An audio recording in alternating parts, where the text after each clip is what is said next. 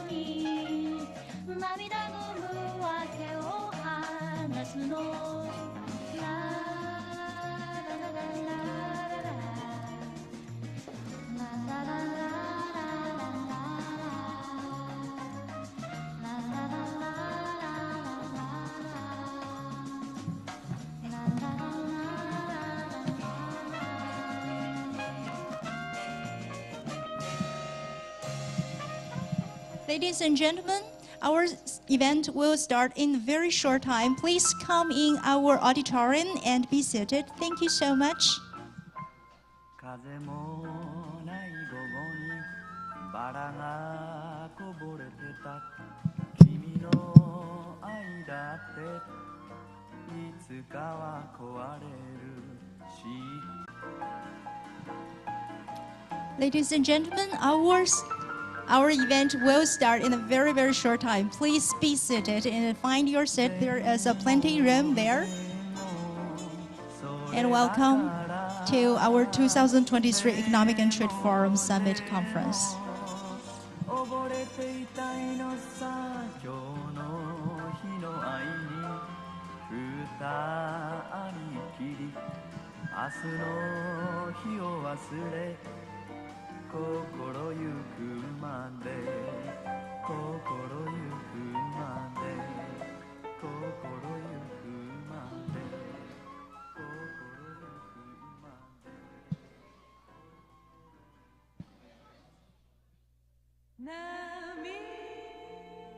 Hosted by the Synflix Entrepreneur Club, Justin Poi Agency, and Synflix Media.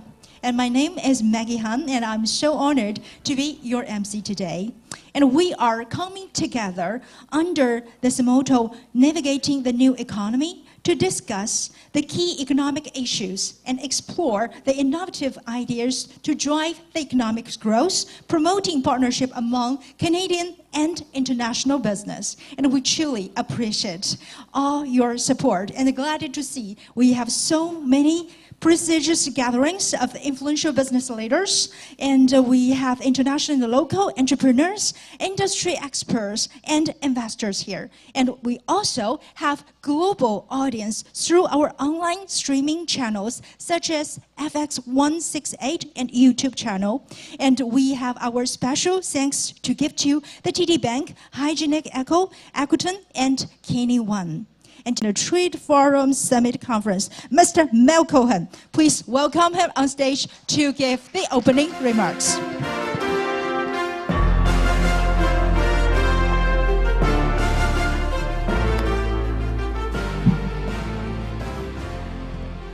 Good morning, everyone.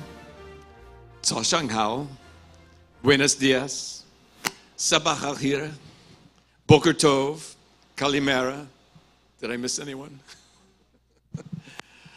What an amazing collection of world participants we have with us this morning. Welcome to our 2023 Economic and Trade Forum Conference. It's a great honor for the Shinflix Entrepreneurs Club to be hosting so many distinguished business people and government officials. Thank you all for participating. When I was a young entrepreneur, I quickly learned why they call it business. It's because it cannot come here in person, but she sent her greetings through the videos. So now let's just watch the welcome remarks addressed by the Minister of the International Trade, Export, Promotion, Small Business and Economic Development, our Honorable Mary Ng's greeting videos. Hello everyone, it's Mary Ng, Canada's Minister of International Trade, Export Promotion, Small Business and Economic Development, and the Member of Parliament for Markham Thornhill.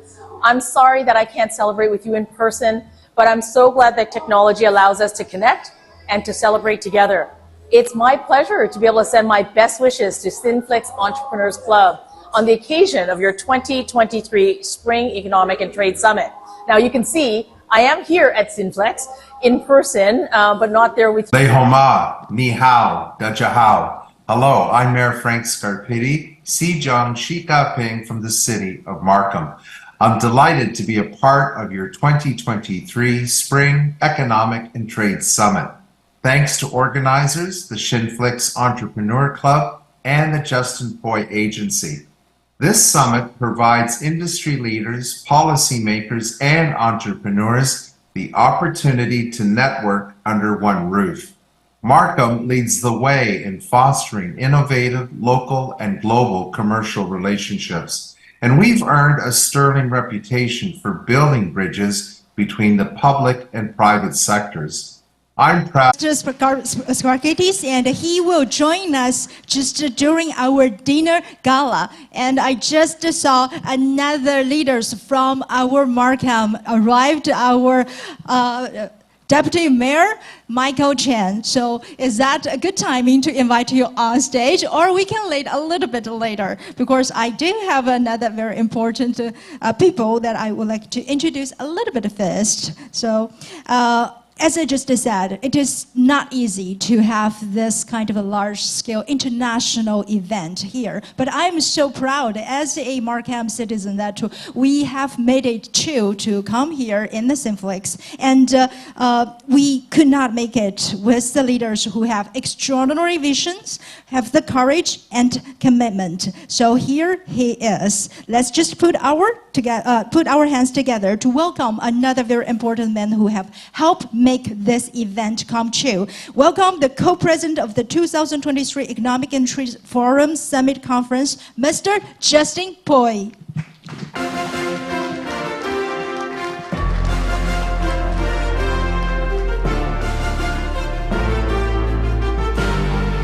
Hello, everyone. Good morning, and thank you for coming. I want to thank you, Patrick, And thank you to Mel for asking me to help co-host this and bring out some speakers that would be of value. As Mary said, May is Asian Heritage Month, and it's a month of celebration.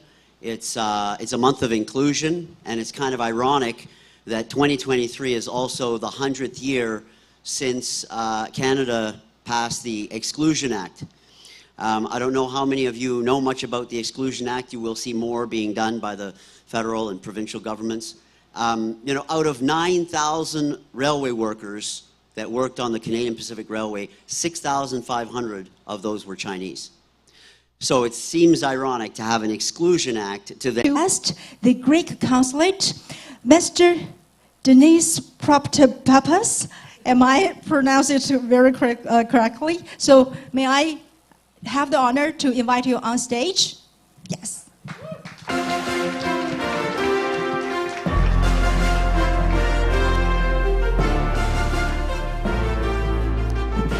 Good morning. So let me find my way around here.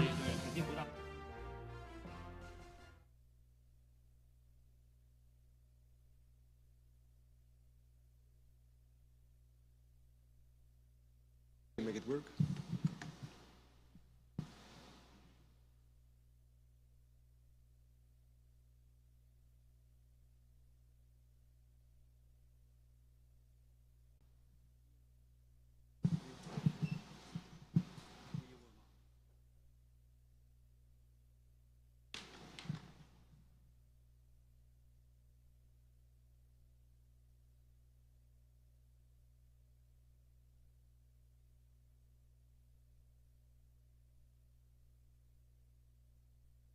Go this way. Yes. So good morning again. I'm the Trade Commissioner of Greece in Canada, and I'm pleased to be here. I would like to thank the Zinflix Entrepreneurial Club for the invitation. It's always a pleasure to be here. So I didn't know exactly what. So if you count how prosperity improved or changed around the world, and you take it by region, the most improvement in North America was shown by Canada, which rose to the 13th place in the world. In Europe, it was Greece, which rose to the 40th place, and in East Asia, it's China, which rose to the 54th place, but this is because, of course, China is a vast country with, I guess, big disparities inside the country. And again, another similar was reduced last year by 30% of our GDP, which was an extremely good development. Now, you're all business people here, and it doesn't matter whether you want to open a restaurant or to create a business. The main rule is that location is everything, usually. So I'll talk a little about location now. And with regard to China. So you all know the Silk Route of the past. Nowadays, China is promoting the new Silk Route, which actually affects all the Asian countries when they want to do business in Europe. So this is the new Silk Route, which mainly has two aspects. One can transport containers or shipments either by rail or by ship. Now, by rail, it takes around. The question is, okay, and how are we going to take it to Germany? Because you're never going to build a pipeline under the Atlantic. You need ships. Who owns ships? The biggest LNG carrier fleet in the world is owned by Greek ship owners, so we're very happy to hear the announcements between Canada and Germany. So again, location. If you bring a container from China to Greece, to Europe, and you unload it in Greece, you can have it in your destination in Central Europe within 2-3 days, while if you take it around to Hamburg or Rotterdam, you need another 15 days by ship and then another week to transfer it by truck or rail. So what did China do 15 years ago? They invested in the largest Greek port, which is Piraeus, That's a suburb of Athens. At the time, Piraeus was the 6th largest port in the Mediterranean, and nowadays Piraeus is the largest port in the Mediterranean and the 3rd largest in Europe, and still growing, and that's all thanks to the Chinese investments in Piraeus. So gradually, COSCO, the Chinese company, took over the passenger port as well, which is important because of the many islands we have. Greece has the largest number of ship connections in Europe and a very busy port. And last year, also COSCO took over the cruise operation of the port, which is another big growing sector. Now, we talked about transportation, which is logistics. So the main areas of investment interest in Greece would be logistics, agri-food, energy, information technology, life sciences, and lately cultural industries, which means the production of movies, of TV and movie content. I won't bother you with that. That's what kind of investment schemes you can find in Greece to support.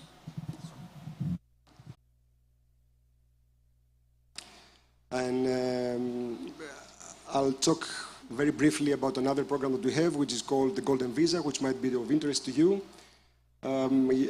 Maybe you know it from other countries. That's by investing 2,500 euros on real estate, which is, let's say, by paying half of the money that you need to buy a condo in Canada, you can buy a villa by the sea in Greece. So by doing that, you get a golden visa, which gives you the right to stay in Greece and also travel freely among the 27 EU countries. There are 3 ways to get it. Either invest in real estate, as I said, €250,000 on real estate, or by investing in a business activity, or by investing in what is called a strategic investment, which is of higher value.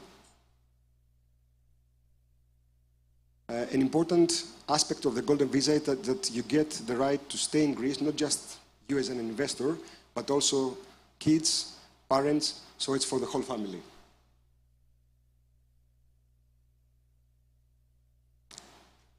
So I won't get into details. Again, I'll show you some nice pictures, which are actually the reality.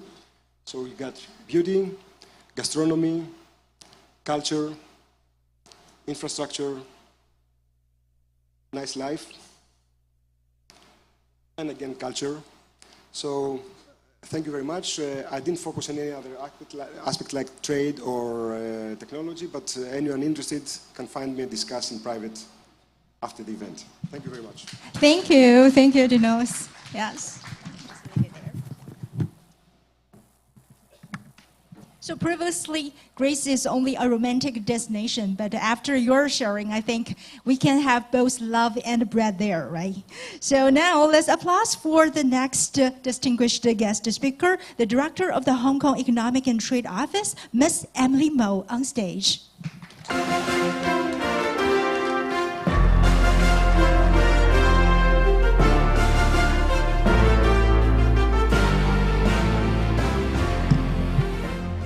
Good morning, everyone, ladies and gentlemen. Thank you, Patrick and Justin, for having me here today. It's really exciting to see so many people face to face after we come back from the pandemic. So let's jump from Europe to Asia.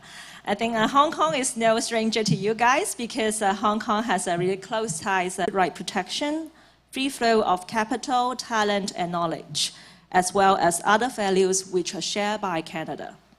This provides a solid foundation for global trade cooperation and collaboration.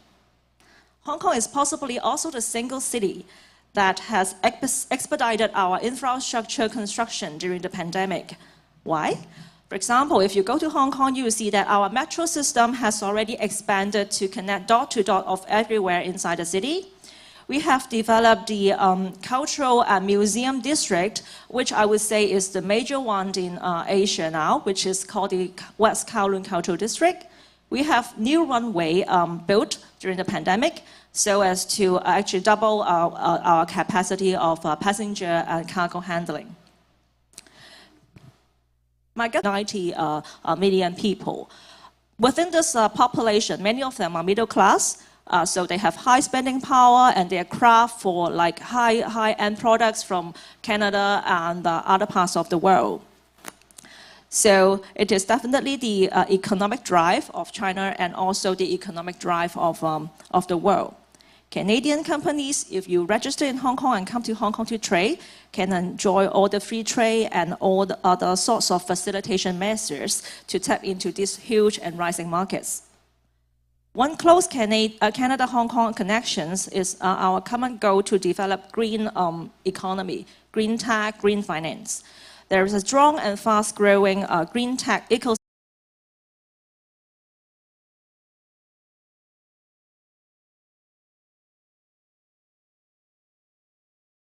Next, we have a very special guest on air. Let's welcome the El Salvador's ambassador, Mr. Richard Cisneros, and we will connect him through the live streaming channels, Zoom. So, hello, Richard, are you there? So, although he cannot join us in person, but thanks to technologies, we are still together. Hello, Richard. Let me know that you are there and are ready to talk with us.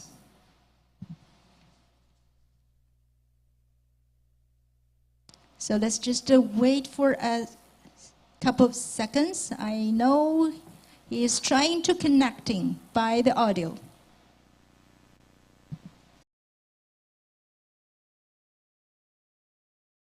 Intention is not only to invite you to visit our country, but eventually to invest in our country.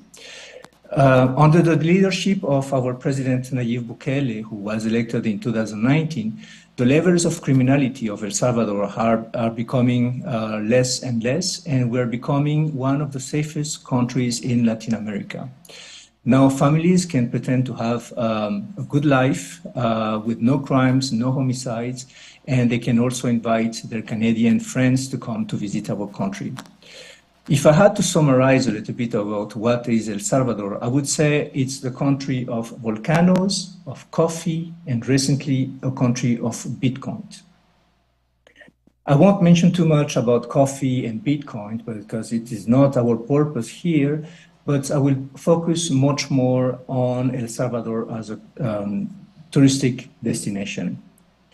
So we will discuss first about El Salvador as a destination place, and then we will discuss a little bit in our. I will discuss a little bit different areas. Just here in the round circle is the capital, San Salvador, which is obviously the largest city, but we'll discuss about mountainous areas that we have in El Salvador that are excellent for hiking and camping.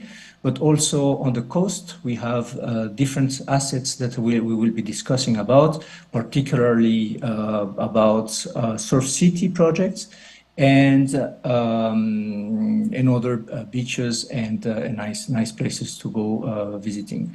But also we have other assets, volcanoes places, places to go to do some camping and volcanoes, obviously, as I mentioned. The advantage of having a small country is that you can enjoy different aspects of our country in a very short time. So you can have surf, beaches, volcanoes, gastronomy, archaeology, and all that in a, I would say, small, short stay in our country. So as I said, we have a mountainous region at the north of our country, which is excellent for hiking, camping. We have different national parks and rural areas where you can stay for a night. For example, we have the Parque Nacional El Imposible, which is also located on the southwestern of El Salvador, where you can have 100 the cropping season and to admire all the aspects of the coffee production in El Salvador. And you can stay with the farmers and enjoy all the experience of coffee and becoming a coffee expert eventually. That's a very nice and very enriching experience. As I say, we are a country of volcanoes. We have overall 23 volcanoes. Some are dormant, some are still active. Mainly 3 volcanoes that I would recommend is Santana Volcano, Izalco, and San Salvador. You can go inside the crater of the volcano. There are some lakes. It's beautiful to do some hiking and to spend all the day there. One particular volcano that I appreciate is the one Conchagua, which is close to the border of Nicaragua, where you can have a very beautiful view of the Golfo de Fonseca. And this is very amazing because this is one of the nicest places. We have beaches and a beautiful area to go and visit. To do some hiking, it's really highly recommended.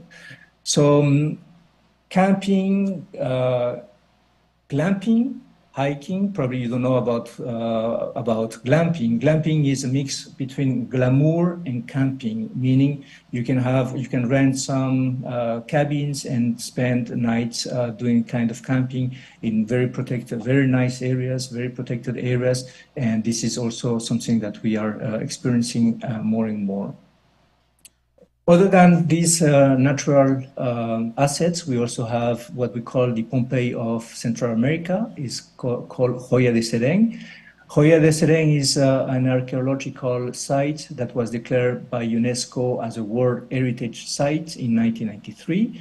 And the beauty of this site is that it was buried into ashes by volcanic eruption in the 6th century after Christ.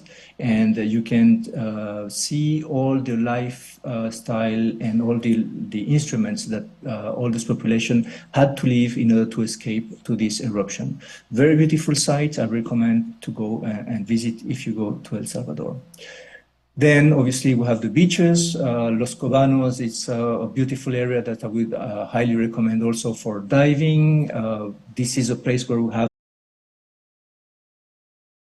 the side. We have on the border close to the Nicaragua, and we have beautiful beaches. This is probably the area that is less developed, and you can have more authentic and very calm holidays. This is for a long time. This area was not developed, and it was a place where we had a lot of surfing, and only people that were intimate with El Salvador used to go to this area. It will be developed in the future. Still keeping in mind that we need to keep the ecosystem and the fauna that is in those areas. But other than this, I would say natural possible visits to the country, you can also enjoy family visits. You can have nautical ecotourism. You can enjoy also all-inclusive hotels. We actually have in El Salvador different. Before? I have, but not here in El Salvador.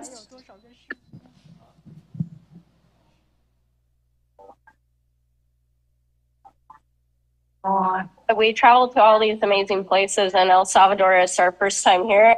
Just to see it as we went up, huh? And just see all the waves in the coastline. But you could definitely see the potential here. There's a lot on offer on this coastline.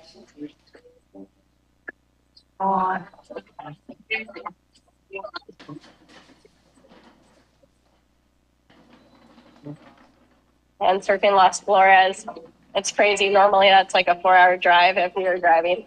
And it's such we were there in like half hour. It's so cool.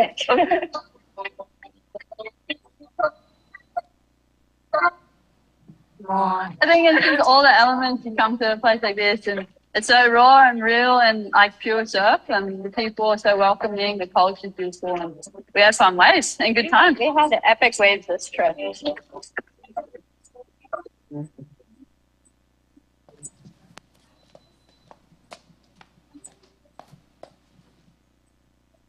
That was so special. You definitely don't do that every day. It's all these experiences and memories that we hang on to, not just putting on a jersey. So Trekking waves on the chop is pretty sweet. yeah, it was pretty sweet. So I think we're coming back for more of Definitely this. coming back. Okay, so that's just to give you a little bit an overview of all the different offers that we have in El Salvador. Now, briefly, I will talk about infrastructure. So why airline companies travel to El Salvador? Well, simply because we have an excellent location. We are just located in the center of the two of North America and South America. We're becoming more tourist-oriented and with cultural attractions, outdoor activities, and El Salvador is becoming more and more a tourist destination. In terms of business, business is growing since it's becoming a more secure place. We are having much more exchanges, trade exchanges with the neighboring countries, and we are becoming a platform of connectivity, serving all the neighboring countries in Central America. Finally, we have also incentives offered by the government in order to invest in El Salvador in tourism, but also in other sectors. And also, in some cases, we also have airplane companies that come for their maintenance, since we have one of the most efficient aeronautical clusters in the region. We are serving different cities with direct flights, and in particularly from Canada, we have direct connections from Toronto with Avianca and from Montreal with Air Transat. And beginning this year, we'll be having 2 flights per week, and that's is going to begin in November of this year. Our airport is one of, I would say, the most efficient in the region. It is certified as Category 1 by the Federal Aviation Administration, and we are still having projects to expand our airport, International Airport Arnulfo Romero, and we are also thinking in building a second airport that will be serving the cities of the west, of the east of the country, and the neighboring countries, Nicaragua and Honduras. Then I will go into the maritime. Is also maritime tourism is also something that is growing. It's a segment that is growing as an offer, and more and more we have ships that to experience our beaches, our marine life, wildlife, and other attractions in the country. In terms of roads and transportation, we have one of the most efficient road transportation of the region. And as I mentioned to you, our goal is to interconnect all the neighboring countries and to be positioned as a hub of distribution for the region. Our idea is to be serving companies that want to invest for a market of around more than 40 million population, if we count all the countries in the region of Central America. Then on biodiversity, briefly, there's a new stamp called Safe Travels, adopted by the World Travel and Tourism Council, recognizing destinations and businesses that want to implement health and hygiene protocols and comply with a few norms and criteria. So we have adopted those biosafety protocols in restaurants, lodgings, tour operators, transportations, and different parks. So to end up, when you come to visit El Salvador, you need to have a passport valid for minimum 6 months of validity. And obviously, depending on your nationality, you will need to present a visa, but most of countries don't require a visa to enter to our country, to El Salvador. And to finish, if there are any interest, we'll be glad to supply with any information. And if there's an interest in developing a farm tour or press tour, we can always have an agency dedicated to the promotion of the tourism in El Salvador. I will just finish with a small video quickly, and I'm done. So let's see that small video I would like to show you. Thank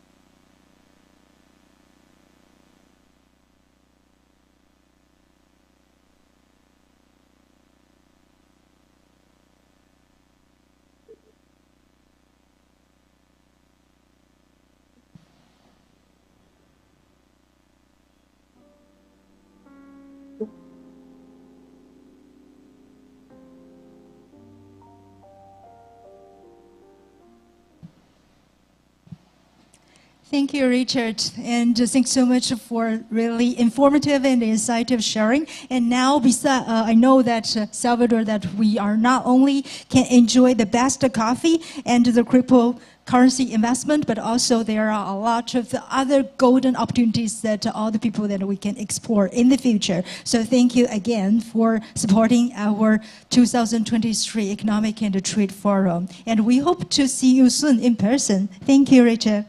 Pleasure. Thank you to you. Bye-bye. Thanks. Thank you. And we know today we are holding this event in the city of the Markham. And not only our mayor, Mr. Scarpiti, will come to join us in person in the late night, but also we have the deputy mayor, Mr. Michael Chen here. And out of his busy schedule, he come to support us in person. So now let's welcome Michael on stage to share a few words with us.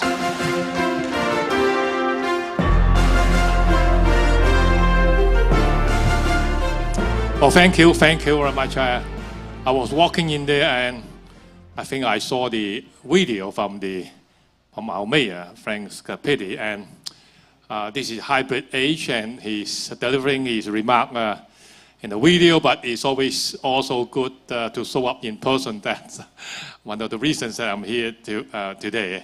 So on behalf of the member council, I want to bring you the warmest greeting. As well, I want to thank Patrick for inviting me. It was a bit of a rush, but I'm very happy to be here today. Also, I want to thank my good friend, Mr. Poi, and also Mr. Cohen for organizing this fantastic forum. I was the trade minister for the province of Ontario a few years ago, and it's one area that I want to talk about. And it was years ago, there was a saying by one of our political leaders, I think his name is Pierre Elliott Trudeau. He said, when America sneezes, Canada will get a common cold. So here you go. The meaning for that, I think, to me is dependency. It's really Canada depend on America a lot. And I was a trade minister. I'm right now talking about my memory that our trade, Canada's trade with America is over 70%. And Ontario trade with America is hovering around 80%. That's called dependency. That's called really heavy dependency. Now, also the previous presentation on Greek and talk about the geography of the country. So I want to talk about the geography of Canada. Canada, geographically, is a very, very lonely country. To our south, of course, is America.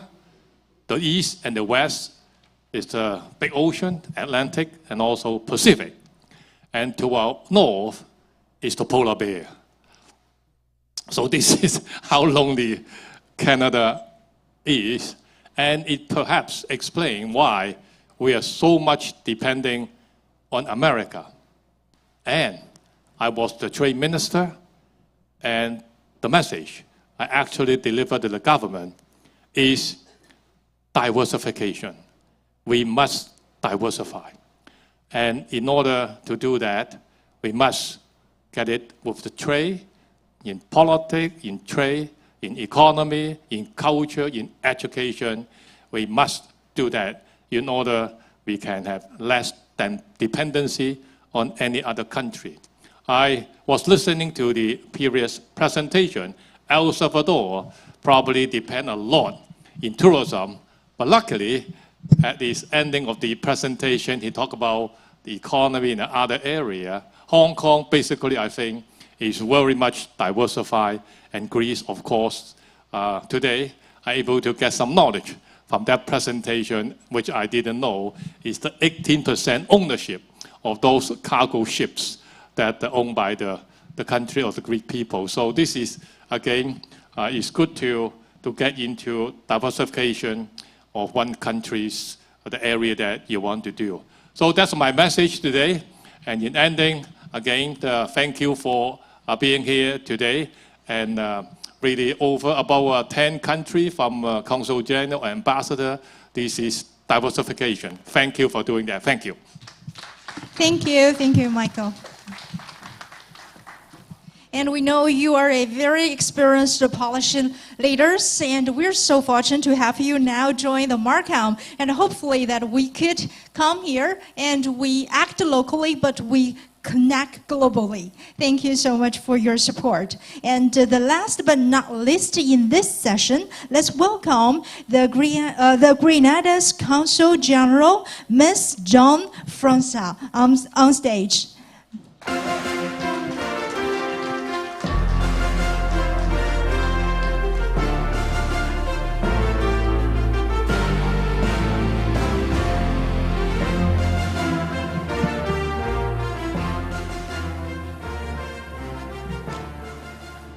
Good morning. Thank you for the opportunity to be here. And I'm glad I'm coming at a time that I'm bringing the Caribbean to you now. It is my pleasure as the Grenada Consul General here in Toronto to present Grenada to you. But first, I'd like to say thank you to Patrick and Malcolm for making me part of this forum. Welcome to Pure Grenada, the spice of the Caribbean. Grenada is an unspoiled jewel with a lifestyle that will make you feel instantly revitalized. You may have heard of Grenada, referred to as the Spice Island of the Caribbean, but it was rebranded because we realized how pure and unspoiled Grenada is. Grenada is known to producing and exporting the largest percentage of the world's supply of nutmeg, cinnamon, mace, ginger, and clove. What is Pure Grenada experience? It entices visitors with its 40 white sand beaches, including the world-famous Grand Anse Beach, 15 breathtaking waterfalls, 5 chocolate factories, and 3 rum distilleries. If you like snorkeling and diving, then this is the place to visit, with more than 30 unforgettable dive sites, including the largest shipwreck in the Caribbean, Bianca Sea, and the world's first underwater sculpture park. Grenada is known in promoting its agriculture and tourism, and most importantly, its most important sector of the economy is tourism. It's a major island economy and has been encouraged by the government. What do we offer? The friendliness and the warmth of our people. We are known for one of the safest islands in the Caribbean. Our unique national dishes, and recently we earned the title of the World Capital of Culinary. We also offer investment into Grenada, the Grenada Investment by Citizenship. The roots of that investment is through a contribution of a National Transformation Fund, or the investment on an approved project, example, real estate. Through the National Transformation Fund, it would include tourism, agriculture, and alternative energy, and of course, real estate is in there as well. It's a true sense of a contribution to a new nation in building as we move forward. Grenada is the right move for family and for safety, and we guarantee you all year round warm weather. The Grenada by Investment Citizenship offers you the advantage of 51 countries into which you can use our passport. Now, I was going to do a slideshow, but I thought I will do better and invite everybody to stop by our table where we have a display of our spices. You can smell them, to see our chocolate, and to take with you something tangible, the brochure that will captivate you on our beaches and what is life like in Grenada.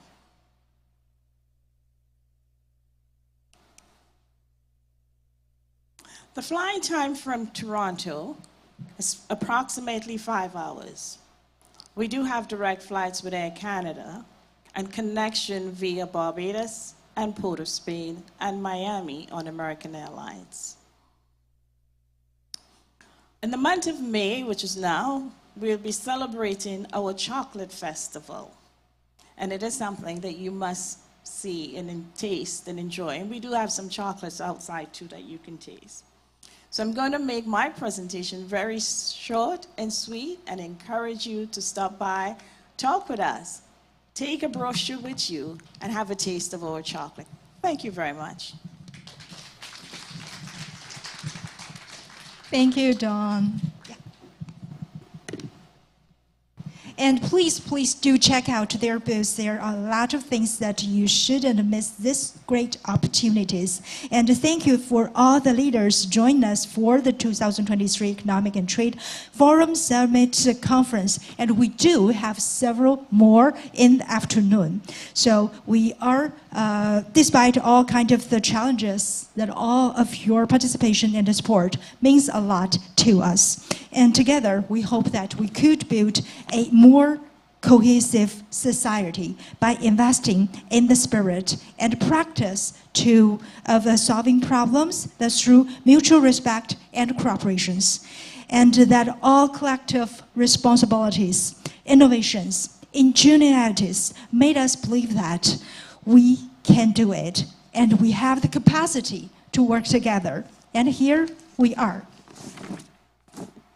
So St. Felix has held so many multicultural events. One of the best this year that I am so lucky to happily involved with is in Markham Helping Hands, Turkey and Syria's earthquake relief, a very special concert. It is a fundraising concert to support the relief and recovery efforts for the recent devastating earthquake in Turkey and Syria. And we are very glad to help to raise more than 200,000 Canadian dollars in total just for that charity rally event. And this is Canadian spirit, and this is what we need, in particular in this time. So now let's welcome another distinguished guest speaker. She is a transformation leader from the Turkish community, Ms. İpek Margan, to share a few words with us. Welcome, İpek.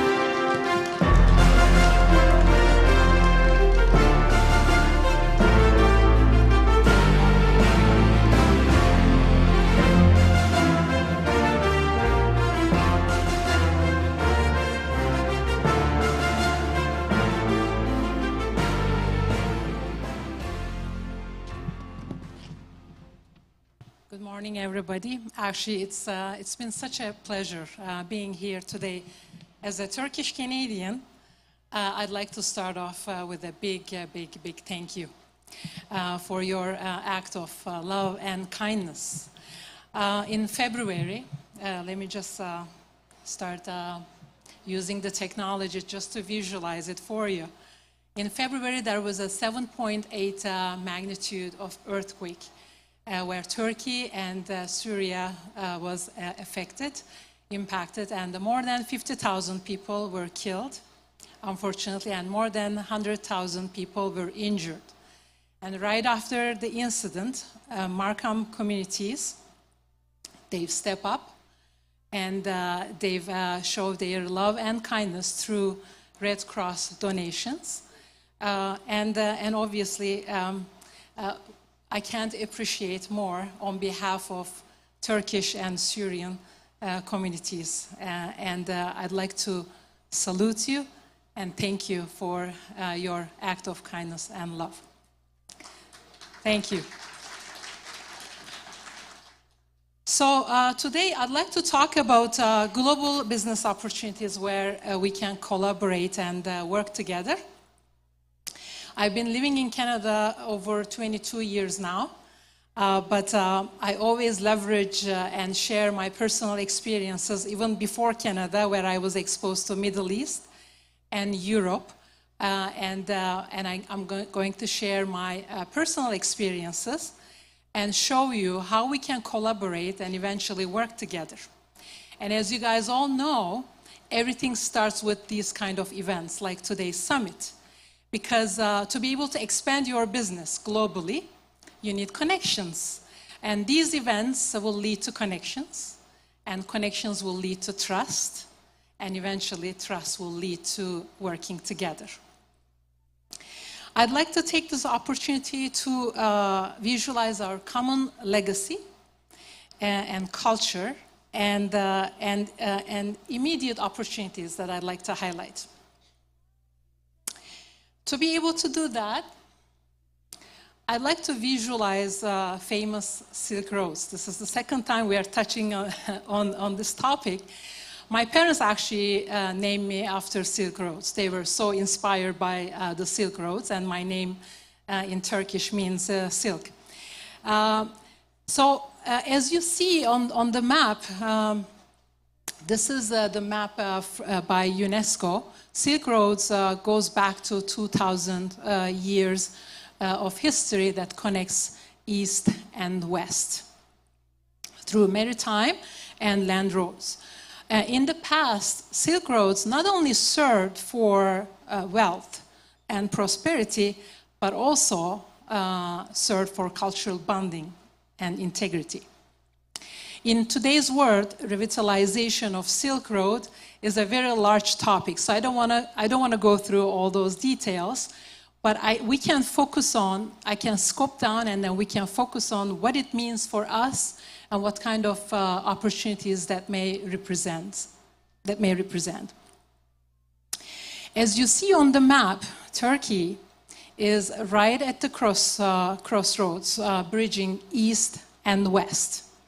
Istanbul is the only city in the world that's sitting on two continents, both Europe and Asia. And I was privileged enough, when I was working in Istanbul, to commute every single day from Asia to Europe, which was very cool. So because of its strategic location, logistics and highly advanced technology and infrastructure, companies from all over the world assume and leverage Istanbul as a point of connection and as a trade hub. I'd like to share a few more visuals about Istanbul, my second home after Toronto now. So here are further interesting facts about Istanbul. Istanbul with a population of 15 million. Turkey overall is 85 million population. Istanbul itself is the heart of Turkey, obviously. It's not the capital city as commonly interpreted that way, but actually it's the largest urban city with 15 million population. There are 3 bridges connecting Asia and Europe, and 1 highway underneath the Marmara Sea. New state-of-the-art Istanbul airport. The capacity is over 200 million passengers a year, which makes it the biggest in the world after Atlanta, US. So Turkish Airlines, based on that, flying to most countries worldwide. And Turkish Airlines itself can access to $30 trillion market with 1.5 billion people in just 4 hours flight range. Istanbul's diverse and multicultural spirit is proved by the fact that 40,000 international companies are currently operating in the city. So based on that, the city has 5-star hotels, obviously, great meeting facilities and venues, restaurants, shopping, and wellness centers. In summary, Istanbul offers great networking, venues, events, where you can meet your prospects, your future business partners, and expand your footprint across the globe, because that's the window where you can open up to Middle East, where you can open up to Europe, where you can open up to Asia. So for time's sake, again, I don't mean to bore you, and I can't provide too much details, but if you're interested to explore more, I have some good news for you. So we've already booked a networking event on May 17th. It will take place in Toronto, in High Park area. If you're interested to explore more as to how we can leverage this opportunity and connect with the rest of the world, please sign up. It's very easy to sign up. This is my business card, like a digital business card, ipec.ca. If you go to that site, you will find all the social media links where you can DM me, send me a direct message, and then you're on. You will reserve your spot.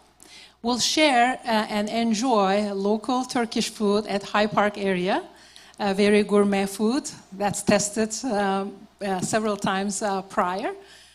So I would strongly recommend you to join us.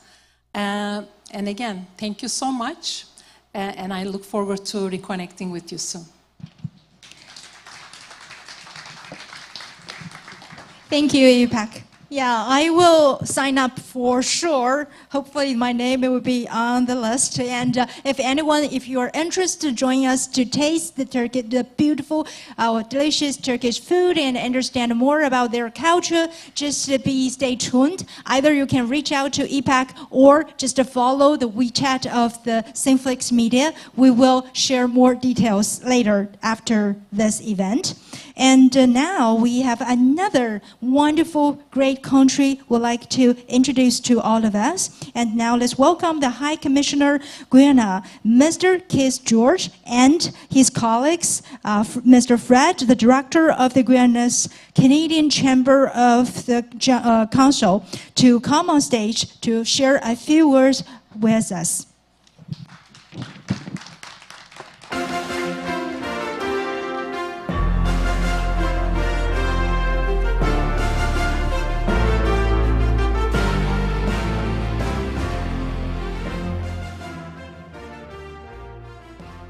Good morning, all protocols observed. Permit me to commence my remarks by thanking Mr. Patrick Hong for his kind invitation to participate in this year's Economic and Trade Forum. And I wish also to thank Mr. Malcolm Choki of Key Plus Reality for his enthusiastic encouragement for us to be part of this activity. I also wish to thank each of you for attending our presentation. It is an honor for us to share with you the opportunities available in Guyana. Many of you would have heard a lot about Guyana in the recent past. Indeed, most of you would have been impressed by the fact that so far, over 11 billion barrels of oil have been discovered offshore Guyana. Still, more of you would have wondered how it is that while economies around the world are struggling with single digits economic growth, Guyana's economy grew by 62.3% in 2022, and it's projected to grow by at least another 25.1% this year. And yes, most importantly, you may have heard that the non-oil sector in Guyana grew by 11.5% in 2022. Ladies and gentlemen, I would like you to pay attention to the opportunities available in the non-oil sector that grew by 11.5%, faster than many economies regionally, hemispherically, and globally.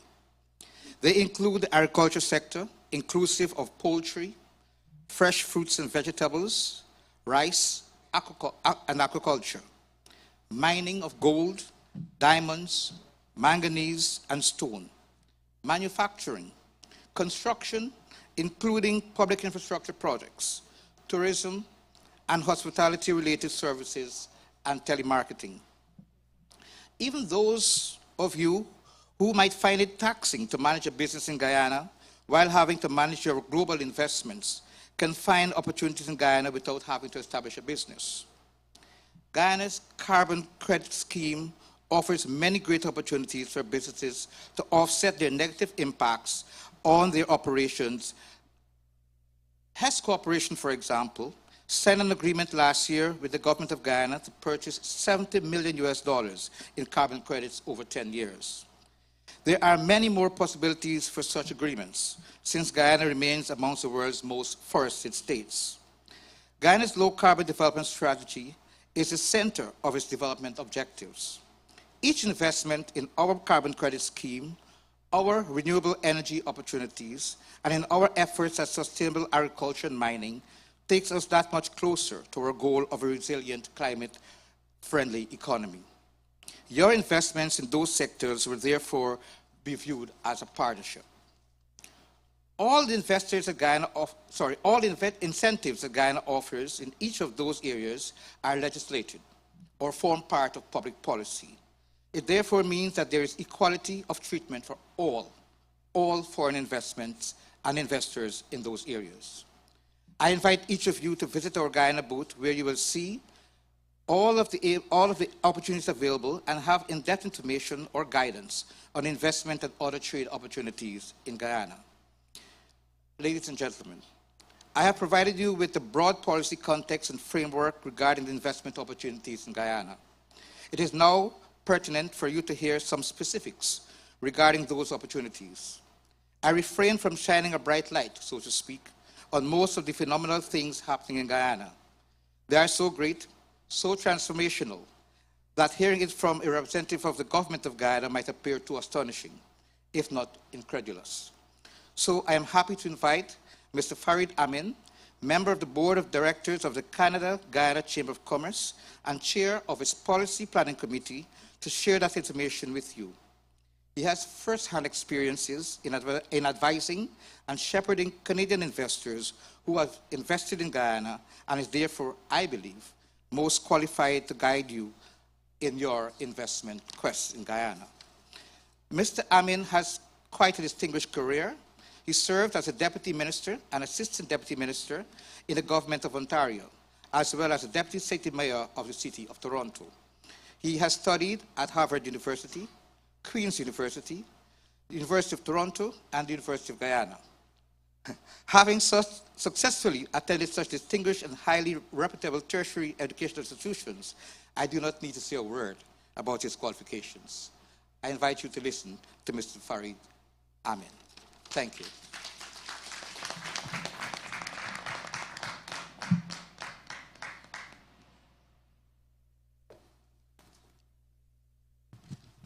Thank you very much, Mr. High Commissioner, and thanks again for the invitation.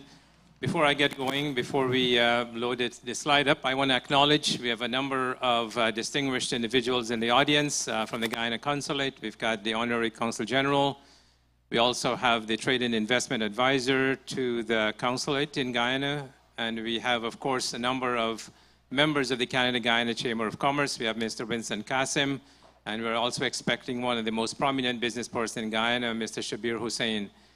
So ladies and gentlemen, let me begin by thanking you for this opportunity to speak about Guyana. The High Commissioner provided you with a bit of a snapshot on what it is to know about Guyana. I'll provide you with a more in-depth discourse on the investment opportunities. Let us just set the slide up.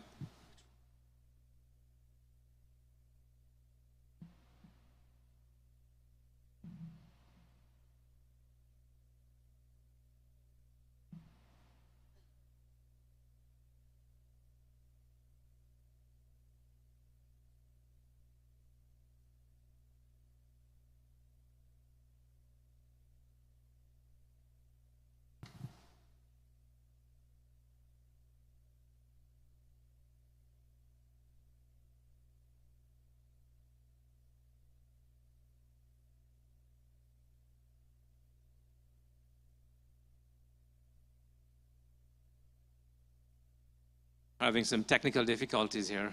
Bear with us for a minute or two.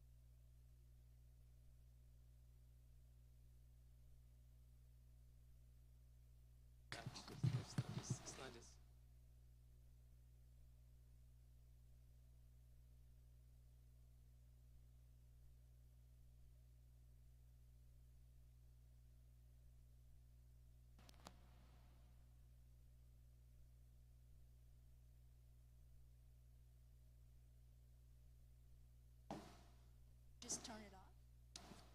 No, there wasn't the right. Oh, okay. So this is the one.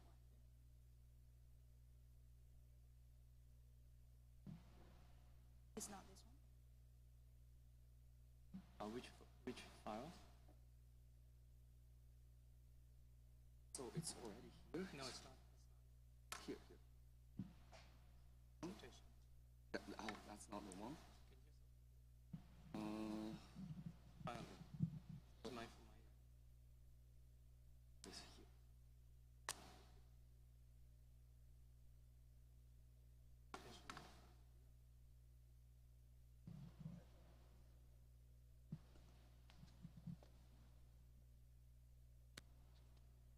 So while we're waiting, and we do have offered some snacks and coffee just in the other hall. So if you need it, you just feel free to grab some. And later, we will have a very delicious lunch provided for every guest. Same file. This one.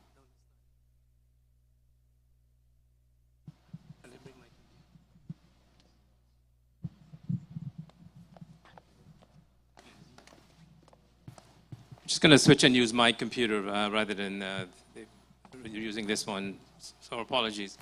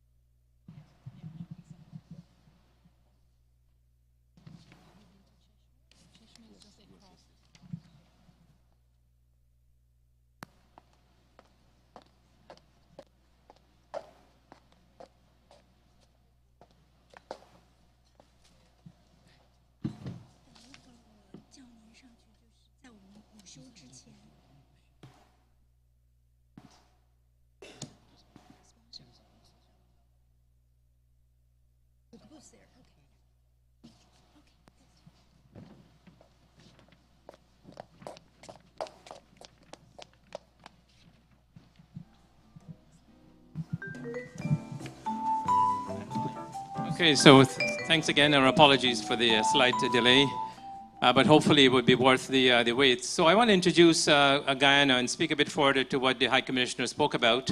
And I describe Guyana as a land of opportunities, and I think by the end of my presentation, you would see that this is indeed a land of many opportunities. Guyana is very little known, not much is known about Guyana, and often people get confused between Guyana and Ghana, but this is Guyana. Guyana is in South America. It's the only English-speaking country in South America, as opposed to Ghana, which is in Africa. Now, this is a brief description of Guyana. As you can see, a very small country. Population hovers around 800 million, depending on the census you look at. The population varies between 750,000 to 850,000. Area is about 215,000 square kilometers, or 83,000 square miles. It is English-speaking. It is the only English-speaking country in South America. Guyana gained its independence in 1966 and became a republic in 1973. There's some interest in factoid about Guyana, and I want to focus primarily on some of the physical attributes. Guyana has the highest vertical single drop in the world, Kaieteur Falls, and Kaieteur Falls is actually much higher than Niagara Falls. The single drop is 740 feet. It is also one of the most biodiverse countries in the world, and I'll speak about that later on. And the rainforest is, again, preserved and pristine, and again, I'll speak a bit about how Guyana was able to monetize the preservation of its rainforests with international agreements. Whenever I present this slide to a lot of individuals, this slide looks like a dream slide, and sometimes I get a lot of skepticism from individuals in the audience. So I decided to put the Bloomberg graph on the left-hand side of the slide. As you can see, Guyana, and I took these numbers based on the 2023 recently delivered budget by the Minister of Finance. The overall projected GDP growth in Guyana is expected to be 25.1%. And this trajectory will continue for the next foreseeable future. So we are going to see growth rate, real GDP growth rate, in excess of 25% over the course of the next generation. And this is not just about oil and gas. Guyana, of course, and I'll speak about the oil and gas industry, but if you look at the non-oil and gas industry in the agricultural and fishing, which the High Commissioner spoke about, mining and quarrying, and even gold, we can see that this kind of growth rate traverses almost every single sector across the Guyana economy. Of course, the oil and gas support services alone is expected to grow by over 35%. So these are really, really phenomenal and massive growth numbers. And I'll ask you to spend a moment to internalize this. Guyana is touted now to be the fastest growing country in the world. So Guyana is on the map. I saw that in some of the previous presentations, Guyana wasn't on the map, but Guyana is on the map now, because the kind of growth rate that Guyana would experience, perhaps if you look historically, is probably unprecedented. So ladies and gentlemen, I want you to spend some time to think about looking into investment opportunities in Guyana. This is what the oil and gas industry looks like in Guyana. And again, we don't have enough time to go through all the numbers, but think about it. Guyana is poised to become the 4th largest offshore oil producer in the world. It will be ahead of Norway, the USA, and Qatar. And we know the kind of growth rate these countries are experiencing. Guyana has been the global leader for new discoveries since 2015. At 32% of the discovered oil globally was found in this small country. Production in Guyana is expected to increase to 1.2 billion barrels a day by the year 2027. So in less than 4 or 5 years, Guyana will be producing over a million barrels of oil every single day. The production now is between 380 to almost 400,000. And look at the worth of the oil economy in Guyana is valued at 41 billion and will generate an estimated 10 billion annually for the government. So this is the kind of growth rate, this is the kind of infusion in the economy that oil and gas sector will result in. I want to speak about this as well, because when you think about oil, you think about environmental degradation. And I think Guyana is unique in this respect. It's probably the only country in the world that is a producer of oil, but also is a net carbon sink. And this is because of the prudent management of its forestry by the government. So if you look at this, and the High Commissioner made a reference to the low carbon development strategy, which anchors Guyana's growth. So we're not only producing oil at a phenomenal rate, we're also ensuring that we maintain that biodiversity, that environmental sustainability that a country is known for. Reference was made to the agreement that was signed with Hess Corporation to purchase a minimum of $750 million in carbon credits over the course of the next 10 years. There was an agreement in place with Norway that was inked in the early 2000s for 250 million US. Again, this is for the preservation of the forests in Guyana. Guyana has maintained the lowest deforestation rate in the world, and it has also recently signed into the international agreement to preserve its biodiversity by 30% by the year 2030. And there are many areas in Guyana that are legally protected. The one takeaway from this slide is that Guyana has a very balanced, a very diversified, a very responsible management of its resources. So not only focusing on oil, but also ensuring that in that rapid development phase, it is also not disregarding the fundamentals that made the country what it is today.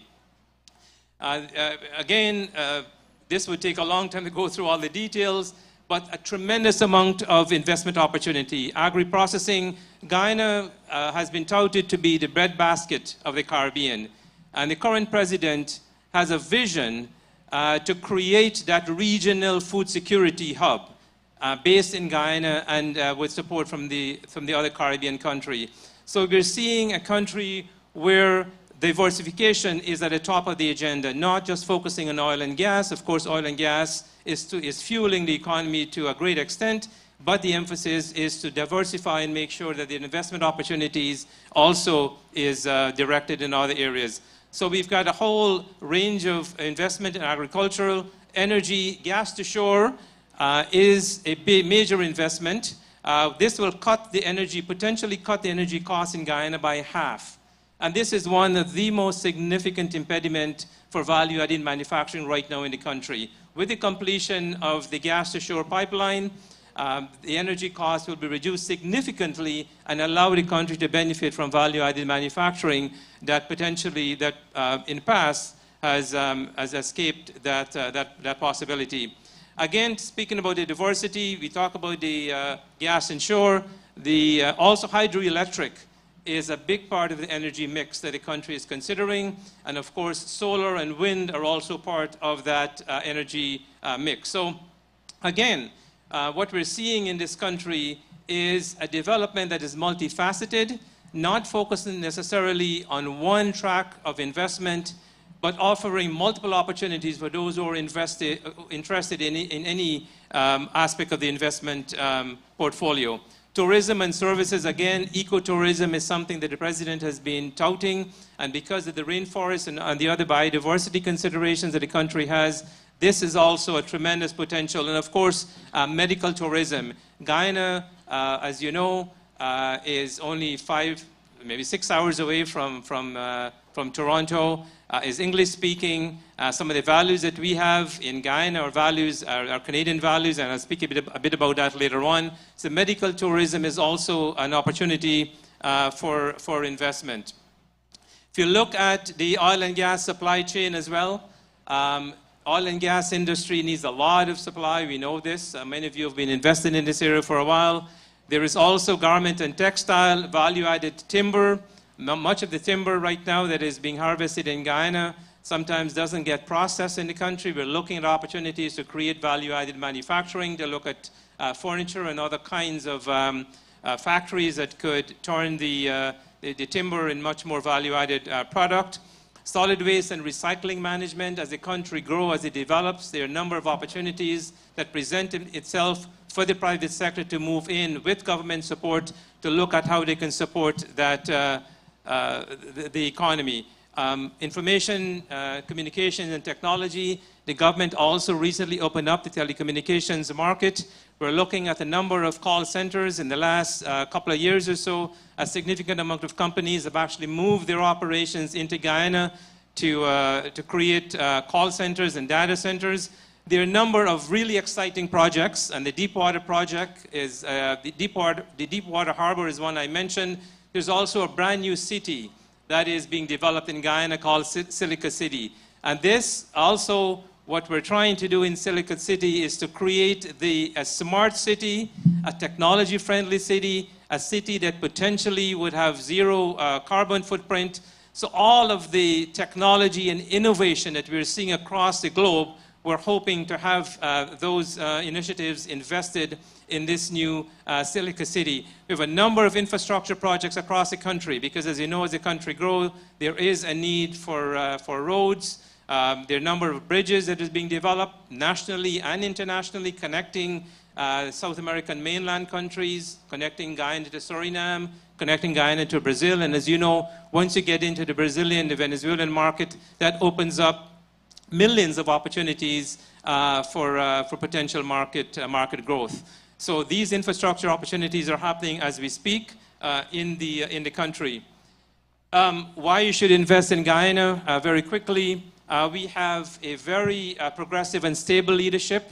The individuals who are leading the country, and the previous slide showed the President, His Excellency Mohamed Irfan Ali, very progressive, someone with a vision who not only wants to look at Guyana as a land of economic opportunities, but also looking at how Guyana can benefit the region and how Guyana can benefit the globe.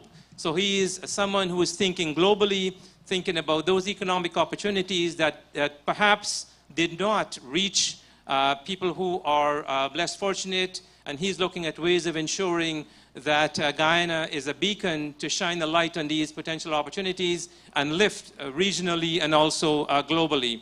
Guyana is open for business.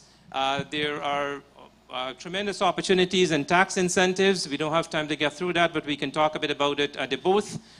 For investors who are interested in looking at Guyana, the government is also investing in key infrastructure, and the social cohesion in building an educated workforce is a big initiative of the Guyana government as well. Looking at investment in health and education, we have a number of brand new state-of-the-art hospitals that are being opened in Guyana. One was opened last week, and Mr. Anthony White here was also instrumental in supporting the healthcare sector in Guyana and modernizing the healthcare sector in Guyana. So we're seeing, ladies and gentlemen, investment not only in economic opportunities, but ensuring that the infrastructure to support those economic opportunities, health, education, social elements are all built into the foundation to help Guyana progress in a way that is desirable not only from a growth perspective, but also from an economic development perspective. Location and language. The national language in Guyana is English, so it's easier to communicate. The government I mentioned earlier is focusing on the rule of law, transparency, accountability, modernizing the legislative framework, the investment framework, the way to do business in Guyana. One of the initiatives that I'm working on is what we're calling the single window planning and development process. So once developed, this system will allow investors sitting anywhere in the globe to be able to go in and apply for planning permission for any part of the country, providing that you have all the information. So this is just one example of the way the government is trying to modernize and make it easy for people to do business with the government across the globe. There's a very vibrant private sector. Private sector that is being encouraged by the government, and we have a few members of the private sector here. A very diverse population, and I want to touch also on the indigenous people. Guyana has a number of indigenous people. We call them Amerindians in Guyana. They're different tribes. And one of the things that government has focused on, again, this speaks to the issue of social cohesion and lifting everyone up with the economic tide that the country is going through by investing in indigenous community, providing them with power, with education, with business opportunities, even the agreement that the government signed with Hess Corporation on the issue of carbon credit, that investment was shared with the indigenous community. So what you're seeing here is a comprehensive strategy, not only focused on oil and gas, but also focused on agriculture, food processing, manufacturing, clean energy, but also those social determinants of a good economy, making sure there is enough investment in infrastructure, in healthcare, in education, and in the indigenous people. I just want to mention very, very quickly that there's significant global interest in Guyana. We're seeing a lot of interest from Europe, from Asia, from the Middle East. There are very strong local partners. If any of you are interested in investing, one of the potential opportunities will be to connect with local partners. Guyana is having a developing pool of skilled talent. We don't have all the talents that we need to shepherd and propel the kind of growth that we're experiencing, but we're hoping to develop and build that talent, and the government is investing in a number of institutions to help develop that talent. Of course, we have the Canada-Guyana Chamber of Commerce, also the Canadian High Commissioner and the Consulate to provide you with advice if you're interested. I also encourage you to develop your proposal, think about your ideas before you go into the country, talk to the Consul General, talk to the High Commissioner, speak to the investment advisor, speak to the Canada-Guyana Chamber of Commerce. We can help you to target and be more specific. And of course, the government is very accessible. This is a government that is truly open for business, and they will make themselves available. It's an investor-friendly government. They embrace the collaborative, collegiality nature of open government. And they would embrace opportunities and investment from anyone across the globe. So once again, I want to thank you for giving us the opportunity to speak to you, and I hope that you will consider Guyana as part of your investment portfolio. Thank you very much. Oh, thank you. It is definitely a talk worth waiting. Thank you for it. And thank you so much, the High Commissioner, and bring such a wonderful team with us. And do check out their booths. If you have any questions, if you have any opportunities you want to explore, don't hesitate. It is once in your lifetime. And as a lecturer at University of Toronto, I'm teaching human dimension of global forest. So I learned one more thing today is that Guyana has the lowest deforestation in the world. So I am super, super impressed by this. And while you have the social responsibility, but also you can have a most rapid economic growth. And beyond that, we learned that Guyana has a very strong economy in mining and golden sectors, and Canada share the same way. I know in our audience that we have someone in these sectors, so do reach out with them to explore. There might be a golden futures for all of us. And okay, so as I mentioned in the very, very beginning, this event is not only happened in locally. We have been connected with others through thanks for the technology through the live streaming. So it means that we did have the audience from all over the world join us today. And now we did have a very important guest. He is currently located in Shanghai, and he is our Shanghai Simplex Explorer Club chapter's representative, Mr. Xiaodong Yi. So let's invite him to share a few words with us through our big screen. 各位嘉宾、新动力企业家俱乐部各位会员，大家好，我是邵义东，是上海托宇律师事务所律师。今天非常荣幸地参加由新动力企业家俱乐部组织的2023年春季经贸高峰论坛，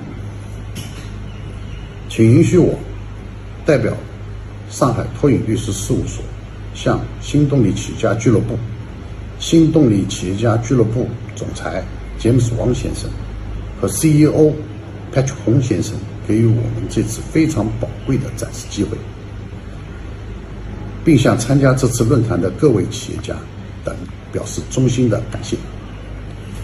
在我们和新动力企业家俱乐部共同努力下，经过与 James 王先生和 Patrick 洪先生共同协商，新动力企业家俱乐部委托我们上海托引律师事务所作为新动力企业家俱乐部在中国大陆区域的推广大使，为新动力企业家俱乐部推广和开发中国大陆市场，为促进中国和加拿大之间的贸易和商业往来，我们非常荣幸地接受这样的合作，为加拿大和中国企业家提供一个业务平台。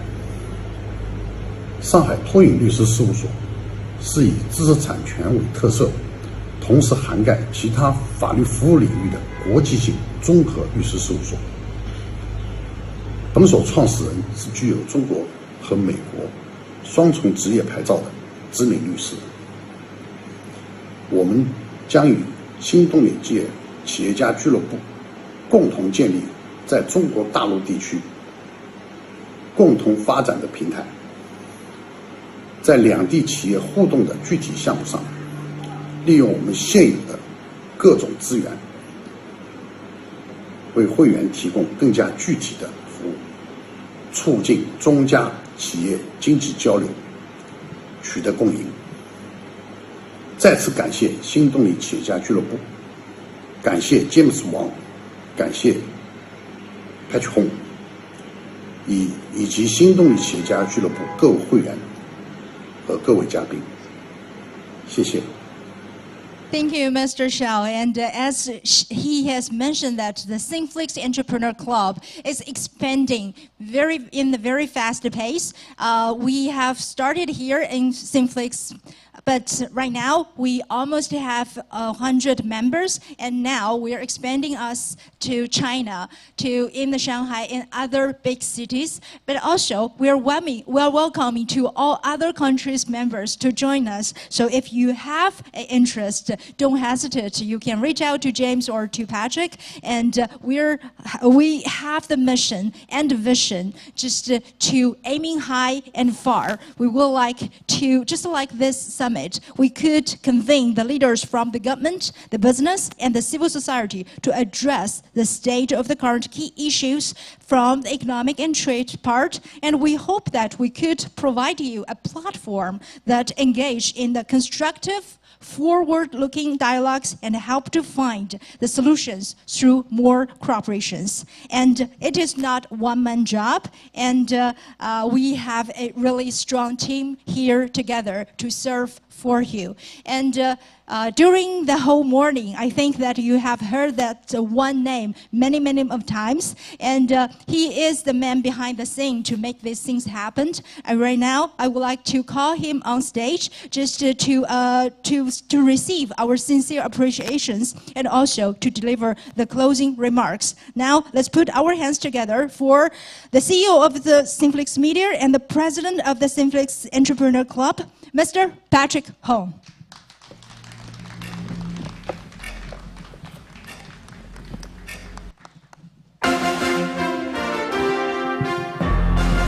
Well, I'm kind of a little bit nervous when I see so much good speaker on the stage and talk so well.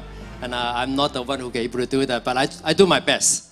First, I got to thank you for all the diplomat coming over, Sinflix Auditorium. This is a very great honor. And also, I thank you, the people online, which is from 168 economic channel. They're broadcasting in mainland China right now. The matter of fact, I just got a message from one of the guys that is watching in Shanghai right now. he saw his member over here, and he have a question to ask for Guyana government. I will provide that question after. And I think what we've done is amazing for people who not normally have a channel or have the news coming from different news agency. So what we have done really is a locally business platform and business related and also friendship related. So I got to say thank you again for everyone coming. Well, we have a late breakfast, but it's still something there. But the lunch is coming very soon at 12:30. So if anyone hungry, is welcome, free to go pick things to try. And at the end of the day, in the afternoon, we have another more local business chairman coming, such from automobile CEO and then CSE, the stock exchange market CEO all coming here to talk more about domestic, business in Canada. But thank you for all the diplomat foreigner present come here to attending and then speak out. I would like to invite all the speaker come on the stage, have a good picture. Would that be okay? Like, who was here? And then let's come up and then we have a picture together. Okay, George. Yeah. And our colleague, if we see anybody on the other side of the room, a speaker, can you get them over here for a good picture? Yes, or later, anybody on the floor, would like to have a picture with our speaker, feel free to come. Yes, so now it's a group picture time. If we have any VIP guest speaker in the other room, is that possible that you can invite them in here?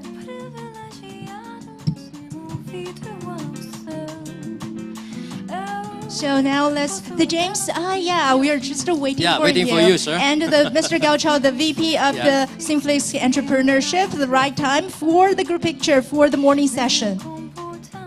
And now let's welcome all the journalists to come forward to have the pictures ready for us.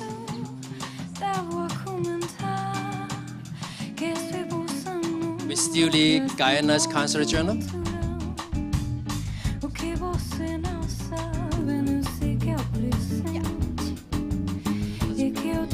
So Farad, are you going to join us?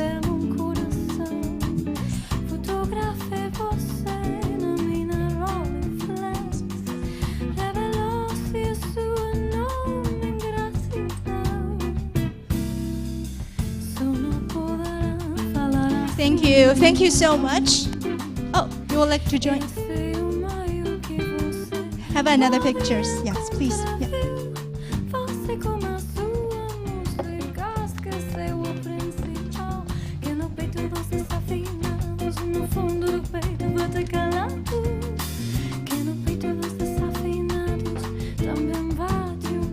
Again, we would like to express our greatest appreciation. Yeah, all the friends. If you like to have a picture with all our High Commissioners is here. Respectful guests, please do so. Yes. So now I would like to say another great thanks to our sponsors.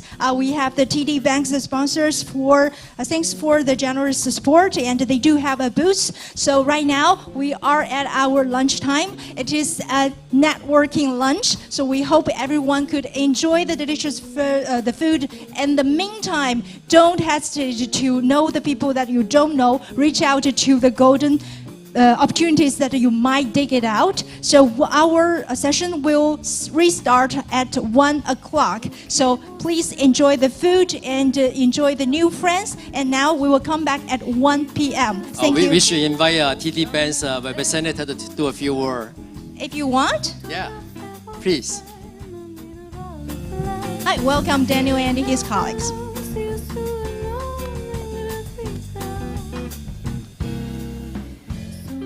Thank you.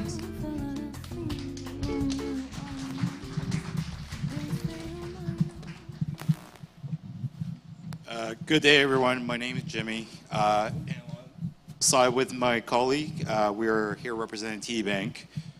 First of all, I want to take this opportunity to say a big thank you to Simflix Media and their CEO, Patrick Hon, for extending this exclusive invitation and allowing us to be part of this incredible event today. We're honored and looking forward to the many exceptional guest speakers that is planned for the day and learning about the latest economic trends, themes, and challenges. At the same time, we are excited for the opportunity to connect with our community members, our representatives, business and industry leaders, and our local entrepreneurs. Throughout the day, to share, we're looking forward to use the rest of the day to share what TD is doing to further support our communities that's around us. Today with me, I have my colleagues from TD Wealth, TD Commercial Banking, TD Business Banking, and our partner from our Asian Community Business Development pillar, where we have outside of the auditorium a booth where we can share more about how we're working together as one to better serve our communities and our clients. Thank you, and we look forward to a great afternoon. Thank you. Thank you, everyone. Thank you. Thank you so much for the generous support, and we do have other sponsors that we would like to thank, but I don't want to stand here in between you and the lunch. So we will start at 1 p.m. I'm just to give you a little bit tips about who will join us later in afternoon. We have the Mr. Todd. He is the Executive Director of the Motor Vehicle Retailer of Ontario, and we have the VP of the Canadian Security Exchange. We have the Director of the Member Service and Industry Relationship from the Canadian Federation of the Independent Grocery, and we have many more, like we have the China Council for the Promotion of the International Trade in Canada.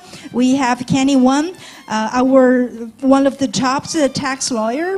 And we also have our Synflix Media Entrepreneur Club will have a final panel discussions. So all these wonderful things will continue at 1 p.m. So now please enjoy the lunch. Bon appetit.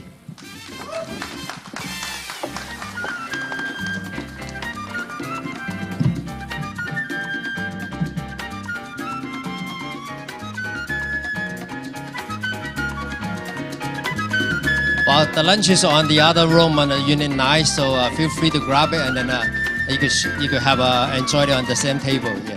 Thank you.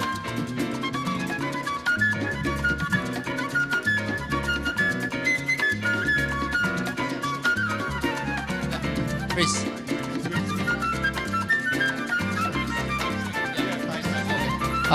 Ken, can you turn on the stage light, and the gentleman here would like to take a picture. Yeah.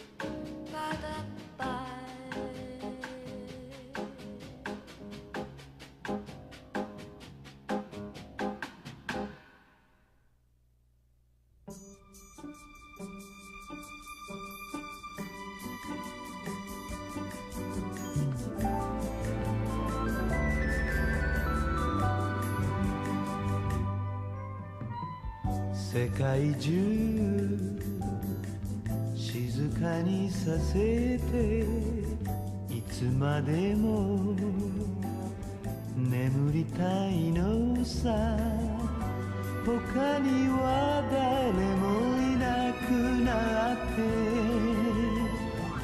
青空が呼ぶまで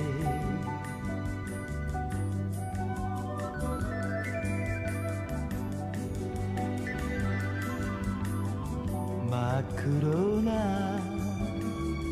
夢の中でいつまでも眠りたいのさ力いっぱい手を伸ばしてあくびができるまでララララララララララ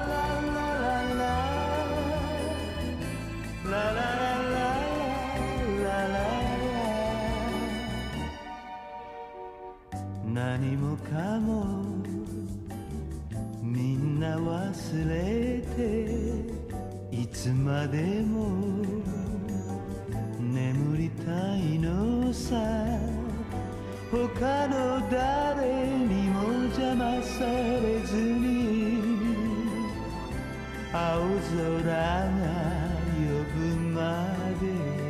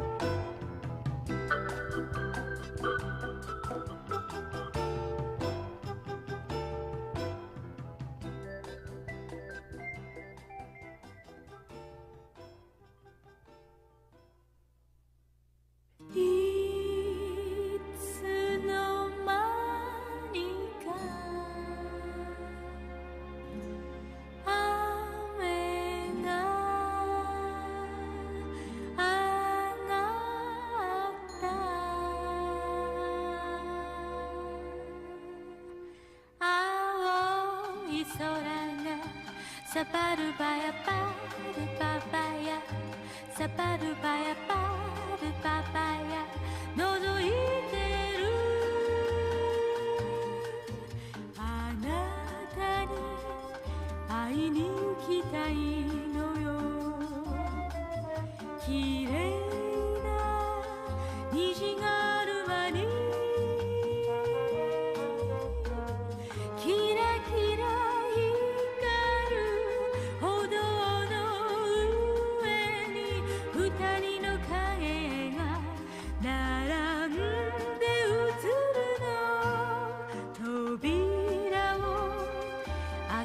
飛び出すのよ並木の緑がみんなキラキラ光って歌っているわそよ風吹いてる中を青い空がサパルバヤパパヤサパルパヤパルパパヤ覗いてる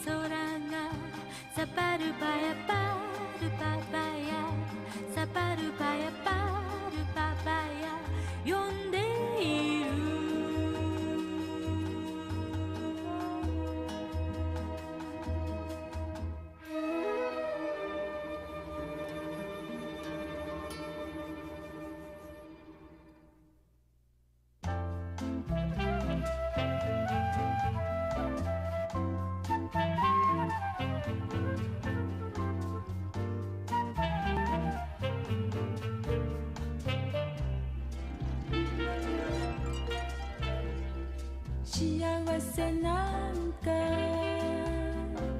嘘つきだと知ってるくせにまた探しているのは私の悪い癖ね幸せなんか幸せなんか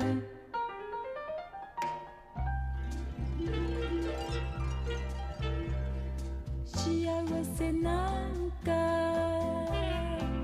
つかの間だとわかってるのにまた続けようとする私の悪い癖ね幸せなんか幸せなんか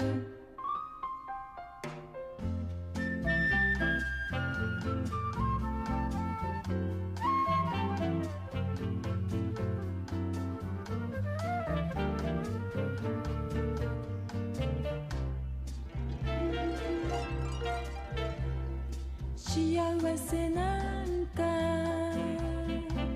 独り言だと決めてるくせにまた分け合おうとする私の悪い癖ね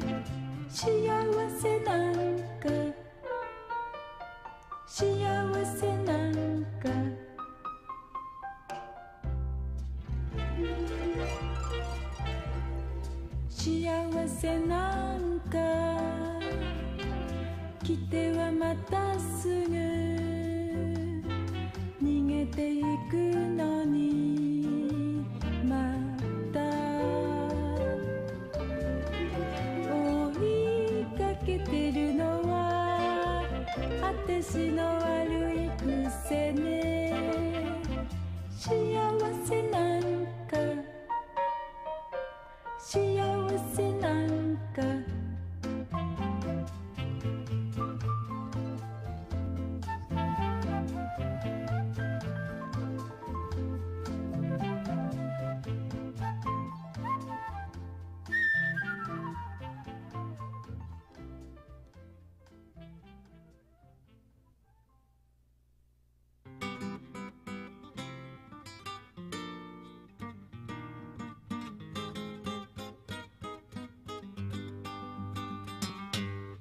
夜の静けさがある薄紫の光がある寄って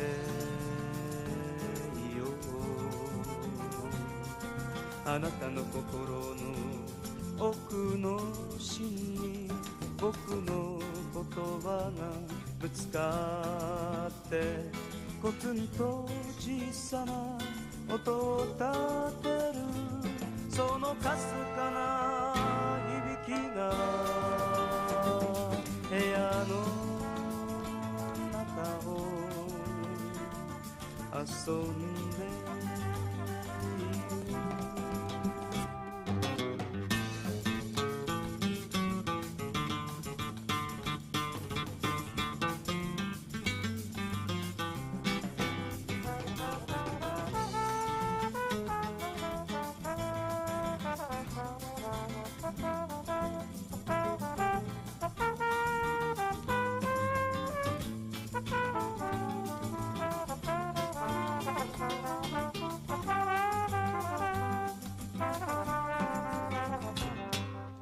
夜の微笑みがあるグラスを満たす酒がある酔っていよ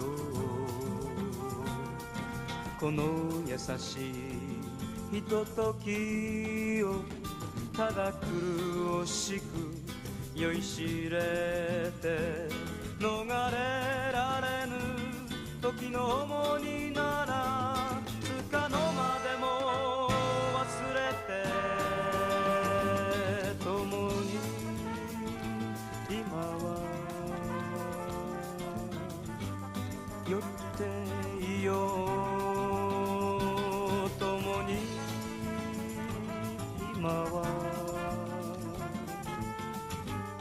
酔っていよう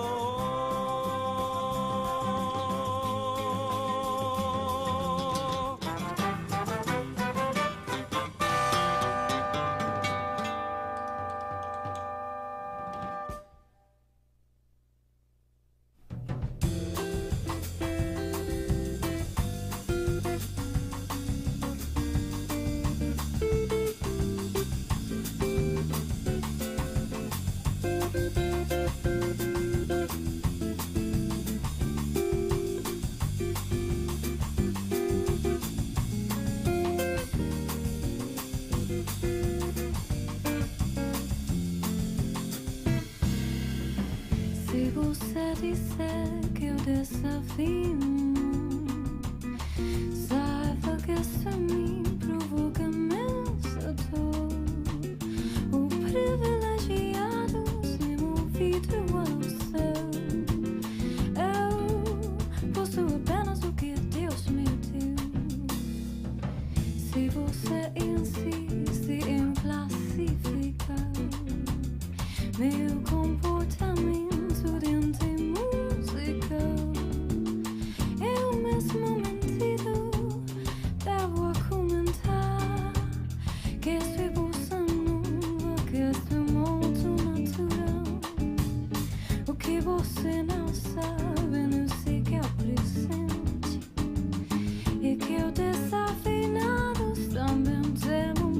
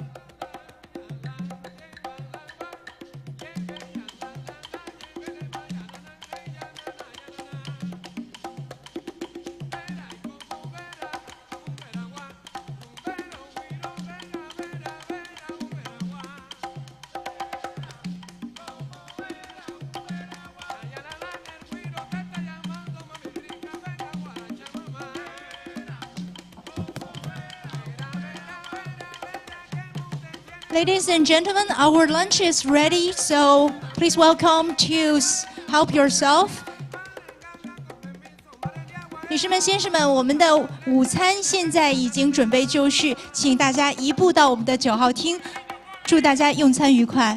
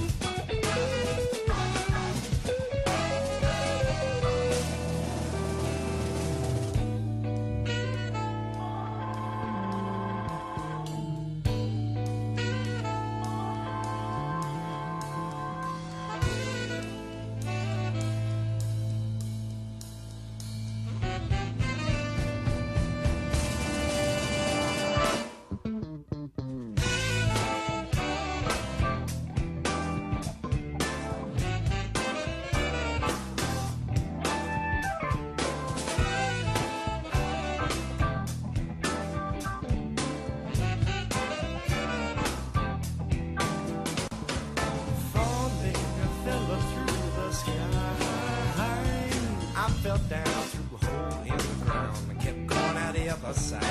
Falling, the brother man say, why not try? But I don't need chemicals to make me see. It's the good hard fight against gravity.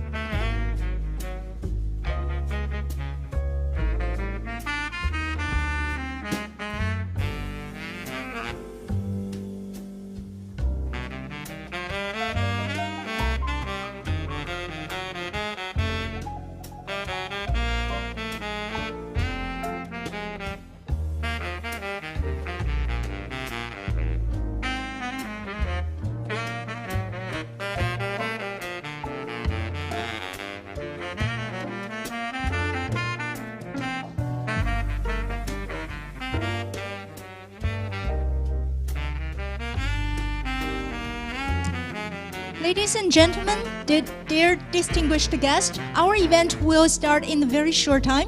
Please be seated and finish your food. And now we're going to enjoy a very informative afternoon.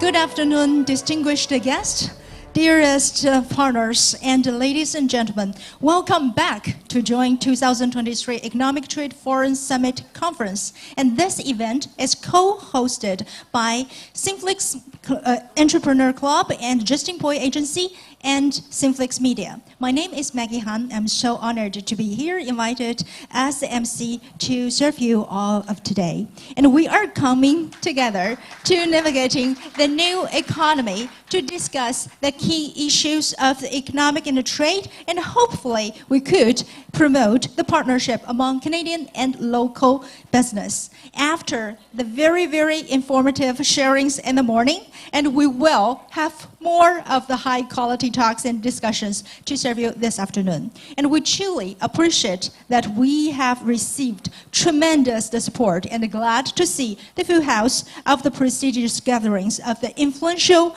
business leaders, international and local entrepreneurs, industry experts, and investors here and also along with our global audience through the online streaming channels such as FX168 and YouTube. And we have special thanks to gifts to the TD Bank, Hygienic Echoes, Aquaton, and Kenny One. And without further ado, let's put our hands together to welcome the president of the 2023 Economic Trade Forum Summit Conference, Mr. Justin Pui, on stage to open the afternoon session.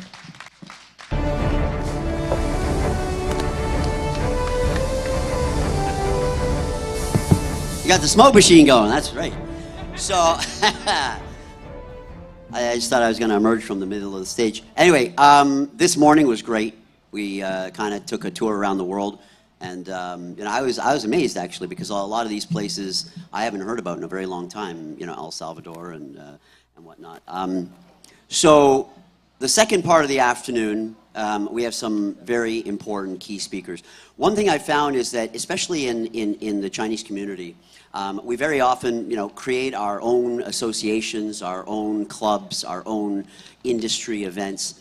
But, you know, I always find that it's very important, if you're going to participate in any business here in Canada, that it doesn't matter what community you're from, that you also understand how everything works from a broader scale. So we've got a speaker from the Motor Vehicle Retailers of Ontario, we've got a speaker from the CSE, we've got a speaker from the Canadian Federation of Independent Grocers, to speak about these industries and the kinds of things that sort of create that high standard that make businesses the high standard they are in Canada. So enjoy the afternoon, and we'll see you soon. Thanks.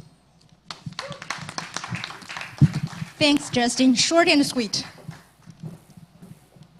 When we first started this, we know it is not easy, but thanks for your great support. We make it happen. And just as Justin said, this summit, we have inviting the leaders from various industry. So they will share their insight on how to prepare for the unexpected, to learn and discuss how to manage through the complexity and change, and also we're going to explore how to succeed in the evolving innovative economy. And now let's welcome our first keynote speaker this afternoon, Mr. Todd Borgen, the Executive Director of the Motor Vehicle Realtors of Ontario. And the ladies and gentlemen, please have applause. Welcome, Todd.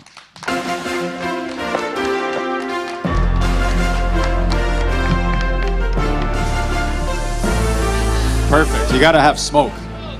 That's my whole presentation. Thank you very much. Well, thank you for having me. Justin, thanks for inviting me. Ironically, Justin and I have known each other for quite some time. We've actually been to China together twice. We've been to Vietnam. We've been able to see lots of different economies in the world together. So this is a real treat for me. So thank you. If you don't ask any questions, I know that the spaghetti was too heavy. So this is interactive. I'm not a shy person. Just ask or put up your hand. And I'll try not to bore you with data.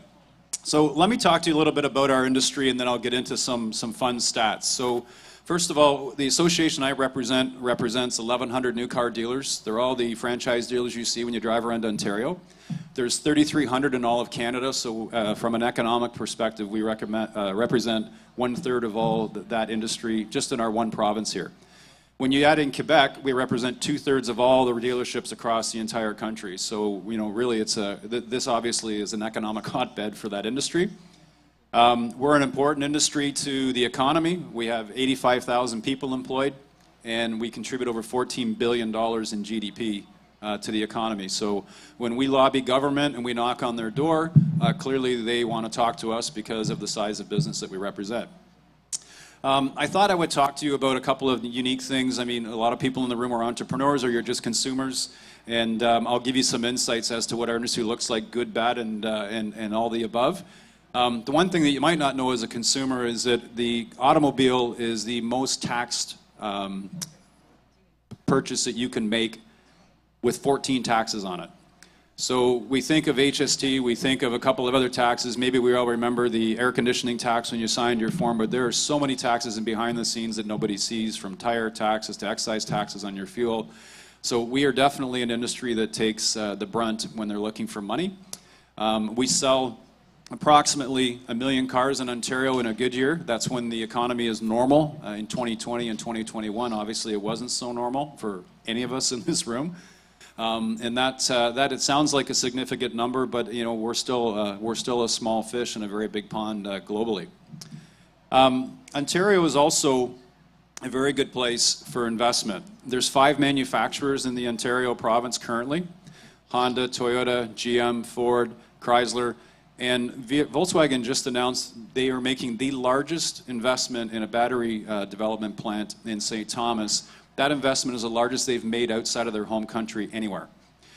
So Ontario is a very good place for business right now, and it's a good place for people to invest.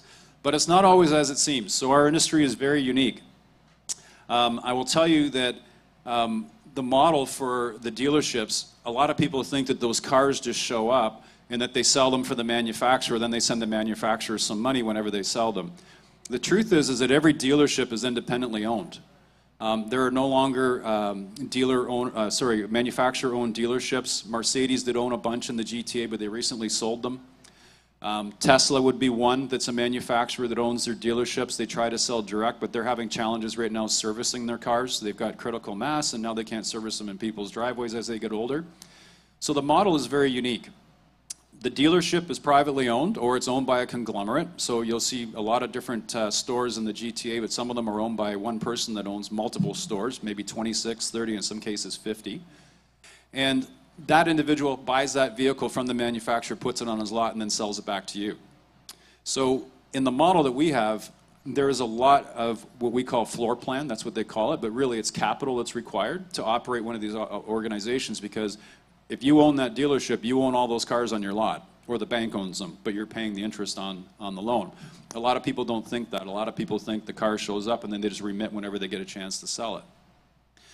The average gross, everyone thinks that, well, you have to negotiate for a car, so they're making a fortune off of these. It's public knowledge. Gross is anywhere, depending on the brand, from 4 to 6%. That's not a lot of money when you've got $100,000 tied up in a car that you're paying interest on. So that model, obviously, it's important for them to be able to service them, because that's where they retain long-term their revenues, and that's how they can keep revenue coming back into their businesses. The other thing that I will tell you is that as an association, we also own the largest auto show, one of the largest ones in North America, but certainly the largest one in Canada, called the Canadian National Auto Show. So 50 years before I was here, some bright people got together and said, we sell cars to consumers, why don't we put a show on? And then that way we can drive more consumers to our dealerships. And they did that. So we've since then have built the largest consumer show in all of Canada. And it's in our backyard in Toronto, and it happens every February. And in that show, we see 350,000 people like yourselves walk through those front doors in 10 days. It's an incredible feat. And it takes, what people don't know, it takes 2 weeks to set the show up, 10 days for you to occupy it, and then it takes us 3 days to take it down. And that's all operated by people that work in our organization. And you must think that I have 150 staff working at our association. The truth is that we have 6 people at the association side and 2 full-time on the auto show side. So we're like Mighty Mouse. We lift heavy. But I think that from a fact perspective, a lot of people don't know that that show just happens or it's owned by a third party. It happens because we've invested in it. Any guess as to the most expensive car that would be in that show? This is where people got to get the spaghetti going out of their bodies from lunch here. Any ideas on what you think the most expensive car we've had in that show? Anybody? Justin? Not fair, because Justin's the agency of record for the auto show. Maybe Justin could ask. I'll tell you. So we all understood, you know, what is the most expensive car. Maybe you could ask. Yeah, well, Todd, what is the most expensive car that's ever been at the Canadian International Auto Show? Well, there's 2 answers to that. Thank you, Justin, for asking. So a production car, which is a car that would come out of a manufacturer, the most expensive car we had there was a Bugatti a few years ago, and that was worth $17 million. So if you wanted to drive that car away, some of you would have had to go take your bank accounts and write a big check for $17 million. Now we also have collector cars there, and these are people that buy and collect cars that are very rare from around the world, and they display them. They're not for sale. These are private individuals and private investors, and we've seen those cars upwards to $30 million. So that show down there has one of the highest levels of security that you could imagine that takes place during that, because not only are there very expensive cars, but there's very expensive cars that people have rebuilt that are rare and sometimes one of a kind in the world. So a lot of times people don't know that, and I always find that kind of a bit of a fun fact. So let's go back to direct versus indirect. So anyone that's listening to me or in this room today that thinks, you know what, I'm going to invest in the automobile industry in Ontario because it's a great place to invest in, number one, but number two, we can make some pretty good money at it. Okay, but let's look at the two models. My model is you're a dealer, you buy from your manufacturer, and then you resell it. There's other models out there now where you're a manufacturer and you sell to Joe Consumer direct. Those models have started to become very challenging. At first, everyone thought these are great, we can bypass the dealer, we don't have to go through this process, but the truth is that the dealer is actually quite required. So if you're ever going to write a check to invest in any of the brands, and I've seen lots of them, whether it's BYD or a bunch of other brands that are in different countries, the truth is that you really have to think through what model you want to be a part of, because if you go to the direct model, you put yourself in a position where you own any of the problems that exist. And I'll give you a good example. How many people remember what happened with Volkswagen when the whole diesel thing took place a number of years ago, where Volkswagen had to take back hundreds of thousands of cars around the world because they had a problem with the telematics that were in the car? Anyone remember that on the fuel? So if Volkswagen didn't have a dealer network that could accept those cars back, negotiate with the consumer to buy another Volkswagen, and then to fix those cars, they would likely be broke, because that model that they have in place with their dealer network was essential to fixing that problem. They actually grew their business out of that whole problem because of the incentives they gave and how they fixed the problem, versus just them telling you, we have a problem, you own this car that no longer is going to satisfy the standards in Canada.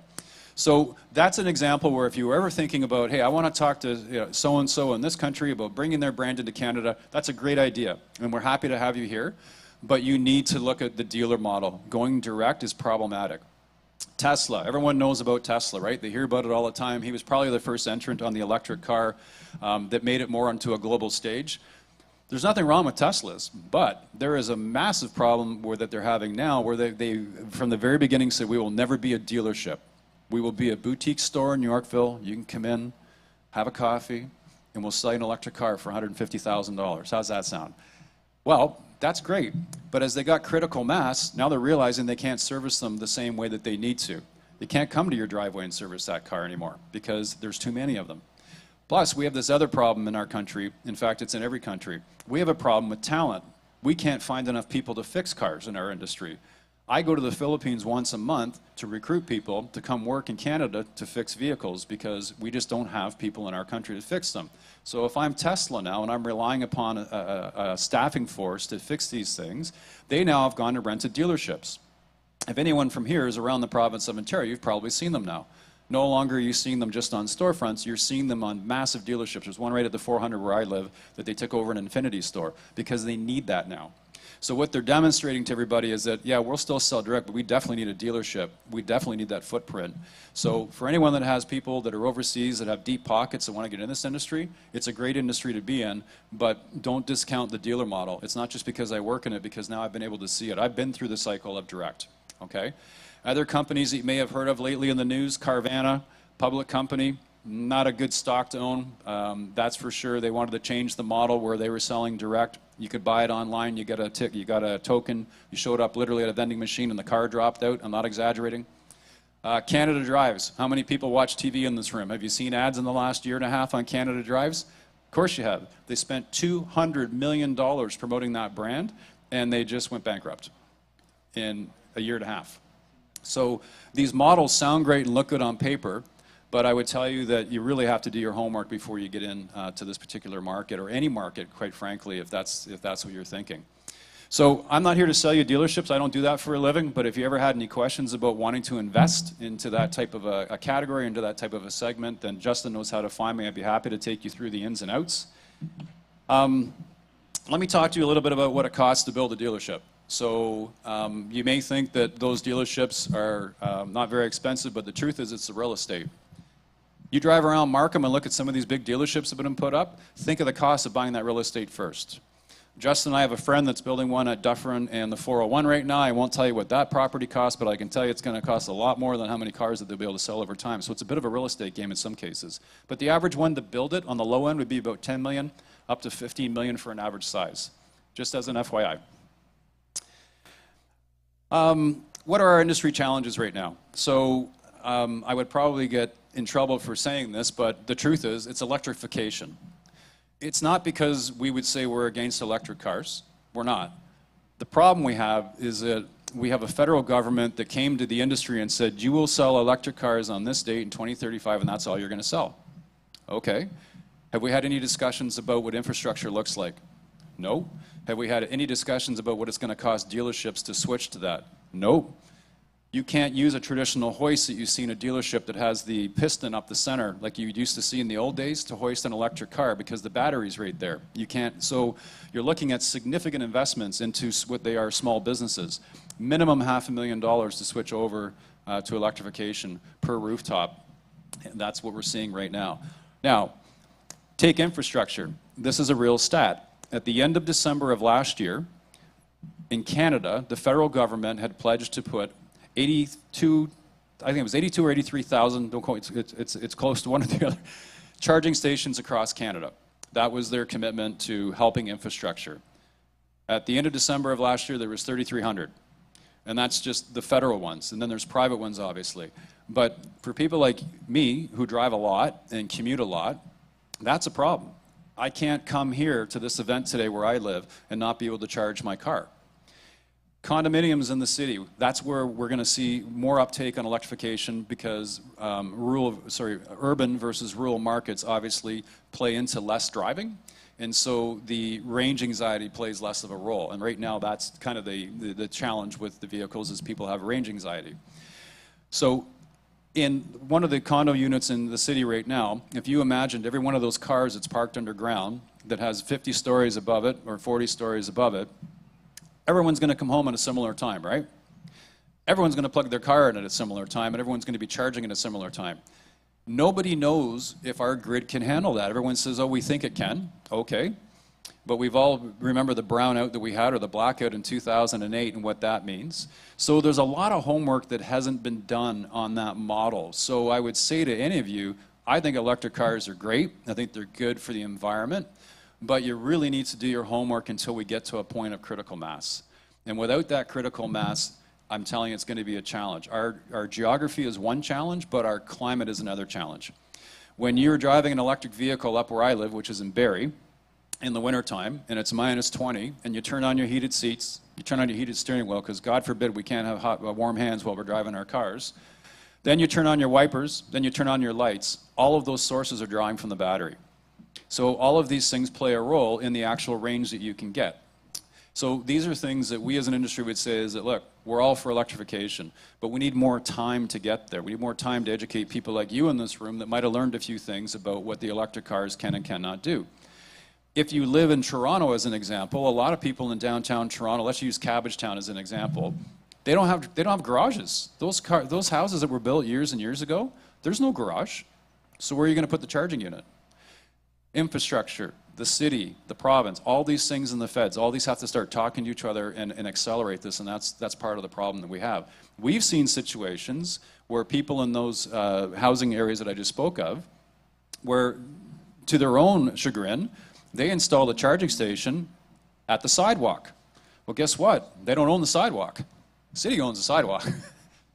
So that's a real problem.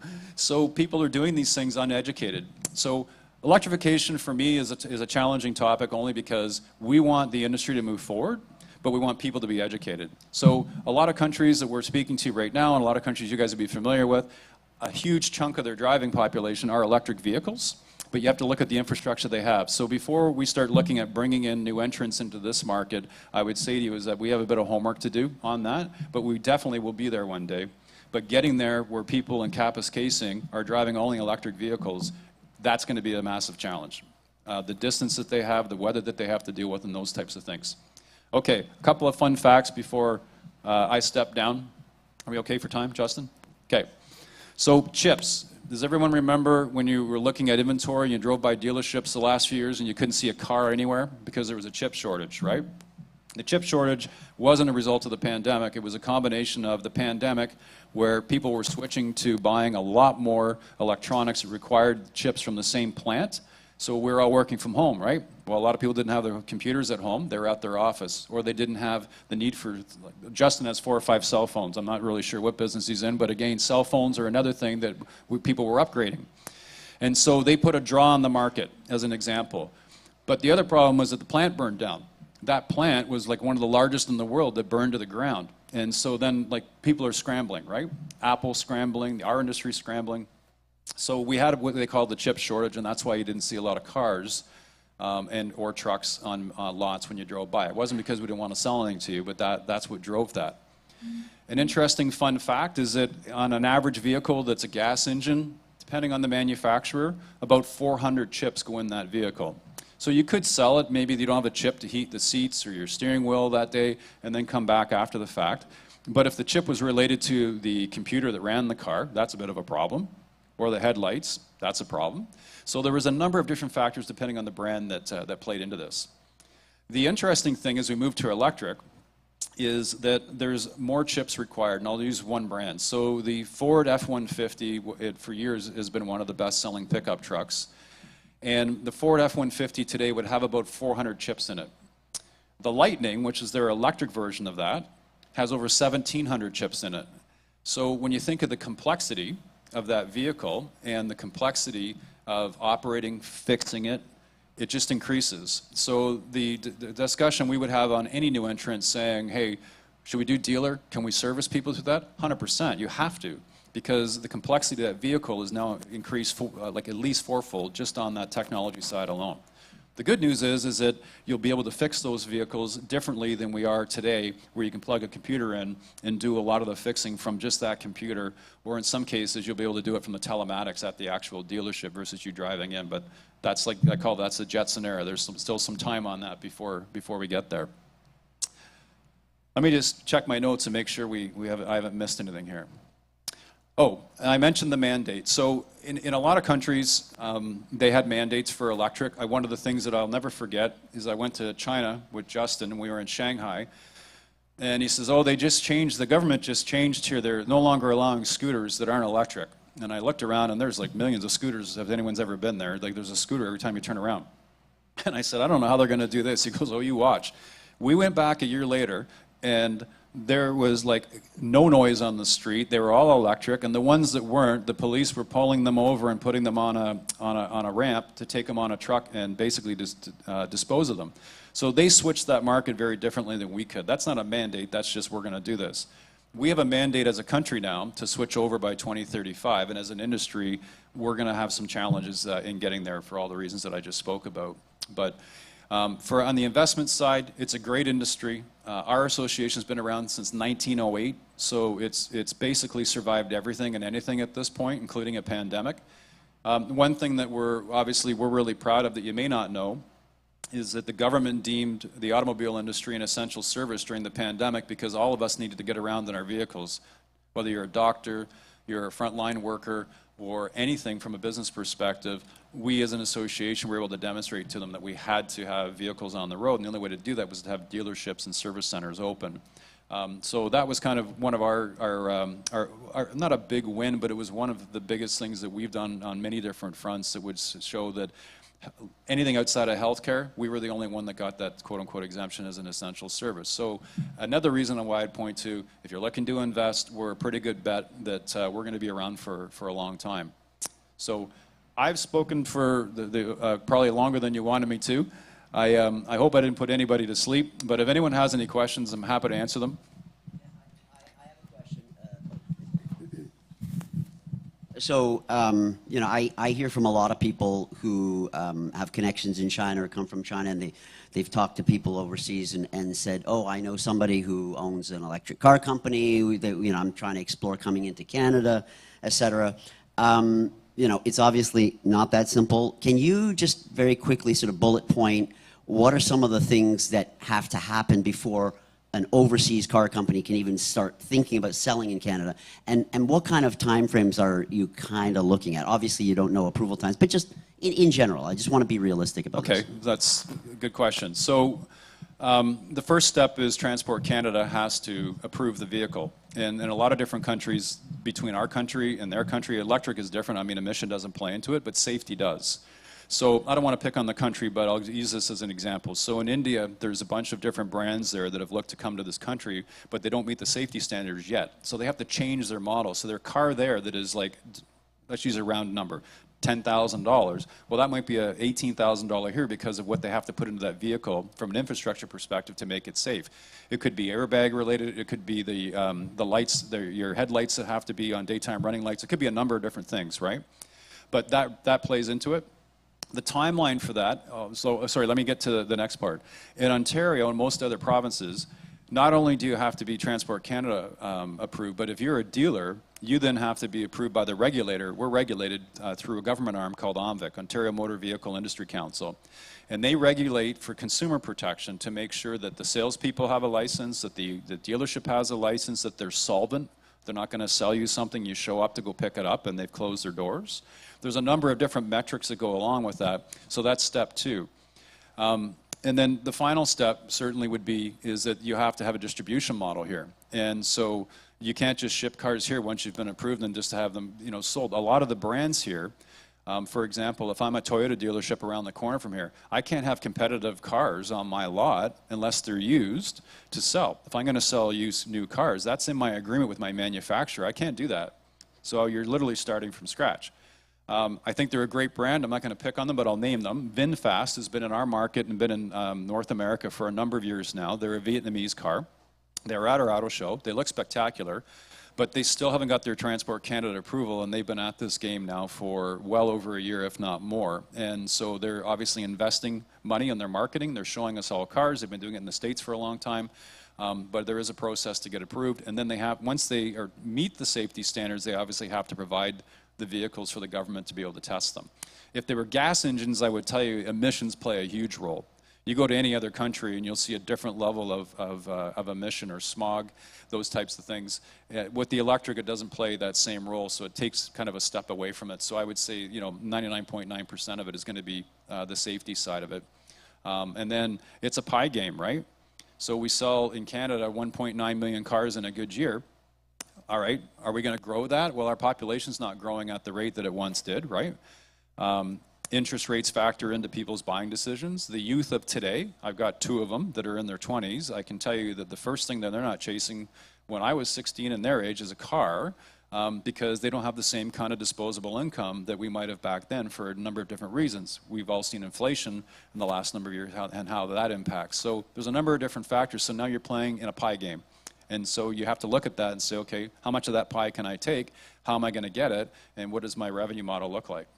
So there's a number of different discussions that go with that, but I would say that's the biggest one would be safety. But it doesn't mean that our country or our province has roadblocks up. It just means there's criteria to meet. And by the way, they have those same criteria in every other country they go to. They're just different. Good question with a better answer. So any questions from the audience? Wow, we have a lot. If this is complicated, I'm leaving. Yes, hi. Thank you for the speech. It's been great. Nice meeting you again. My name is Byron. And I have a quick question, and that would be a follow-up question from the gentleman. You mentioned about certifications and safety standards when you want to bring a vehicle. In order to meet those standards and safety, you have to go through a lab, which have to certify. Which lab would you recommend if you know? I always believe in telling people the truth. That's not my expertise. So I would tell you that I wouldn't even be able to guess at what lab to send you to, but the good news is I know the people I can ask to get you that information. So the federal government would have access to the labs that they approve to do that. And so our association is connected to the National Association where I get that. But I'm a big believer in not telling people the truth. So I'm telling you the truth. I would have to find that out for you. Okay, I appreciate it. Sorry to disappoint. No, that's fine. That's fine. We can talk later. Can I go now? No, okay. Yeah, just one more question, if you don't mind, just really quickly. You talk about the environment and the combustion chambers of the vehicles. Why Canada is linked to the EPA? Because in order to bring a vehicle from overseas, you have to have the EPA certificate. Yeah. Why is that? Well, it's part of a North American agreement, first of all. And that goes back years ago. Right now, what you're seeing is that in the U.S., as an example, they're not looking at fixing their emissions issue with one solution, which we are. So we being not me, we being our prime minister, and we won't get into that. He has decided to fix that problem with just electric cars, okay? In the US, they've decided to fix that problem with emission numbers. So they're allowing consumers to make that decision. Now they're changing their vehicle mix so that more hybrid, those types of vehicles, yes, electric, but it's not saying, sir, you have to drive an electric vehicle whether you like it or you don't, and I don't care where you live. And by the way, if you're going to tow snowmobiles next weekend, good luck. So that model from the EPA, to answer your first question, that has been in existence for a long time.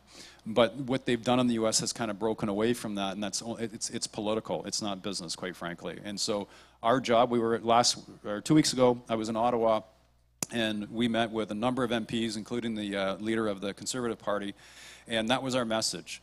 The mandate is not going to be efficient to achieve what we want to achieve. And what we need to do is have something that's more of a hybrid, like a lot of other countries do, where consumers like you get the choice on which one works best for you.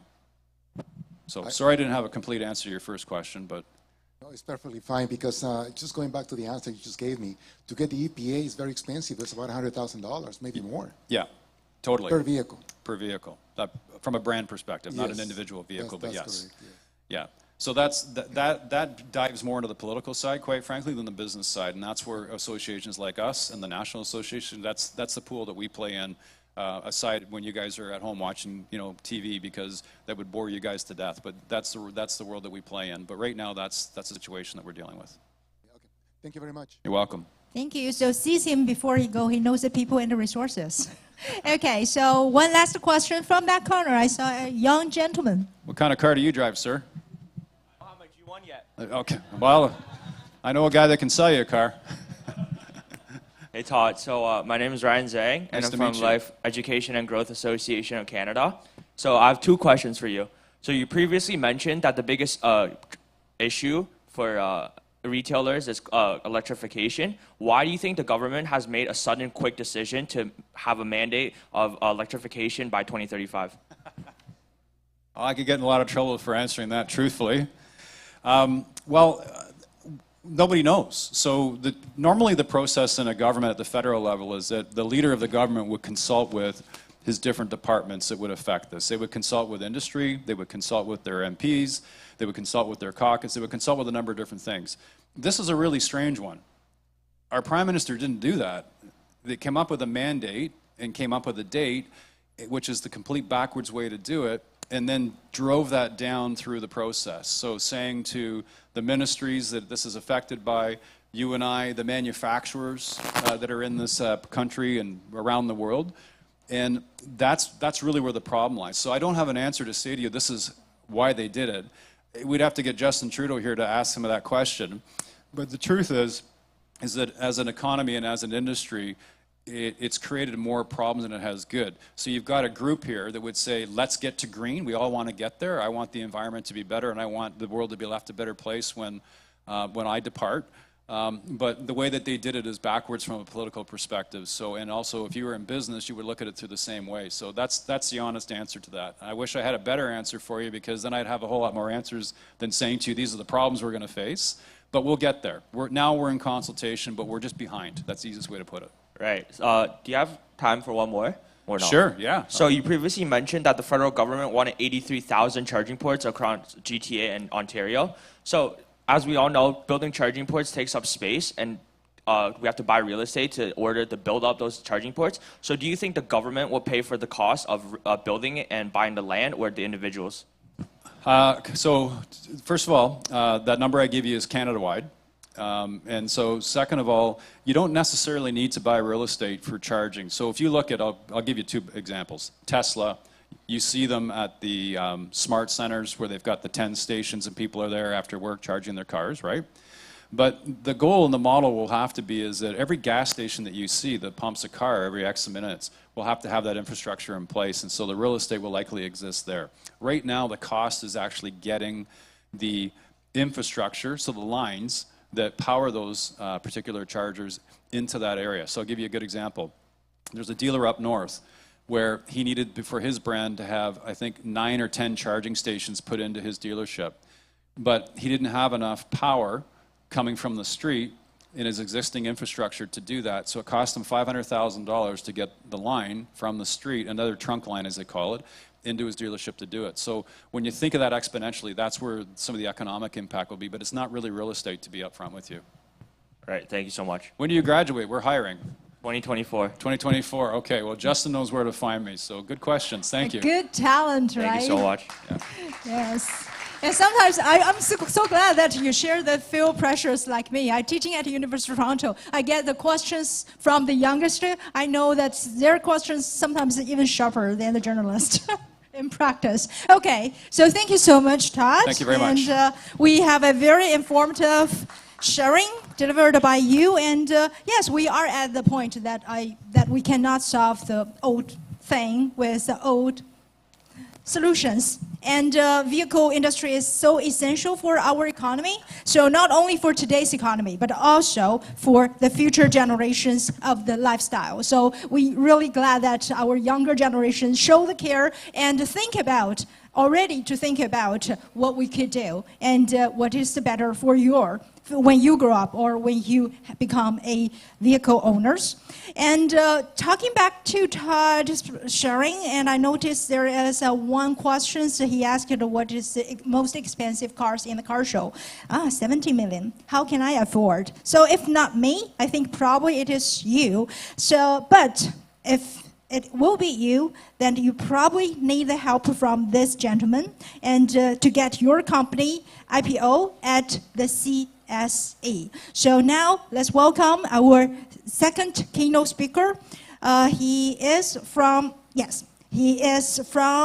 the Canadian Security Exchange. He is the VP of the Listing Development, Mr. James Black. James will going to show us a guide to listing on CSE. The floor is yours. Thank you. Wow, that's a good. I remember that song. That was 2010 Olympics. That was the 2010 Olympics, and I was actually in Vancouver in 2010. I was living there, so yeah, what an amazing memory that was. Are there slides for this one, or do I just talk? Oh, I guess I do have slides. Okay. Thanks for your attention today. Thank you, Justin, for inviting myself as a representative from the Canadian Securities Exchange. My name is James Black. And I guess today I'll talk a bit about the stock exchange, the stock market, give you a flavor of what we're seeing at the Canadian Securities Exchange. And I guess as show of hands, it always helps me to know who in the audience is a business operator who might be looking to raise money. Maybe raise your hand if you're running a business. Maybe looking, there we go. All it takes is one. Oh, okay, yeah. And then anyone here who invests their hard-earned dollars maybe in stocks or the stock market or is interested in economic trends? Yes, okay. I assume it's an economic summit, so you want to know maybe a few things that okay, well that's me again. I'm right here presenting to you today.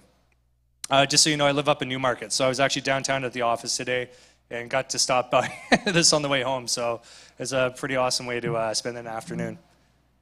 What is the Canadian Securities Exchange? And again, I don't know what everyone's knowledge is of the markets in Canada, but you know, there's the Toronto Stock Exchange. They've been around forever. Everyone knows it. It's sort of the big exchange.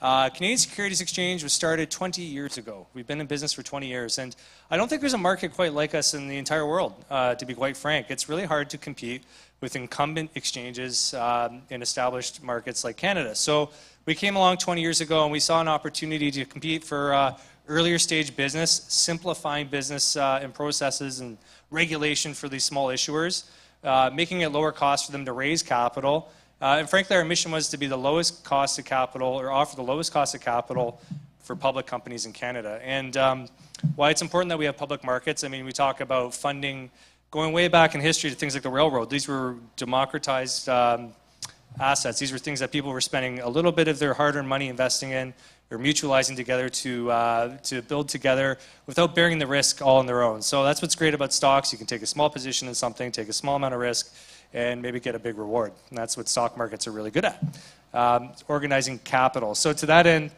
833 listings on the exchange to this date. That compares to about 2,000 on the TSX Venture Exchange, which I would characterize as our main competitor. And just over 20 billion in market cap collectively of all these issuers. And just this past 12 months, upwards of almost $2 billion raised on our market. So not small potatoes by any stretch of the imagination. I'm going to just touch on one theme, which, again, when you talk about the auto industry and you talk about, obviously, EVs, you can't not talk about the inputs of that, which is battery metals and all the components that go into these batteries. So many of these minerals are being funded in exploration through the public markets. So the Canadian Securities Exchange is just one venue where a lot of these companies are coming to list their shares in their efforts to fund their exploration programs to look for things like rare earths, battery metals, copper, and of course traditional precious metals, if you want to characterize it as that, like gold. So the CSE has been, frankly, the leader in funding these companies over the last year over their competitors at the TSX Venture. Just this year, in Q1, we had 22 new listings in the mining exploration side, and again, that's to 0 on the TSX Venture. And it's not a brag, it's just to show that I think companies have now really truly realized the efficiency of coming to our market and listing these types of securities on the CSE.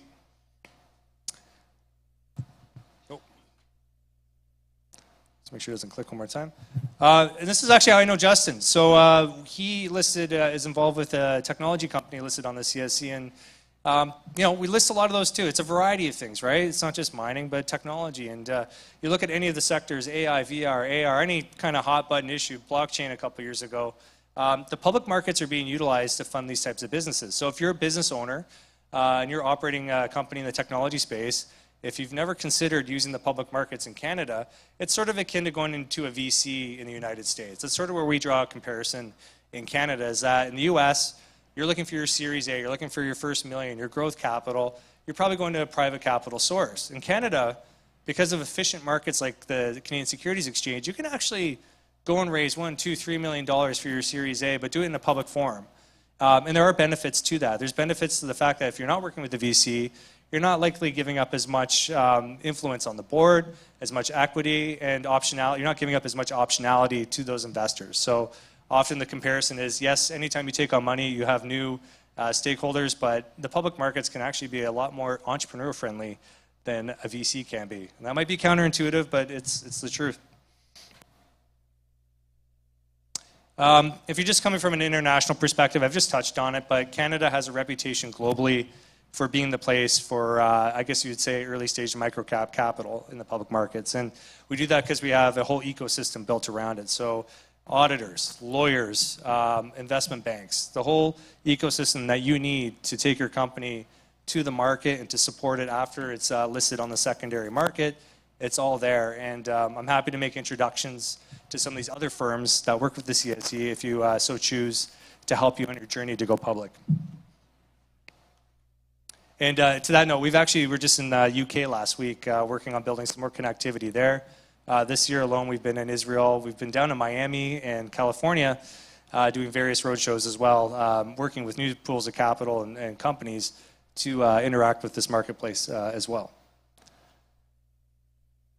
I'll just touch on just some of our service elements that I think are important, but I don't want to belabor this too much. I just think that in any business, service is really your defining attribute. So if I can sit here all day and say we got the lowest cost exchange, that's fine, but you have to back that up with service. And I think anyone in here who's in business can understand that if you don't have that value proposition of how you improve on service over your competitor, then you might not get the customers you hope to get. And so at the Canadian Securities Exchange, we've really prided ourselves on having a staff that understands the rules, understands how to navigate the complex regulations of being public, but also be friendly, not be punitive, not be judgmental.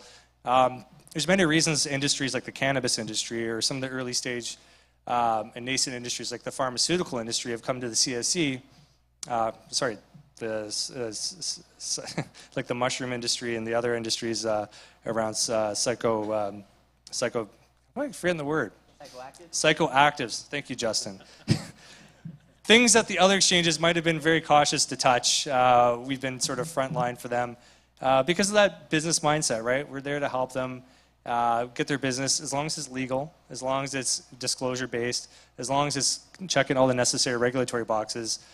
We don't make it our viewpoint that we have to judge their business on the merits of what industry it's in. That's something that investors are there, and that's what the markets are to build an opinion around. So That's one way I feel like we've really excelled at the CSE, is that we've not tried to step into our customers' boardrooms and try to influence how they do business. It's more so making sure they comply, disclose, and are good regulatory citizens on the market. If you look at trends in capital formation on the exchange, again, this year, though it's been a bit of a slow start in the capital markets writ large. If you compare us or the TSX or the CBOE or NEO exchange, if you call it, it's been slow. It's been slow for a lot of reasons, but the one sort of highlight has been the mining sector. And again, I'll go back to battery metals and then inflation and its impact on people's interest in precious metals and gold. You can see that funding is flowing here on the 2023 chart. It's dominated right now by the mining sector. So 165 million raised alone in mining in the first quarter of this year. And that's no surprise to us. Mining is really how we got our start as an exchange. It's a bedrock industry, no pun intended, for Canadian investment in the public markets. And you know, if I were to guess about what's going to generate a little more interest on the banking side this year, look no further than trends like ChatGPT and generative AI and all that kind of stuff. If you've used it, you already realize the power of what this might have on the economy, on your business, and anything that gets people excited about that kind of thing is going to make its way to the market and be pitched ad nauseum, I'm sure. So it's a very interesting time to be in the technology space, I think. It's just not quite yet reflected in the numbers we're seeing on the financing side. And if you're curious about what happened in 2021, where we had $8.5 billion raised on the exchange, that was really the high tide for the cannabis industry. So many of the US MSOs, US multi-state operators in the cannabis industry came to the CSE. And these are multi-billion-dollar companies now, obviously navigating their own difficult regulatory situation in the US. It's not a legal drug on a federal side just yet. So they came to Canada to raise capital, where we found a safe harbor for them to do that. And many of those deals, in fact, were debt-based. But yeah, it'll be a tough year to match unless we see another market quite like that. Again, I won't belabor this too much. We've kept our fees at the exchange flat, so you pay sort of a monthly subscription and you get to do all the things. So where traditionally in other marketplaces you get charged to raise capital, so they take a percentage of the money you raise as a listed company, the exchange. That's not something we do. So again, going back to that mining example, a lot of these mineral exploration companies, they have very lean budgets. They have a couple $1 million bucks, they got to get in the till, put it in the ground, get samples, and then try to get results that they can sell back to the market. So all the money that they're not spending on that is money that's not potentially increasing their chances to hit a good result. So I try to relay that to anyone in any business, is that the more money that you're not giving us, it's more money you're putting into your business, into the ground. That's an advantage for your investors. That's an advantage to you marketing your security. So just a quick reminder that fees do matter. I just don't think it's the number one thing that does matter. If you've ever tried to do research on a stock in Canada, you know that there's a lot of options. You can go somewhere like Bloomberg, you can just read the stock chart, you can go through the news releases.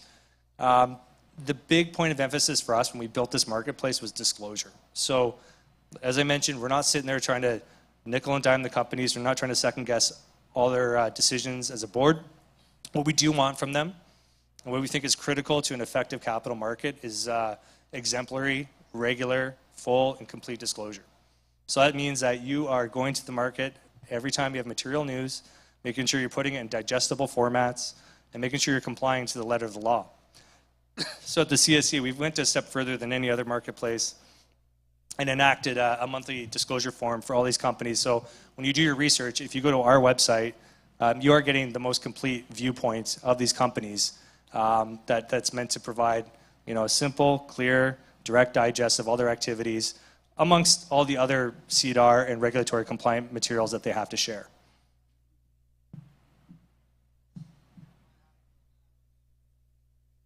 Another really important part of creating a market, and again, if you are a stock trader, you need to understand that, you know, getting these stocks, being able to trade, building a marketplace, connectivity is just as critical as anything else I mentioned. So if you're on your phone and you want to trade these stocks, in our 20-year journey, it's taken probably the first decade of our life just to get to the point where things like TD Waterhouse would even touch our market. And I guess it's a bit of a story that a bit of perseverance matters in this market, because if you've seen competitors that come to the market and you're trying to build these connectivity to the Wealthsimples of the world and stuff, it takes a long time. So you got to build that trust with the market, and I think that's something we've done a good job at, is that over all these years you can now access our securities, you can access our stocks, you can access our data pretty much anywhere. And again, that's a credit to our team sticking with it all these times. Just a quick note to those who are looking potentially to raise capital in Canada. Canada's not, the world. So what we often advise companies to do is use Canada, as I mentioned, this great platform for accessing public venture capital. But from that point forward, where do you go next? You can keep going to Canada and going to the same places and raise money. Internationally, typically, as these companies get bigger, and we're seeing this with some of our larger issuers, they got to go outside their border. And so what we really encourage our companies to do is go to the U.S. There's a mechanism called the U.S. OTC, QX and QB, OTC Markets Group. And this is a group that can quote the securities. Companies remain regulated in Canada, but then they can go to the U.S. and also have the benefit of secondary market trading just by sharing their disclosure into their US-based platform. It's very simple. From there, we encourage companies to look elsewhere if they need to. There's lots of money around the world, but Canada, the US, and then beyond is sort of the model that we share with our companies that list here.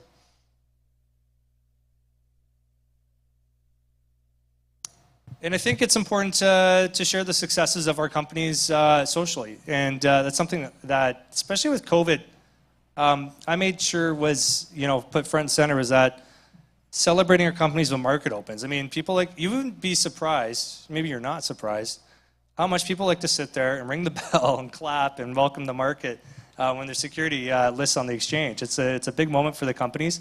It's often years to get to market, and that ceremony is sort of a major milestone for a lot of issuers when they come to market. We're always active, so if you have a chance, please support us or at least watch some of our content on YouTube, CSE TV. We have special webinars, education materials, profiles, entrepreneur interviews, all that stuff. We've got our own magazine, and if you like podcasts, I even host a podcast. So that's all stuff that you can plug into to be involved if you're not directly listing with us or investing in our securities.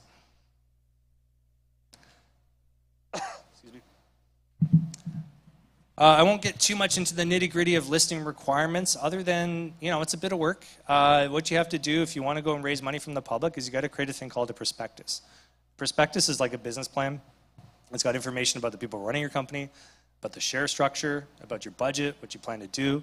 It's got audited financial reports in it. It's got legal opinions. It's a bit of work. It's sort of the trade-off of needing to go public is having to produce this comprehensive document. But that's something we can help you with. And I guess the other major thing, before I lose my voice here, is you got to make sure that as a company, thanks. You can't own the whole thing when you go public. You actually have to give up part of it in what's called a public float. So on our exchange, you need to give up 20% of your company has to be in the hands of the public. What that means is you got to work with somebody who's going to help you sell part of your company, get in the hands of what are called non-insiders. And that's what's going to allow you to create what's generally qualified as liquidity in the secondary market. I'm about to lose my voice here, guys. And in fact, before I lose my voice entirely, I think what I'll do is open the floor to questions so I can cough in between my answers. But I do thank you for your attention today. And if you are interested in more information about the exchange, come talk to me right after this presentation. About listing or get more information about our securities, it's thecse.com. And happy to answer any questions right now. Thank you so much. And well, I didn't hear any applause. Thank you so much. Thank you. Yes. So previously, Todd gave us a chance to raise a question versus million. So probably right now is a session open for a question versus billions. So is there any questions from our audience? Okay, so that lady. Thank you. Yeah. So lady first, okay?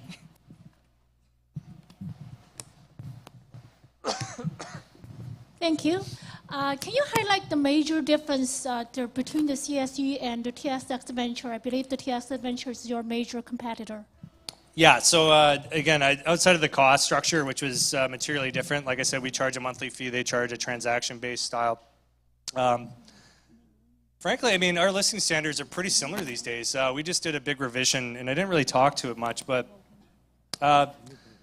you know, it goes back to that service piece, right? So a lot of the stuff that they do to support their issuers in their mind is by reviewing pretty much every transaction a company does. So whether it's a private placement, corporate action, they tend to get involved in a lot of that stuff, whereas our philosophy is more focused on disclosure, where if you're a company listed on the CSE and you do your job by disclosing, putting out the requisite press materials, filling out our monthly Form 7, which is that monthly progress report, it keeps us out of the discussion quite a bit, and it just reduces that friction. So I find that really that's where the service style is quite different, and that's where we get a lot of the positive feedback from our customers, is that we're not letting our companies get away with stuff. It's that we're not getting involved in things that we're not experts on. So a private placement is a transaction between a company and shareholders. They have their own steps that they have to go through to make sure that happens. And if they disclose that, and it's not a giant transaction, for lack of a better term, we don't really need to go in and review anything. Whereas on the TSX, often they do tend to review things that are maybe not that big in scale, but they tend to add their piece to it, which, you know, again, it just adds friction. And these are entrepreneurs we're dealing with. These are smaller companies. We need to help business flow and not get in the way of it. So yeah, that in general is that philosophy. It's just different. Okay, thank you. Yep. My second question is that listing on the CSE and OTC market, that Yeah. would be different. It's not going to automatically list on the OTC market, right? That's going to incur dealer transaction or whatever fee that's required, right? It's not, so you're asking if it's automatic or not? Yes. Is that automatic? They're going to list on the OTC as well? No, it's not automatic. It's and it's not a requisite either, but it's something we really encourage, because we're a qualified foreign securities market in their eyes. So what they can do is look at us, our issuers, and see that they are disclosing as Canadian reporting issuers, and not have to have them go and file anything with the SEC, which a lot of companies want to avoid, to be honest. It's a lot of actual extra legal burden for them to do that. So the quotation, they have a few sort of check boxes they got to get through.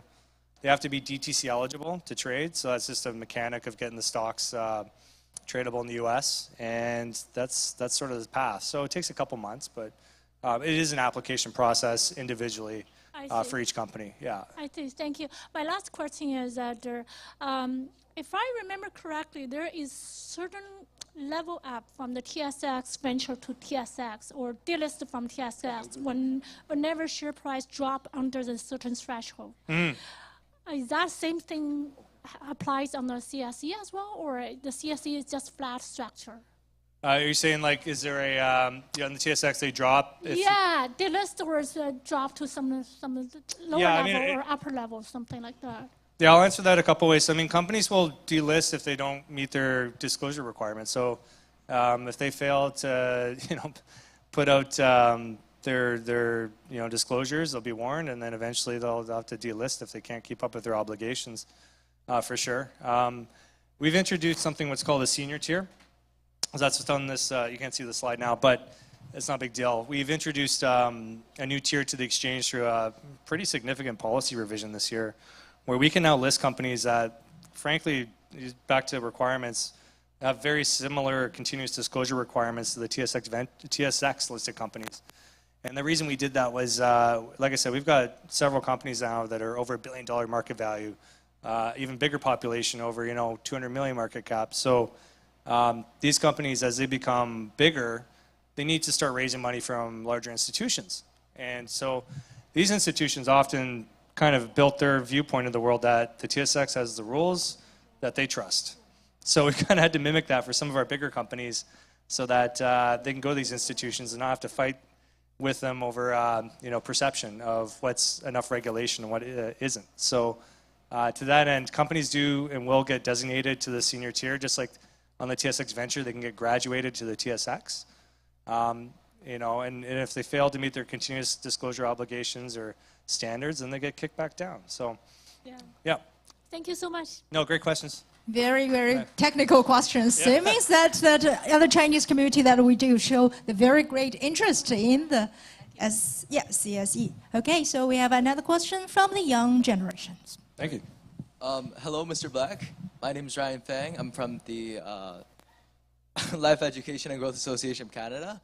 And you know, having talked about the potential in the mining fields in the stock market, do you see any potential success or any opportunities in African mineral exploration, as it provides over 40% gold and 90% of chromium and platinum to the world? Yeah, absolutely. I mean, obviously there's, we just actually had two of my colleagues in Rwanda and Uganda. And so I'll address this from two different respects. I mean, Africa, there's opportunities outside of mining. If you look at a country like Uganda, we just actually put a podcast up about this. It's pretty cool. And I think there'll be opportunities there that are not mineral focused based on the human capital and the innovation that's happening in those countries, just through sheer willpower. I mean, it's incredible. And more trusting environments for capital as well. I think obviously a lot of these countries in Africa have a bad reputation for corruption and whatnot. But yeah, I encourage you to look at that podcast and hear from those two entrepreneurs about some of the stuff they're doing. As far as mining is concerned, I mean, I was at a presentation yesterday and they were talking about the Congo and how much, I believe it's cobalt that's produced there. Hopefully I got that one right. It's one of the world's largest producers of cobalt. And obviously cobalt's a battery mineral. It's something that is integral to feedstocking the battery revolution here in the world. So as long as people need battery metals, Africa will be a major player, obviously, in this global economy and on the stock market, because that's where people tend to raise money for these high-risk projects or these high-risk developments and exploration projects. So, good question. Thank you. Yeah, I want these guys at all of these presentations. They're really good. Yes, Yeah. prepare for the future Can you challenge. rent them and They're well trained, I guess. So do we have more questions from that area? I do have one. So what is the qualification to be interviewed to be interviewed in your podcast? You know what? It's just not that hard to get on. We try to interview clients. I think Justin's been on one. I like to talk to people I'm interested in learning from, because we've had people. I'll tell you, we had a guest on the podcast, had nothing to do with the public markets, but he was one of the most entrepreneurial people I've ever met. So the podcast is called the Exchange for Entrepreneurs Podcast. This gentleman, he was arrested for marijuana charges in the U.S., very minor by anyone's standards today, sentenced to 35 years in prison. Yeah. And he broke out of prison 3 times and went to court to fight his charges, fired his attorney, represented himself, and just on April 27th, he got full pardon. He's a free man. And so his story is actually being turned into a motion picture this summer called Bosco. It might be at the Toronto Film Festival. And I mean, it's an extreme case of someone we brought on the show, but to me, like, I want to talk to people and hear from people who are entrepreneurs. And to me, that's the ultimate entrepreneurial journey. He took matters into his own hands and, kind of beat the system a bit. And I think that stuff's pretty cool. So that is cool. And we do have a lot of candidates for you. So here in Simplex Entrepreneur Club, we have almost 100. So be prepared. Yeah, anyone who's broken out of jail, just come to me. Yeah, we won't. Lots of authors too. Like we had a guy talk about brain science and why we do what we do as entrepreneurs. We're addicted to dopamine apparently. So, and then Alex Tapscott talked about blockchain. That's still a thing. So. Yeah, we'll talk to anyone. I think entrepreneurship is really the core of our business. It's the heart of what we've done. It's what we fund. It's what we help facilitate funding to. Like, I can put up all these slides, but at the end of the day, we're trying to enable people to fund their dreams and create economy and do things like that. If you don't have markets, you're not going to have the next Elon Musk. Maybe not the best example, but you're not going to have the next Steve Jobs. You're not going to have the next. This is what we're for. We're living for that. And from that corner, please work harder. So how old? How is the youngest interview you ever had? No, not young enough. I don't think. Yeah, we had guys like my age is probably as young as we've gone, and I'm 40. So from that corner. Yeah, no, but we're always like the markets. We're always looking for new people to start the next new business, and I would say that there's a bit of seasoning needed to challenge the public markets. I will say that. Yes. It's not an easy place to be all the time. It's hard to answer those questions some days when your stock isn't, shooting up. Sometimes it goes down, and you have to answer. You never knows. Was that? You never knows. The magic thing will happen sometimes, right? You don't know what's going to impact what some days. And as you know with the market, folks, it's out of your control, really. There's nothing you can do about it. So I think what we've learned through our business is that if you're going to make a wise investment, look at the people running the companies first and foremost. And bet on the jockey, not the horse, is always the analogy, right? Understand that this is people that run these businesses, not anything else that drives that value, ultimately. Fair enough. So thank you so much, James. Yeah, thanks. Yeah, give a very, very good time for us. And now you can have a little bit of rest. Yeah, thanks. Okay, thank you. So, Kobe, thank you for James bringing us such a very informative session. And we're going to change another channel into a different industry now. So we know the COVID-19 is likely going to redefine the grocery shopping in more ways than one. So many things that are changing, and changing very rapidly. Many traditional grocery retailers are seeing their sales and margins fall, but with the crisis and disruptions, always come new opportunities. And now we're going to welcome our third keynote speaker today in this afternoon. And he is Mr. Joey, and the Director of the Member Service and Industry Relations from the Canada Federation of the Independent Grocery, on stage to share his insight, how to prepare yourself to success in the Canadian grocery industry. Joy, the floor is yours, and we're going to pull out your slides.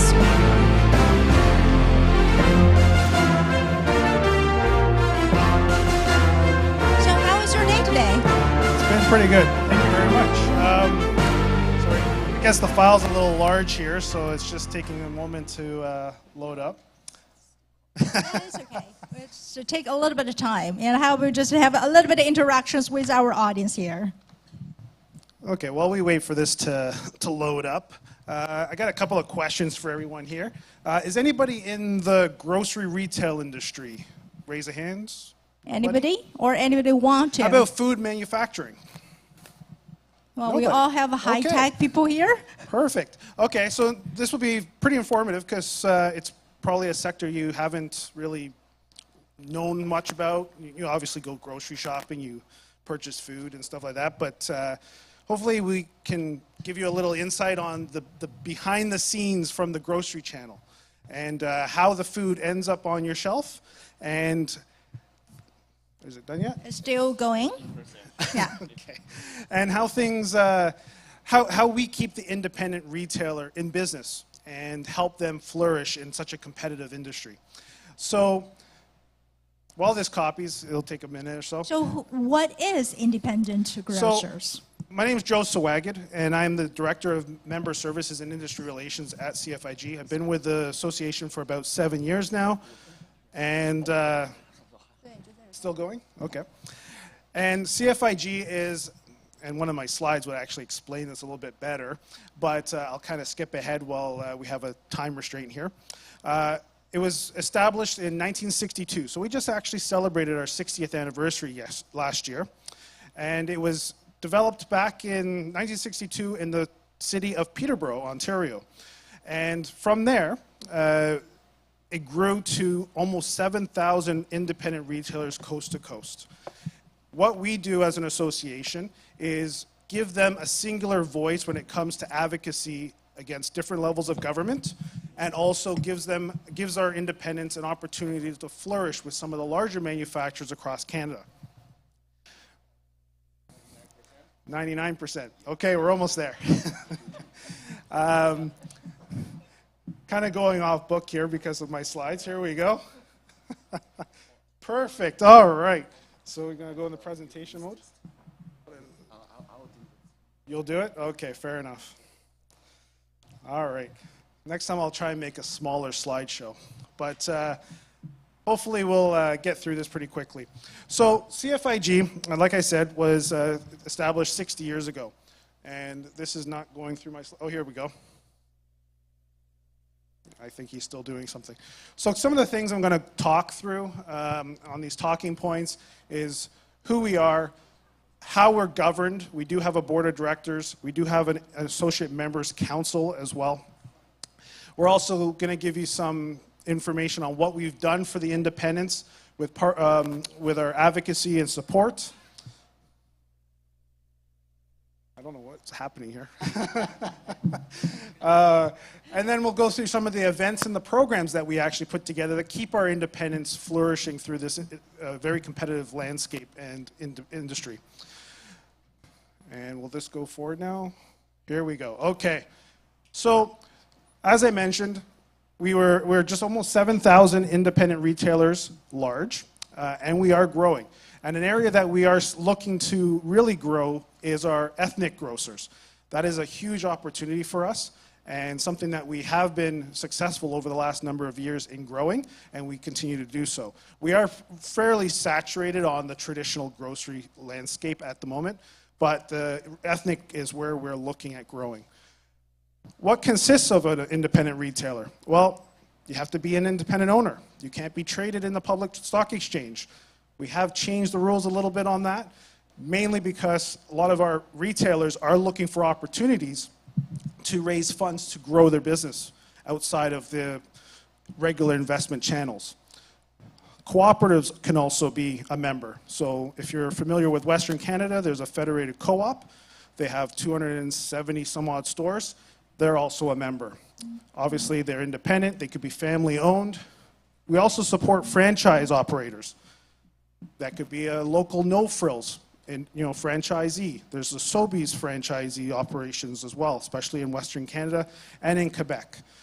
And obviously, the biggest thing being the Canadian Federation of Independent Grocers, you need to be Canadian owned. We are governed by a board of directors. Our chair for this year is Dan Bragg. It's the third one in from the top there. And these retailers are located from coast to coast. So also our president and CEO of CFIG is Tom Shurry, and he's the first photo on the left there. All these ladies and gentlemen on this screen help us with issues that may pertain to those areas of the country.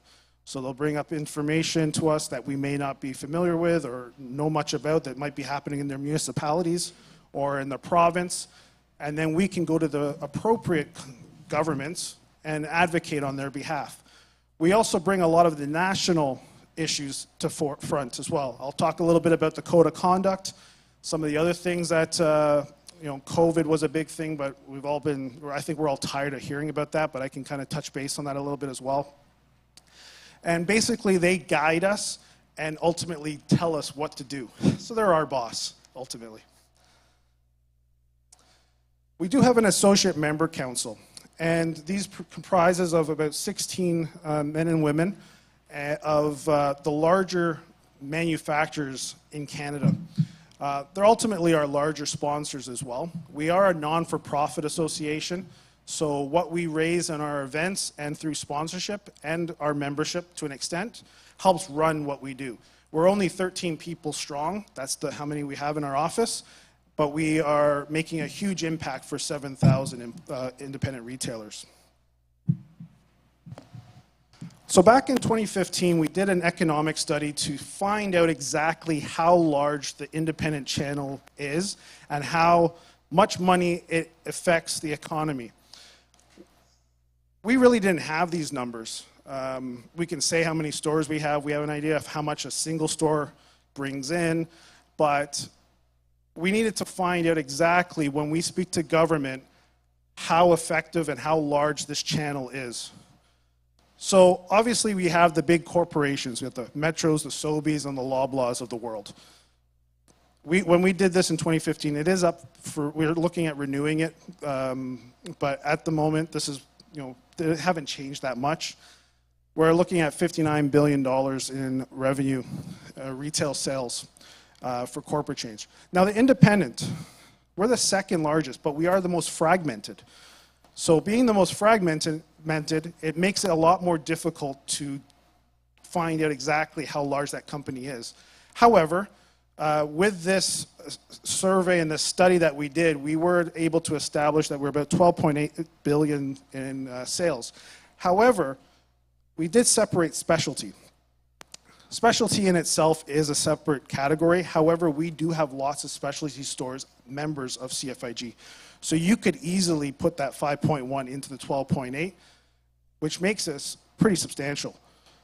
When we looked at warehouse and mass merchandiser, we were looking at food only. So this is not including all the other stuff that they sell, tires and batteries and furniture and all that stuff. We're strictly looking at food. And then convenience, it's a big industry, but that's also an area that we don't actually support. But as you can see, 12.8, or if you look at the 17.9, if you combine specialty, it's a big industry. It's a big market, and it's, it really showed, especially during COVID, when, grocery was established and deemed a necessity in the industry. So if we drill down a little bit on the actual independent impact, we kind of look at the market share. So we're about 12.3%. It fluctuates by 0.5% here and there. But we have about 6,900 stores, closer to 7,000 now, I would believe. Two of the things I should mention is the jobs and the charitable spending. The jobs, we actually, we present that number to government all the time. When we're talking about the size of the independent channel, the job number is what they look at, especially during campaign time, because that's going to affect a lot of people across the country. And then independents are very much involved with their communities, and they do a lot of charitable spending, and that's something that shows here in the economic study. So, as you can see, I didn't put COVID on here, but COVID was a big issue for the last number of years. Our independents trucked through it just like many of your companies did as well.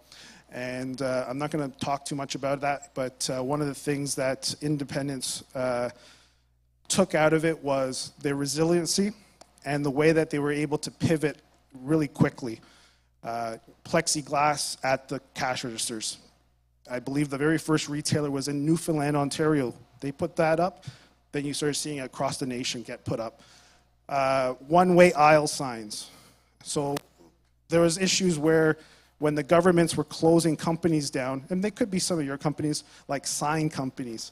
Well, we asked them not to shut them down because they were essential for our retailers to get signs for one-way aisle signs, plexiglass, limiting the number of people in a grocery store at the time. So there was a lot of things that we were doing in the back end to keep the grocers open, as well as a lot of other industries open.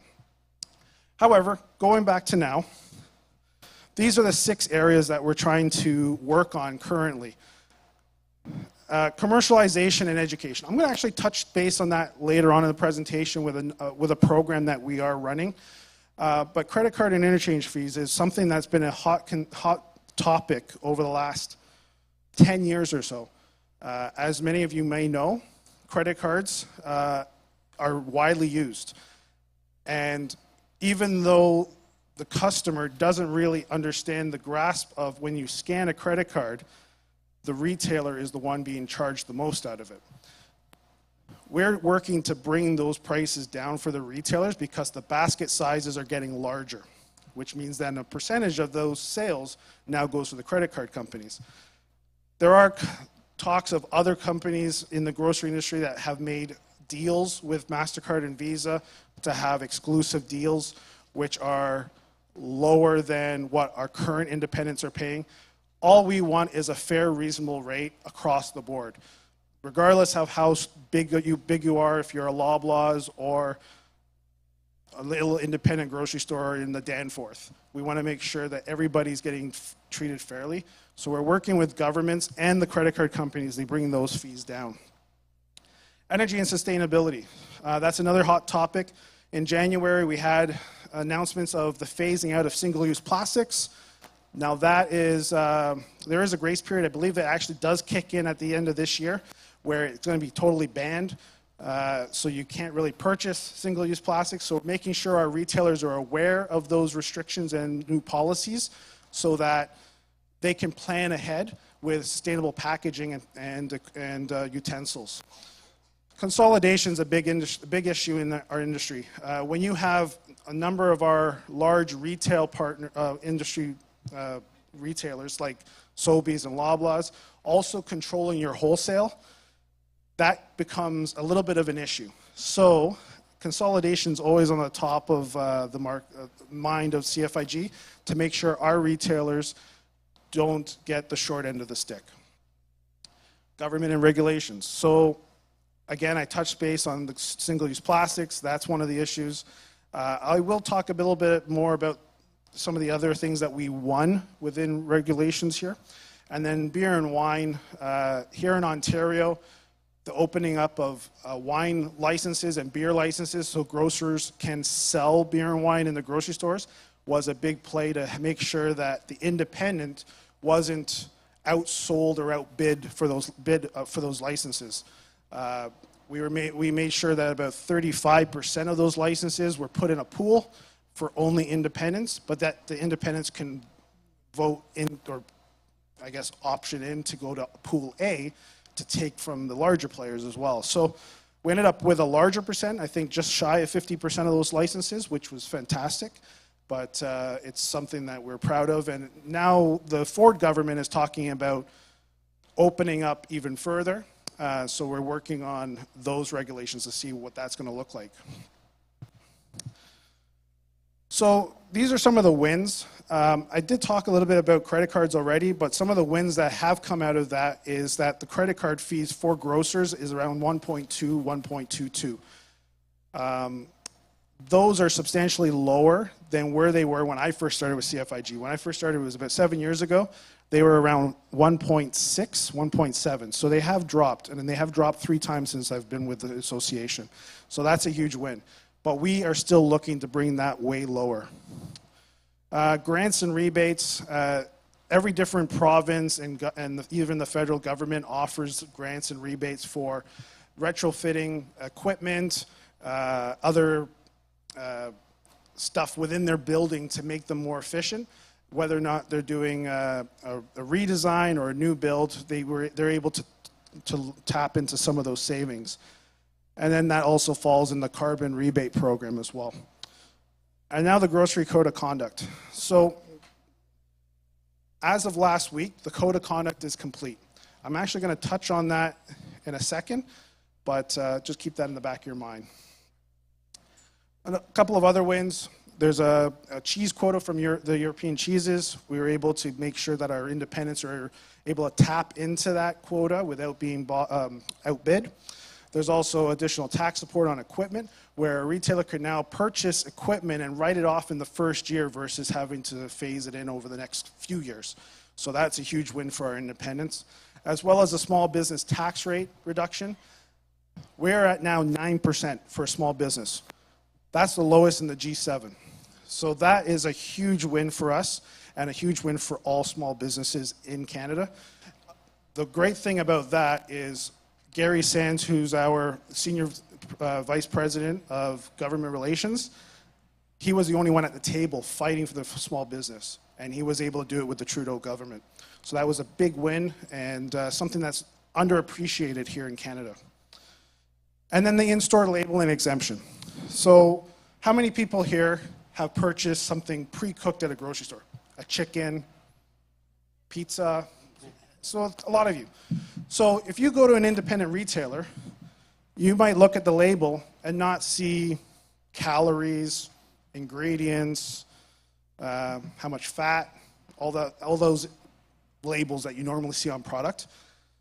That's expensive to put those labels on that product, especially if you modify a recipe by the pinch of salt method. You know, just add a pinch of salt to something and now the whole recipe is different. To get that labeling exemption, we have to fight every year for it. That saves our retailers thousands and thousands and thousands of dollars every year, not having to go and have their food go through a whole process to have it analyzed to give you all those ingredients and caloric intakes. So that is something our independents really save by being a member of CFIG, just by that program alone. but we have to fight for that every single year. So I mentioned the code of conduct. Now, because none of you here are really into the grocery industry, I'm not going to talk too much about this, but I did put this blurb down, and I can make this presentation available if anybody wants a copy of it. I can pass it on to Justin, and he can pass it on. But ultimately, the grocery code of conduct is a set of guiding principles to help keep the industry fair and transparent for everybody in the industry. That comes from the manufacturers, to the wholesalers, to the retailers. We are happy to say that this has now been completed. There's now a website. We're going through the whole process of setting up the sign-up process, also what the fee is going to be. We're figuring all that out right now, but we are happy to say this is done. It was a huge undertaking. It started a couple of years ago. I believe it was just 2020, 2021, I think it was. It took a long time, and again, Gary Sands, who was on the steering committee, and also a couple of our board members were also on the committee as well to get this off the ground. It was a big job, and like I said, it was just launched last week, so we're looking at getting this to everybody, but the whole purpose of this is to keep everybody on the same page. There's been a lot of backroom deals and a lot of issues in the past. We're hoping this resolves it. Now, there are two other codes in the world that are similar to, not similar, but do something similar. There's one in Britain and there's one in Australia. Neither one of those actually work for the Canadian market, so we couldn't just take those codes and transplant it into Canadian legislation, or this is actually not legislation, sorry, into the Canadian market. But we made this a Canadian code. It was created from the ground up to help the Canadian market. Now the fun stuff, programs and events. So being a member of CFIG, whether you're an associate member, a retail member, or an affiliate member, you all have access to the scholarship program. One of the things that our membership or the association likes to do is give back to the community. So we give $28,000 in scholarship funds every year. And Sienna Dean, the young lady on this photo here, was our winner from last year. I have some slides on membership at the end, but if your business works with the grocery industry, whether you're a service or you're a transportation company or an IT company, you're probably touching grocery or the manufacturing in some shape or form. By being a member, you can offer your employees this program as a benefit. Speaking of benefits and keeping employees, this is this year's question. Perfect for this time. I'm sure you're all finding it very hard to hire employees and retain employees. The reason we put this question out, we wanted to get some fresh ideas from our up-and-coming students, what their thoughts are to retain an employee, how to attract new talent. So hopefully by July 7th, which is the deadline for the scholarship, we'll be able to get some pretty cool ideas out of it. And again, this is Sienna Dean accepting her award at GIC last October. And hopefully we'll see our winner this October as well. So Master Merchandiser is a program that we've put together. It's actually been around for 15 or so years. Back in 2015, the program wasn't doing very well. We were receiving around 170 displays per year. And when I say a display, these are displays. Oh. What's going on here? Okay. So these are displays. So when you walk in a grocery store, you see something big or extravagant or something that will attract you to that product and buy it. So this is part of the commercialization that we do here at CFIG. We want to bring the retailer and the manufacturer together to sell more stuff to you. That's what these do. So back in 2015, like I said, the program wasn't doing very well. It was getting about 170 displays submitted on an annual basis. it wasn't doing very well. Our sponsors basically said, this is their program. They wanted to take the reins on this and really run with it. So there was a committee put together, and the whole program was revamped from the ground up. To this day, now what is it, 6 years later since we revamped it. Last year we had over 13,000 displays submitted. So this program completely exceeded all expectations, but in a good way, because this is a marquee program for us, and we also acknowledge the winners in October at our Toronto show. So these are just some of a list of some of the sponsors that work in it. One of the things that we did do when we revamped this program is we wanted to make sure that there was no cost. Before there was a $50 fee or some type of fee, plus you had to mail it in with an actual photo. Now everything's online, they can upload the photo, everything's done digitally, no need for mailing it in. So we've made it so much easier and more efficient that it makes it simple for everybody to submit something, hence the over 13,000 submissions. I did mention some of the numbers. This kind of just gives you an idea. We are going to surpass the 13,000 that we did last year. We're looking at well over, closer to 15,000, I believe. You can see from the graph here, everything's in the green based on this current time last year. So we are trending to surpass that by a large margin. Independent Grocer of the Year Awards. This is our marquee program for our retail members. Our retail members sign up for this program, and when they do so, the cost is minimal. It's $300 or $350. They basically come, sign up. We send a juror to their store. They actually look at, the juror spends a good portion of that day in the store looking from everything from the parking lot all the way to the back room, saying, you're doing this great, this might need some work. Giving them feedback so that they can make their shopping experience better for the customer and the consumer. So it's a great opportunity for the retailer to improve their operation. It's not a moneymaker, however, it gives them recognition, and that's something that we're proud of offering them. At the end of it all, they do get awarded in October, and I'll talk a little bit about October and how that works. But this is definitely a program that they take seriously. If they were to go out to a third party, a consultant, to do exactly what our jurors do, it can cost them around 10 grand. Simple. It's a pretty expensive operation, but we're doing it for a few $100s. So it's a great opportunity for them to take advantage of it. Just some of the award breakdown. We recognized every single store that participates with an award of merit. Then we do break it down by gold, diamond, and platinum winners. And then we also do it by region, so that they're competing against the regions. And then we do have our national awards, specialty awards, all the way to the Hall of Fame. So we do recognize the excellence in grocery. So these are just some photos of some winners. And that on the top left is the awards gala room. So we do a great presentation. We definitely want to make this the Oscars of the grocery industry, if you will.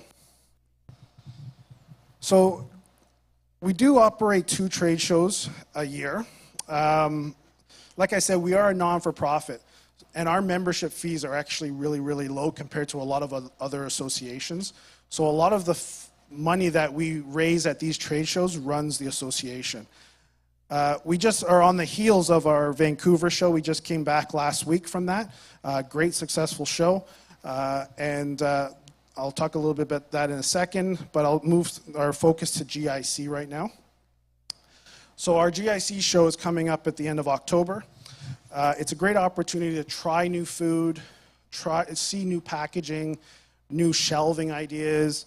If you guys are looking at touching the grocery industry, there's an opportunity there to showcase your services or products to almost 5,600, 5,700 people that attend that trade show. We're hoping for even more this year, closer to 6,000, just by the buzz that we're getting from it. COVID really ramped up the need of going back and seeing people in person. So this show is gearing up to be a fantastic show. And some of the things you would experience, now albeit you need to have a full delegate pass to see a lot of this stuff. We do host our AGM meeting at GIC. And we also have a lot of insights and analytics sessions so that our retailers and manufacturers can see how the market's going. They see some trends so that they can adapt if need be. And then we also learn from today's business leaders. And one of those leaders we had actually last October is Arlene Dickinson from the Venture Capital organization out in Western Canada. And her fireside chat with Tony Chapman was well received, and we're looking at hopefully building on that momentum for this October. The great thing about GIC is that it's not just a Canadian trade show, it's also an international trade show. We bring in exhibitors from all around the world. These are just a couple of examples of some companies that have been. We've had Korea, we had Jamaica, and we had the Pacific Alliance as well attend. They usually come as a group and showcase all the little companies that offer their products to the Canadian market. It's a great opportunity to try new food and see some new trends that are going to be hitting the grocery shelves momentarily. So I have a short video here. Hopefully the audio plays. But this video here is just to give you an idea of what to expect from GIC. Most of the clips are from last year's GIC, but they'll be relevant for this year. Oh, the video doesn't want to play. Here, let's try this way.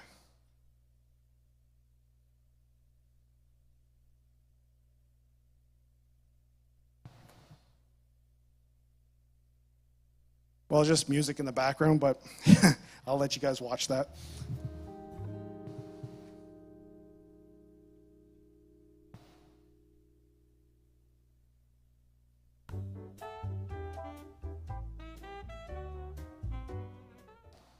I don't think that's the proper music, but. So these are our new product showcases. As you enter the building, you'll be able to see brand new products that are being showcased to the whole community. It's a great opportunity to see what's new on shelves. This just kind of shows you some of the things that are taking place at the conference. Amir Singh, I believe is his name, he was doing some trends and forecasts. And then here's Arlene Dickinson that did a fireside chat and just kind of explained and talked about her path that she took to where she is now. We also host a number of workshops. These are opportunities to help the retailer and the manufacturer better their business, learn a little bit on how to improve different aspects of their organization. And then we move into the trade show.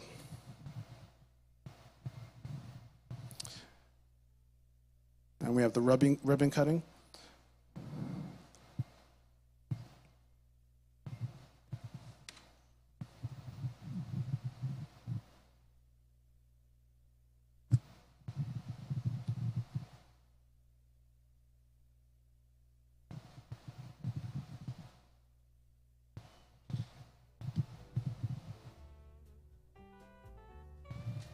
We do have a stage that's also on the trade show that gives additional insight.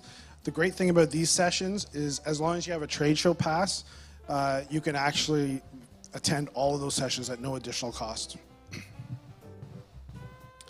But as you can see, there's tons of food, tons of different flavors and tastes from around the world, all available in one location.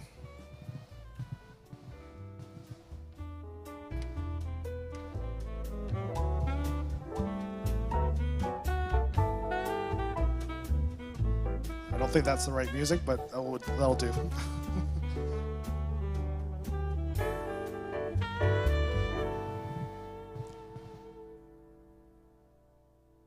And we do have a lot of the big manufacturers there. You'll see, you just saw Smuckers as well, but we have the Cokes and the Pepsis and the Nestle's of the world as well, all there. Then we do have our evening event. So this is where we would actually acknowledge our Independent Grocer of the Year winners, as well as our scholarship winner. It's a great opportunity to sit down and acknowledge all the great things that happened throughout the year.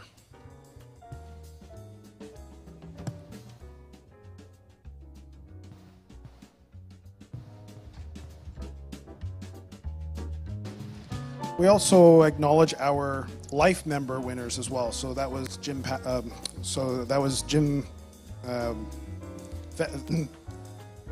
Bexis. Sorry, that's it. So Jim Bexis was our life winner last year, as well as Kara Keaton from PepsiCo, which is right here. And so these awards aren't given out all the time, so it is an honor when someone is awarded with a life member.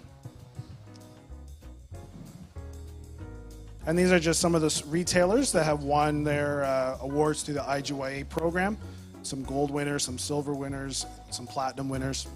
And then there's our scholarship winner.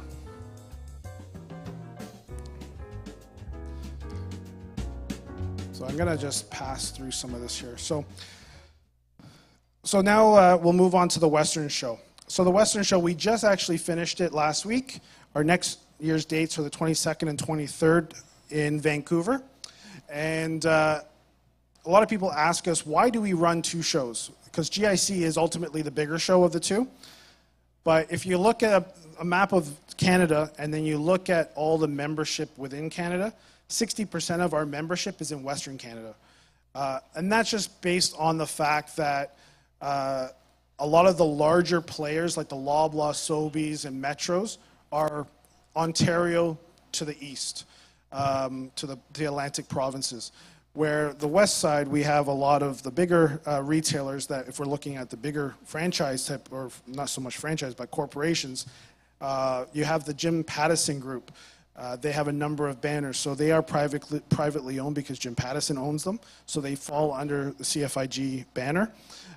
You do have the Save On Foods, the Nesters, the Associated Grocers, all those guys, they fall under the Jim Pattison. So that's why Western Canada is a very important market for CFIG, because we do have the majority of our membership out west.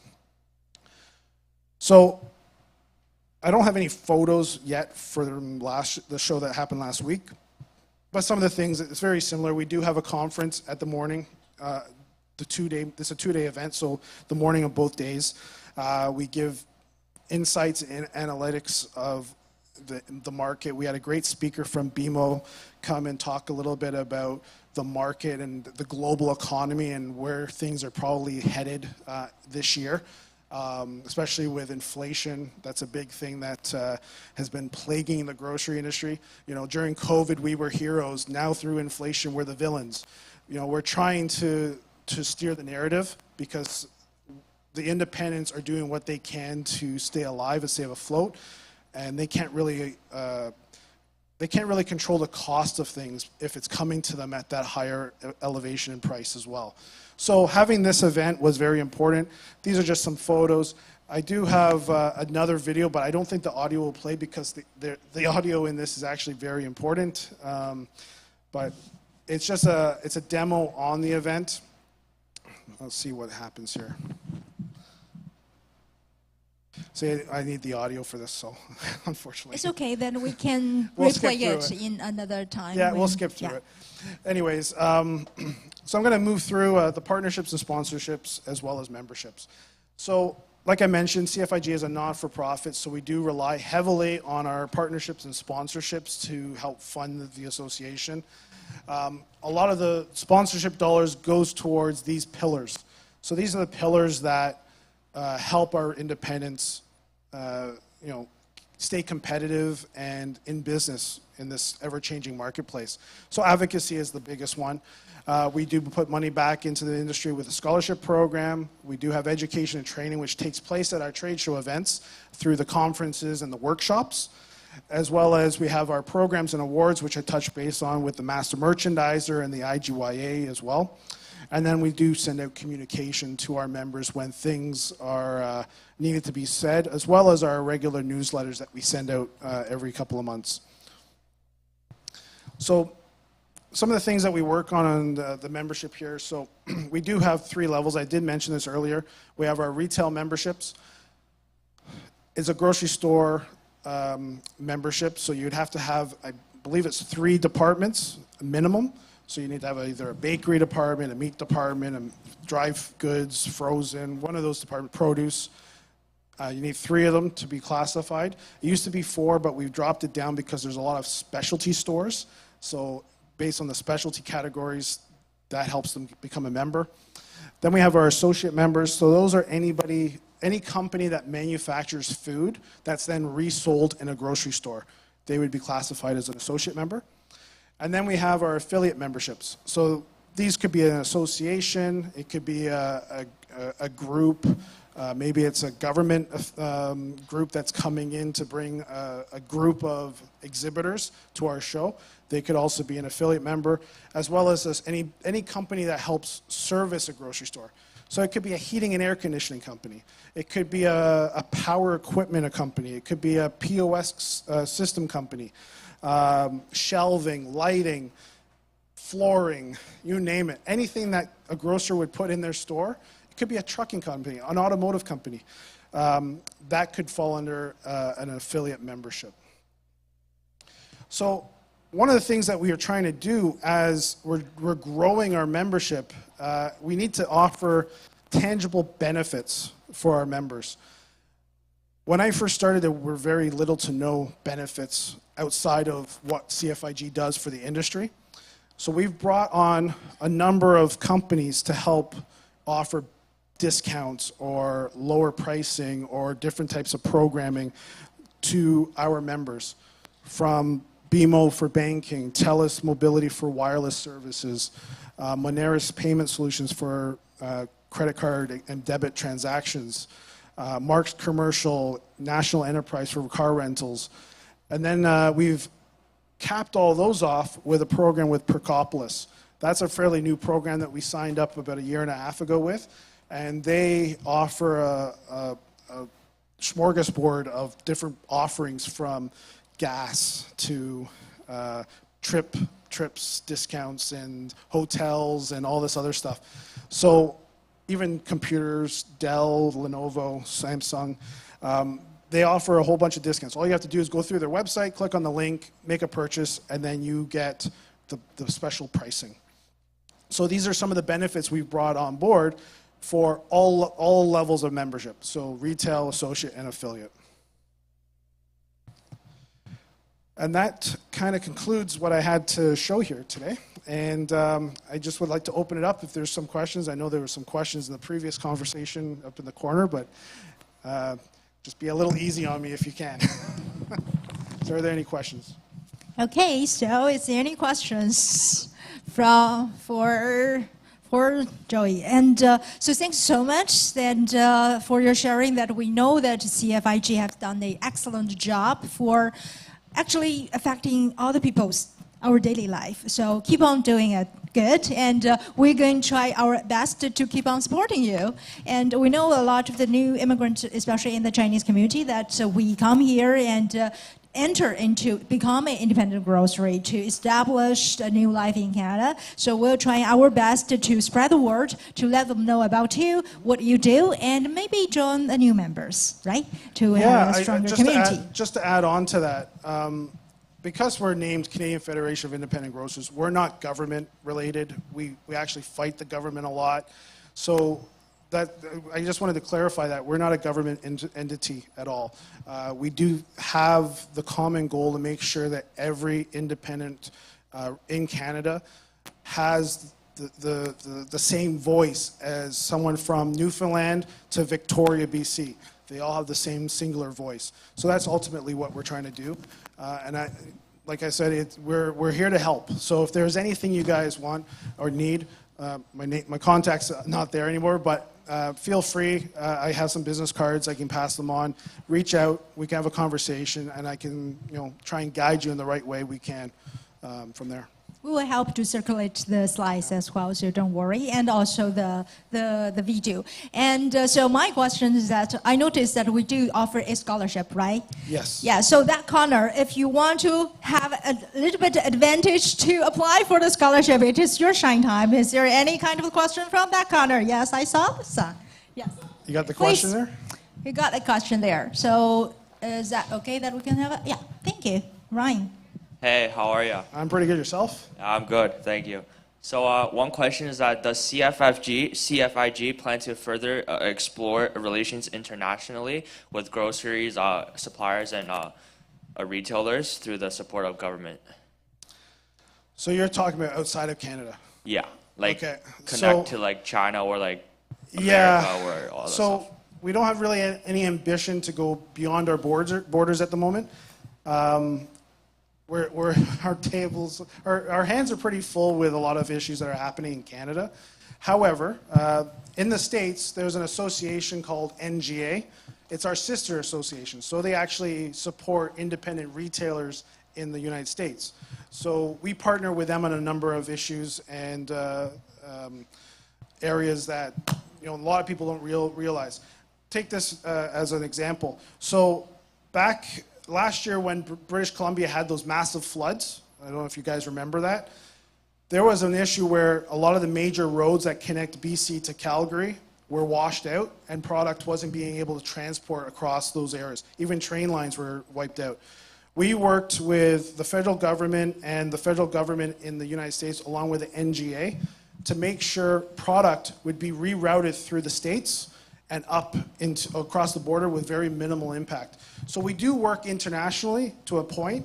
When it comes to working overseas into China, we would love to work with organizations and other groups to maybe solidify that, but having any type of impact just by ourselves in different countries would be almost impossible at this time. Especially, we only have 13 people that work in our office, so it's a small group. But it's definitely an ambition that we'd love to have as more of a working relationship with other associations in other countries, like we do with the States with NGA. So that's definitely something we'd love to do. All right, thank you so much. Thank you. Perfect. So do we have another question? Okay, we have a young lady as well. Hi. Hi, Mr. Joe Salagid. My name is Kelly Hoff, and like the many students here, we're from the Life Education and Growth Association of Canada. As we all know, inflation has been a big problem in Canada for a little bit, and especially for those who are struggling to afford groceries. So has this had an impact on independent grocers, and what measures are taken right now to mitigate these effects? So that's a pretty big question. Sorry. So when a manufacturer increases the cost of a product, a lot of times the retailer, an independent for instance, looks at their community and says, can that cost be transferred to the customer? Take into consideration that on average, an independent retailer makes 2% off of any basket on average. It's a very small margin. So if the cost of a product goes up by 20%, it's hard for a retailer to take that cost and swallow it. They have to pass on the expense.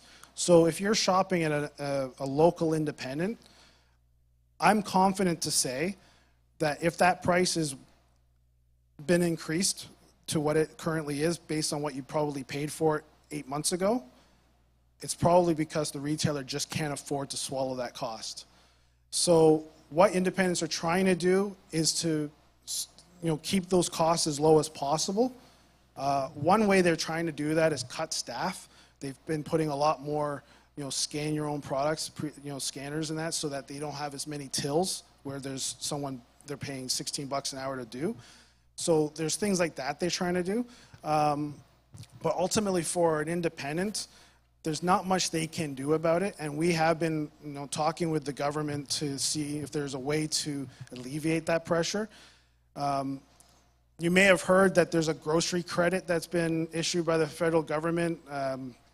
I probably speak for a number of members of CFIG when I say this. Labeling it a grocery credit puts the target on grocers as if they're the culprit for prices being high, and that's not the case. The costs start with the seed in the ground, and the cost to fertilize that, the cost to harvest that, the cost to ship it to wherever it's got to go, fuel costs. There's a whole range of costs before it hits the grocery shelf that has to be paid for before you eat that product. So having that label on the retailer, because they're the frontline person that's actually providing it, it sucks, to be quite honest. There's not much we can do about it, but try and change the narrative by saying we're here to help and we are not the villain. We're trying to make food affordable every which way we can, whether that's offering a private label or having a sale when we're able to with the manufacturer. But ultimately, the costs are being just passed on from their costs. It's not like they're increasing it. However, there has been a number of news articles of the big corporations making billions of dollars every quarter and stuff like that. That's their thing. We can't experience or explain that. They do have a lot of other areas in their business that are probably making a lot of money, like the pharmaceutical side and stuff like that. But for independent retailers, the cost that you see on the shelf is barely keeping the lights on. So that's all I can say about that, but that's a great question. Thank you so much. Thank you. Well, it is like all the parents here that we have a mixed feeling. If you have a really bright kids, that you're proud that they ask really good questions, but you don't want the one to be questioned. Yeah, you know, I appreciate that question because I knew I was going to get hit by that inflation. I never put it on here, but that's one of the things on the things that matter most to retailers. Inflation is up there, but it's something that we have to, you know, weather the storm and hope it passes. Here in Canada, we just had an economic study last week at GSF where our inflation is down to 6%-ish. So where the states are over 10%. So we are seeing a lot better results here in Canada versus the United States, but we have a ways to go still. So that's all I can say. So unfortunately, more news probably in the upcoming months, I suppose. Yes. So Kelly, when you apply for the scholarship, try to get the contact of Joey. Maybe you have a reference letter. Okay. So Kenny, I saw you have raised your hand. Do you have any questions or comment? Yep. Okay, so just wait for 1 second till the microphone is here. This is very simple questions. I don't know if this is in your council's agenda, whether you support it or not. I know supermarket and grocery has been fighting to sell alcoholic beverage. So how is it going now? What's the status? Are you talking about outside of beer and wine, like liquor? Yeah, liquor, yes. Yeah. Hard liquor. Hard liquor, yes. So our stance on that, and many of our members don't want to sell hard liquor. They're quite happy with just beer and wine. You know, I guess the Ontario government's looking at the model in the States where you can buy booze in a convenience store, grocery store, no matter where, and just trying to, you know, feed off of that market. Our independents really, they don't want that because the margins aren't there. When they had to transition the store to sell wine and then ultimately beer, they had to reconfigure their store because there was a lot of rules that came with that. One of the rules was they had to be in dedicated areas, so they couldn't have cross merchandising. So if they wanted to sell a beautiful red wine next to a nice steak or roast, they couldn't do that. So there's a lot of rules, and also the other thing is too, with the margins being so low with a bottle of wine being around 1.6%, which is a very small margin, you have to take something off the shelf to put that wine on. So does that mean they take something off the shelf that they may be making 5% margin? You know, that's a tough call. So they have to be very careful with that. Now when it comes to hard liquor, those bottles become a lot more expensive. There's more chance of theft as well. So there's a lot of other areas that are related to selling liquor that retailers just don't want to have to deal with. Some may take that chance. They may have it in a locked up area or something, I don't know. But ultimately from the retailers that have spoken up, they're quite happy with just beer, just wine, or neither. But ultimately it's for the convenience factor. So it's all about making it convenient for the customer. So if they're going to be having a nice dinner party, they may want to have a nice bottle of wine for that dinner party without having to go to the LCBO to pick that wine up. So that's really what the retailers, and why a lot of them have taken advantage of the wine licenses, is to help with their basket sizes. But when it comes to liquor, Some may, but I would say the majority of the independents probably have no interest in that. Perfect. So thank you so Thank much. you. Thank you, Joey. And I promise that I will make that video play properly again. Okay. So thank you. Please be seated. And today, here, so far so good, right? I saw many people still are awake. Okay, good. So we're going to continue. So previously we talked about the economy in Canada, in Ontario, or maybe in the very local independent grocery. So now we're going to talk a little bit further. So we have our next guest speaker, Mr. Xu Qiang. He is the Deputy Chief Representative of China Council for the Promotion of International Trade in Canada. So he's going to address another very important issues on China-Canada economic and trade cooperations. 那接下来呢，让我们把掌声送给我们的中国贸促会驻多伦多总代表徐强先生，为我们做主旨演讲，加中经贸合作方向、潜力与展望。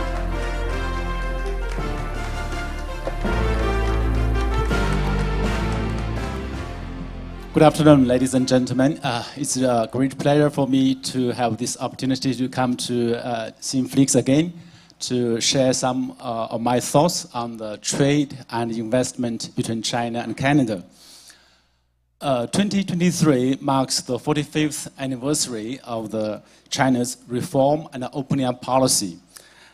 And the world has witnessed significant changes since then, from the ordinary Chinese daily life to the industrial development, from China's foreign direct investment in China and China's outbound investment as well. As the largest trading nation and the largest trading partner for over 130 countries and regions, China supplies the world with high-quality products at a relatively moderate price. Also, China is the second largest economy, and China contributed for over 30% of the world GDP growth in recent years and become the major driving force for the global economy. China's steady growth momentum added some certainty in the current uncertain world. As we all know, that China benefited significantly from its opening up policy, and China is determined to stick to that open up and will open up even wider, as we believe that many deep-rooted problems will only be solved through opening up to the outside world and embrace competition for the development and internal reforms. With nearly half a century's opening up, China is now on its way to realize its modernization with Chinese characteristics, which aims to raise the living standard for its people and bring prosperity for all parties involved through a win-win cooperation.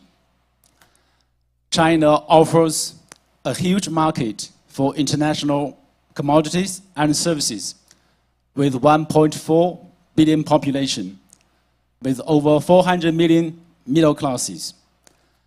As the individual's purchasing power increasing year by year with their upgrading needs for a better life, this market will grow even bigger.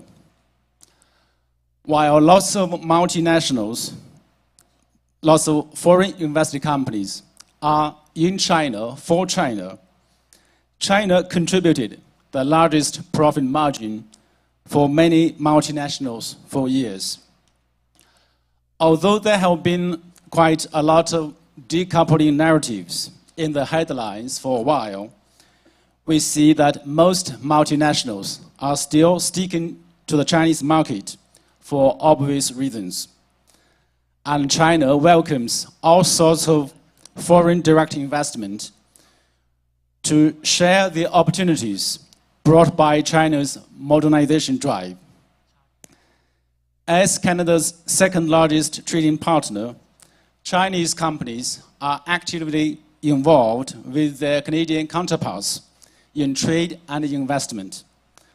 A study conducted by Canada-China Business Council in 2021 indicates that in 2018, the cumulative GDP impact of China-related exports, new immigration, Canada-bound investment exceeded $55 billion, while China-bound exports in 2019 supported 365,000 jobs in Canada.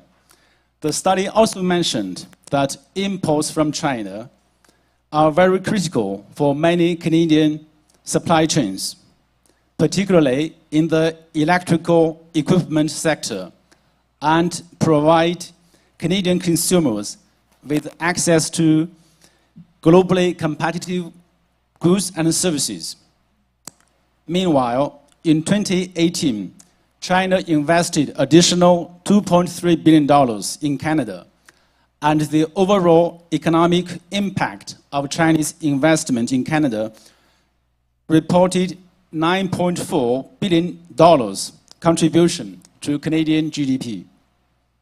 Existing and new Chinese investment in Canada supported at least 46,000 jobs.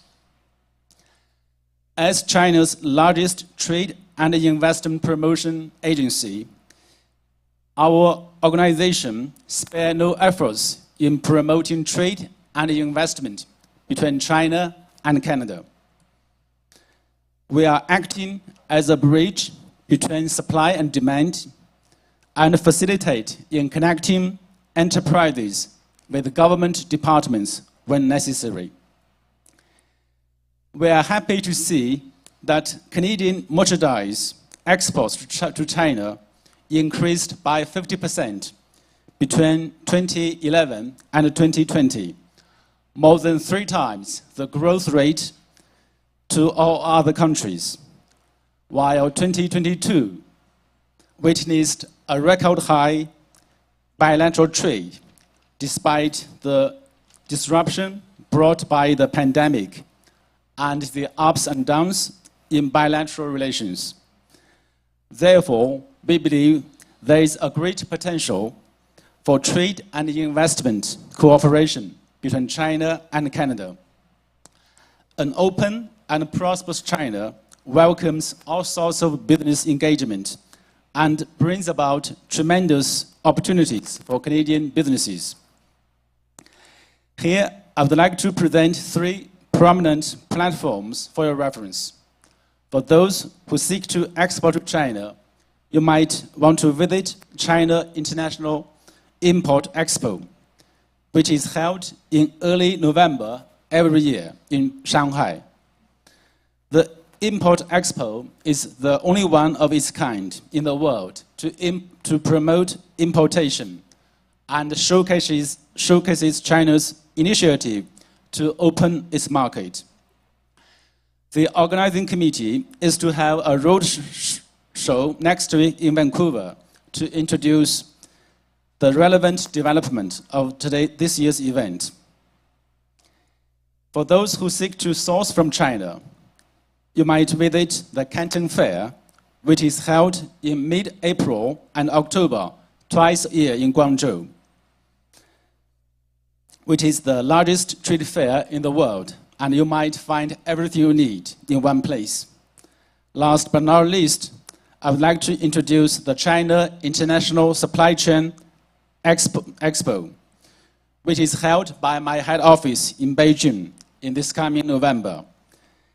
The aim of the supply chain show is to strengthen the global cooperation and exchange on industrial supply chains to make it more resilient.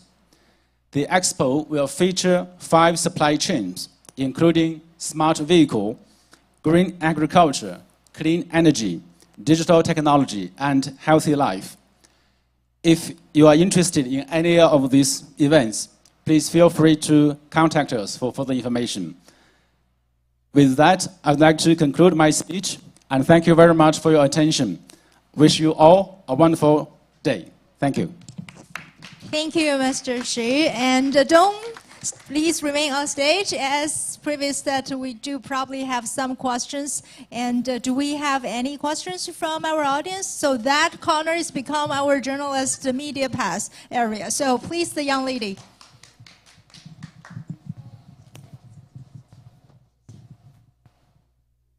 Hi, I'm Doris Lee from Life Education and Growth Association of Canada. So, as you know, Canada and China trade revenue reached $100 billion last year. This is a moment signifying the mutual benefit relationship between China and Canada. How are you trying to improve trade advocacy, more job opportunities and investments, despite the political tension between the two governments? Thank you for your question. It's really sometimes we feel not so good to see the ups and downs of the bilateral relations. But as the Chinese largest agency for promoting the trade and investment, I think the investment and trade is really beneficial for both countries, for the people of the two countries. And at this time, it is especially important to have more engagement, more connection, to promote the mutual understanding. And in return, this enhanced mutual understanding will maybe contribute to improved bilateral relations. Thank you. Thank you very much. Thank you. So if without any more questions, we welcome and thank you so much for your sharing. And we're going to invite our next guest speaker. And just as Mr. Xu said, the cooperations in a fragmented world, it is very needed. So if he has already shared a lot of the good examples going on. So if anyone have interest to be a part of that or want to get more information, please don't hesitate to reach out to Mr. Xu. Okay, so when we're talking about the business or doing the investment, one more thing that we could never avoid is the tax. So we do have an expert from this field, and we are so honored to have him today in person, and he will step on the stage to share his unique perspective and expertise on this specific key issues facing by the business owners and investors. So now let's put our hands together to welcome Kenny Wen, a seasoned chartered accountant, to talk about how to achieve your tax objectives in today's Canadian economic landscape. Welcome, Kenny.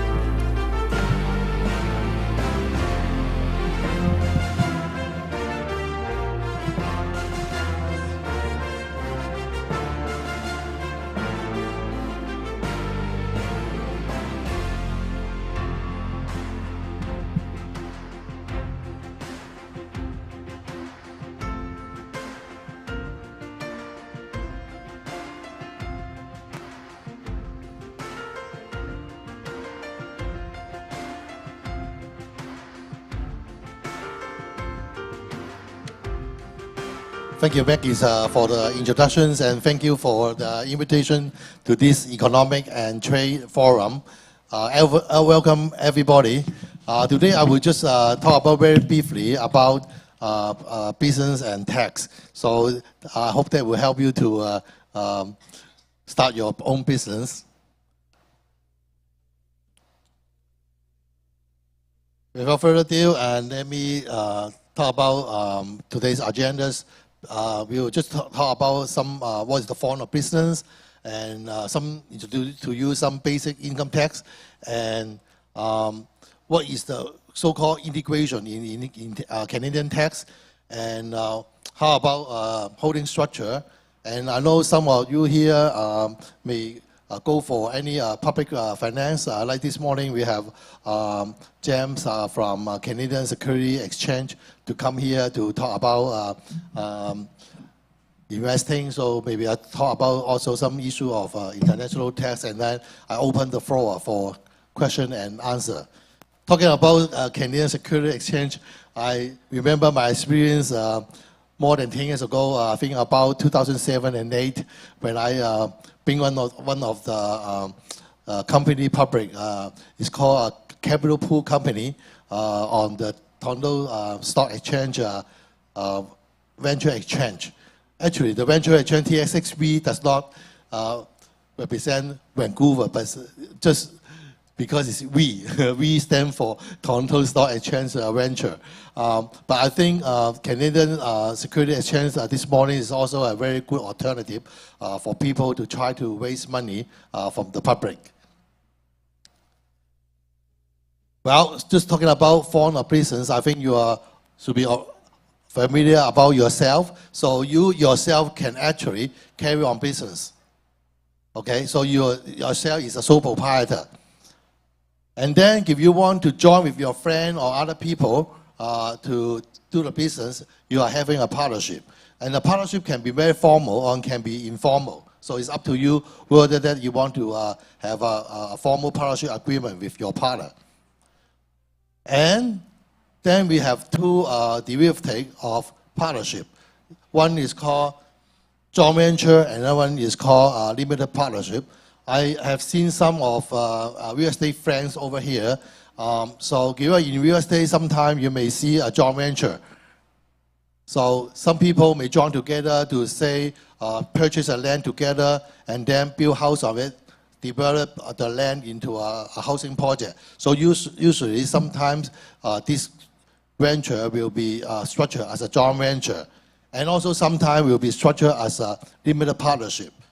Okay, so you can also see some of the product in the market that they try to raise money using limited partnership, okay, to raise funds for their development project.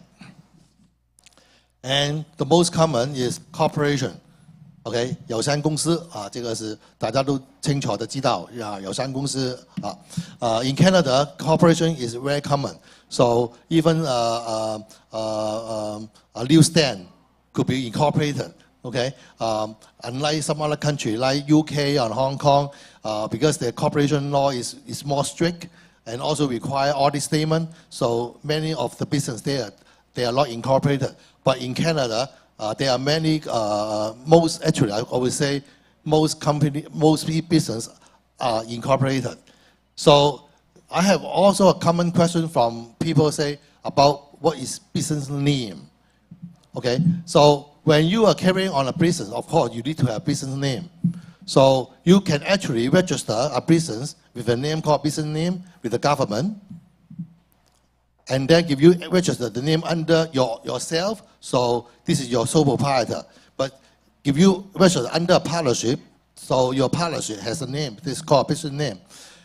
And also in the corporation, your corporation has your own name. And also in Ontario, in Canada, many provinces, they also allow for lumber company. But it's inconvenient to just tell people that you are president of 1, 2, 3, 4, 5 Ontario Inc. So usually, also people will register a business name under corporation too. And you can register multiple business names under corporations, depending on what kind of business that you want to carry out. And a corporation can carry out different kind of business. So you may want to have different business name. Okay? So when you form a corporations, you have to consider what are the major elements in that corporations. And many people already will know you need to have director, 董事, and then you also need to have officer. 就是这个公司里面有谁是这个公司的总裁、总书记、财务 So this is an officer. Officers include president, secretary, and treasurer. And also shareholder. Shareholder 是最重要的. Shareholder is the most important because they are the owner of the corporations. But the owner may not be the same as director. And the director may not be the same as the officer. Okay? But in Canada, especially in small business, most of the shareholder, they will add themselves as director and officer. And in all our jurisdictions here in Canada, we allow for one-man band. Unlike some other country, we allow for one person to be the only shareholder, the only director, and only officer. So you can just one yourself can form a corporations. And in a corporation, you also need to have share. So there are also different kind of share that you can try to issue. I won't talk more about that, but if you're interested, we can talk about. Most people will, if they want to do it themselves, they will just put common shares. But actually, it may not be enough. You can have common share, you can have preferred share, you can also have Class A share, Class B share. They are all can have different kind of tax treatment and tax advantage in the future. And recently, the government does not trust who is on the shareholder list. Okay, because there are maybe nominee director, maybe nominee shareholder. So government want to try to get to the bottom. So now, when we prepare a mini books for the client, we also have a register called beneficial owner. So you may be a shareholder. Before I said the shareholder is the owner of the company, but actually now it may not be, because that shareholder may be just carry on the share for somebody else. So government want people to disclose who are the beneficial owner, okay? And I think this kind of law is now more implemented in the province of BC. And Ontario is a little bit behind, but I think pretty soon we'll try to catch up about this disclosure. And after you have registered your corporations, another important thing is you want to choose a year end for your corporations. In Canada, this is also our custom that we may not choose December 31st. When I help some client who has company in the States, they mostly have December 31st. I seldom see others fiscal year end. When client from Hong Kong, a lot of them year end March 31st. But in Canada, we have all different kind of year end, maybe March, maybe June, maybe August, maybe October, okay? And our banks end on March 31st. So you have to choose your year end that will be suitable for yourself and also can save tax. If you are in a personal service business, like I think some of you here are in the real estate business or in consulting business, then I will recommend your year end to be August, September, or October. Okay, but why is that? I will defer that.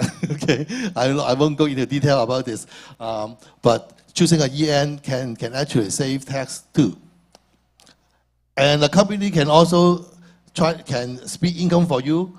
And also you want to consider, if you are in public finance, you have parent company upstream or you have subsidiary downstream, then you also need to consider how do you want to keep your year end in sync with your other sister company.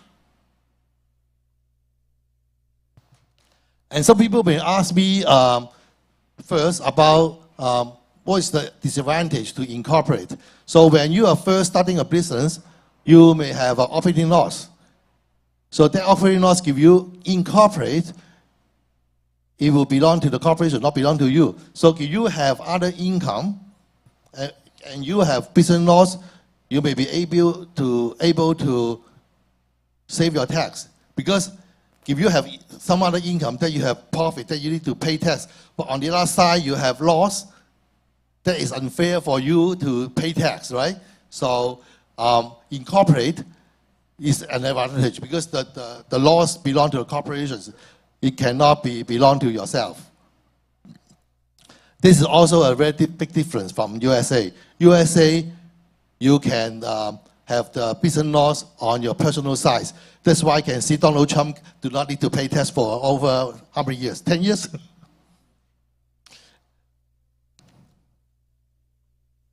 And when you incorporate, you also need to do accrual accounting. That may be inconvenient. And you may also, when you do incorporations, that maybe you have some capital gain too. Because when you are using some asset for your business, when you incorporate, you may be deemed to have a capital gain. And also, when you use corporation to earn business, to earn investment income, the tax is also higher by incorporate.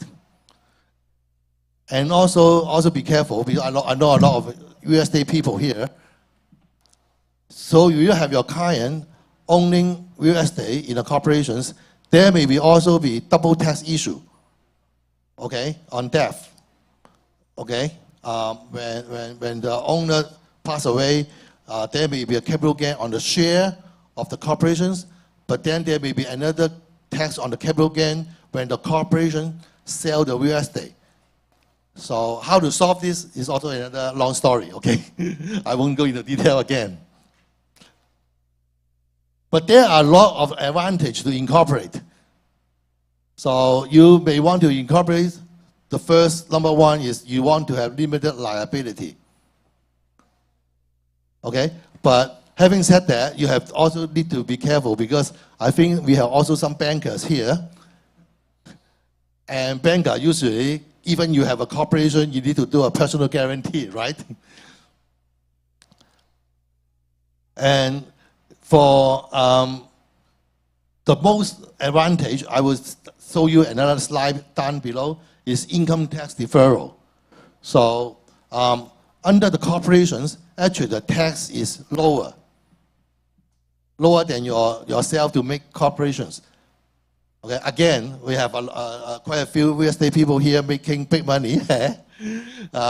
So you may want to incorporate too, to defer your tax when you incorporate your own real estate business. And when you incorporate, you can also have scientific development research credit. So also something related to public finance. So when you go for public, bring your company public, you raise money, and then you can also pass on the credit to your shareholder. You may also have better pension planning. You can also may have better estate planning. So these are advantages to incorporate. Okay, this is a big slide about income tax basics, but I just have the red thing here that I point out to you. The tax rate for corporation is not too complicated. It's not unlike personal, that we have several levels of income tax bracket. Okay, so if you are a small business, your tax rate actually is quite low now. Okay, 12.2%. 10 years ago, it was 20%. But now the government has bring it down to only 12%. And the regular way, our regular way corporation tax is 26.5%, 26%. So that is also low, okay, compared to other countries. But this is a big but, is our investment income. The investment income tax is high, is 50%. Why the investment income is high is because this income tax rate is going to equivalent to personal, the highest marginal tax rate of personal. The government won't disallow you to incorporate for your investment. Right? In Canada, we do not use directions or regulation to disallow you or allow you to do anything. We try to regulate by using tax rate. So with this tax rate, that will discourage you from incorporating investment. Okay? So down below you will see why. Now let's see about integration. Canada is also quite famous in paying number games, and this is one of these. I want to show you is, if you have running a business under personal, and another side is you are using a corporation to earn business income. So on the individual side, you earn $100 of business income. So assuming that your personal tax rate is $50, you will see your take home is $50, right? Okay. Now, on the right side, you can see the business income, $100, but the corporation tax is lower. It's only 20%.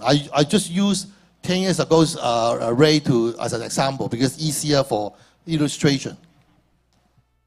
So you can see your retained earnings become $80.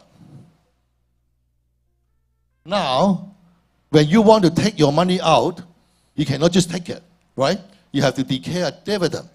So when you declare dividend, the $80 coming out, and your personal tax is 50%, so you're going to pay another $40 on it. So your final take home is what? $40. So $50 is more than $40. Who is going to incorporate? Okay? Nobody. Because you're not saving tax, you're actually paying more. So how do we solve this problem is, I can tell you how USA solved this problem. They use something called a flow-through entity or LLC. So they treat your corporation with a limited liability. But then when you report tax, they treat it as a sole proprietor. So you are paying the business income as a personal tax. So they don't have that, because there's no dividend. Because everything you earn from the corporation is already taxed. And again, this is how Donald Trump saved money, because he has a big loss. But we in Canada, we have only one kind of corporation. Okay, I don't know how many kind of corporation in the United States. It's quite confusing to me. I don't like that.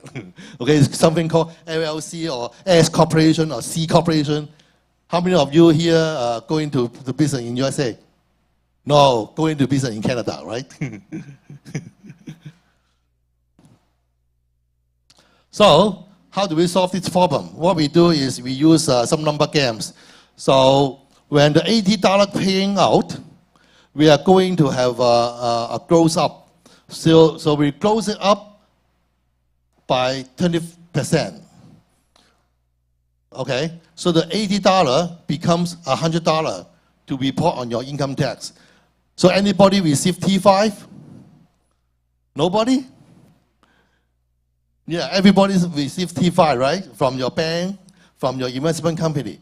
So when you receive a T5, you will see there are 3 boxes. Okay? The box in the middle is the actual dividend that you receive. The box on the left-hand side is the gross up. So when you receive $80, on the left side, you will see you actually being taxed on $100. Okay? So you can see here, when your income tax becomes $100, you pay an income tax the same, $50, but on that T5, they give you a dividend tax credit. 有個退稅給你. Okay, that tax credit is $20. So actually, you're paying tax on only what? $30. How much money do we have now? Many people would tell me $70. But of course, it's not, because that $100 is not real. On your hands, only $80. Right? So 80 minus 30 is you also have $50. So through these number games, we achieve integration. So when you incorporate, your final take home should be the same as you are not incorporate. Okay, that's how Canada solved this problem. Mary Ng is not here yet, so you stay here to meet Mary Ng, right? So she's going to hate to see me again, because 5 years ago I fight with her to preserve our Canadian tax system. Okay, because in 2017 the government introduced some kind of a tax reform, trying to destroy this system. So all the accountants and also small business owners, in that year we stood up to fight for it. So we preserve the system here for integration. So we still can enjoy this kind of tax saving. So where is the tax saving? So I'm telling you now, at the end of the day, you're paying the same kind of tax. So where is the tax saving? Yeah, the tax rate is deferral. Thank you. Okay, so when you have the $80 more on hand, so you have more money to invest. You can invest in more machinery, more equipment in your business. You can also invest in other assets, like you buy a real estate, okay, to invest. So you have more money on hand to invest, okay, when you want to do more investment, and you defer the tax until when? Until you dividend it out.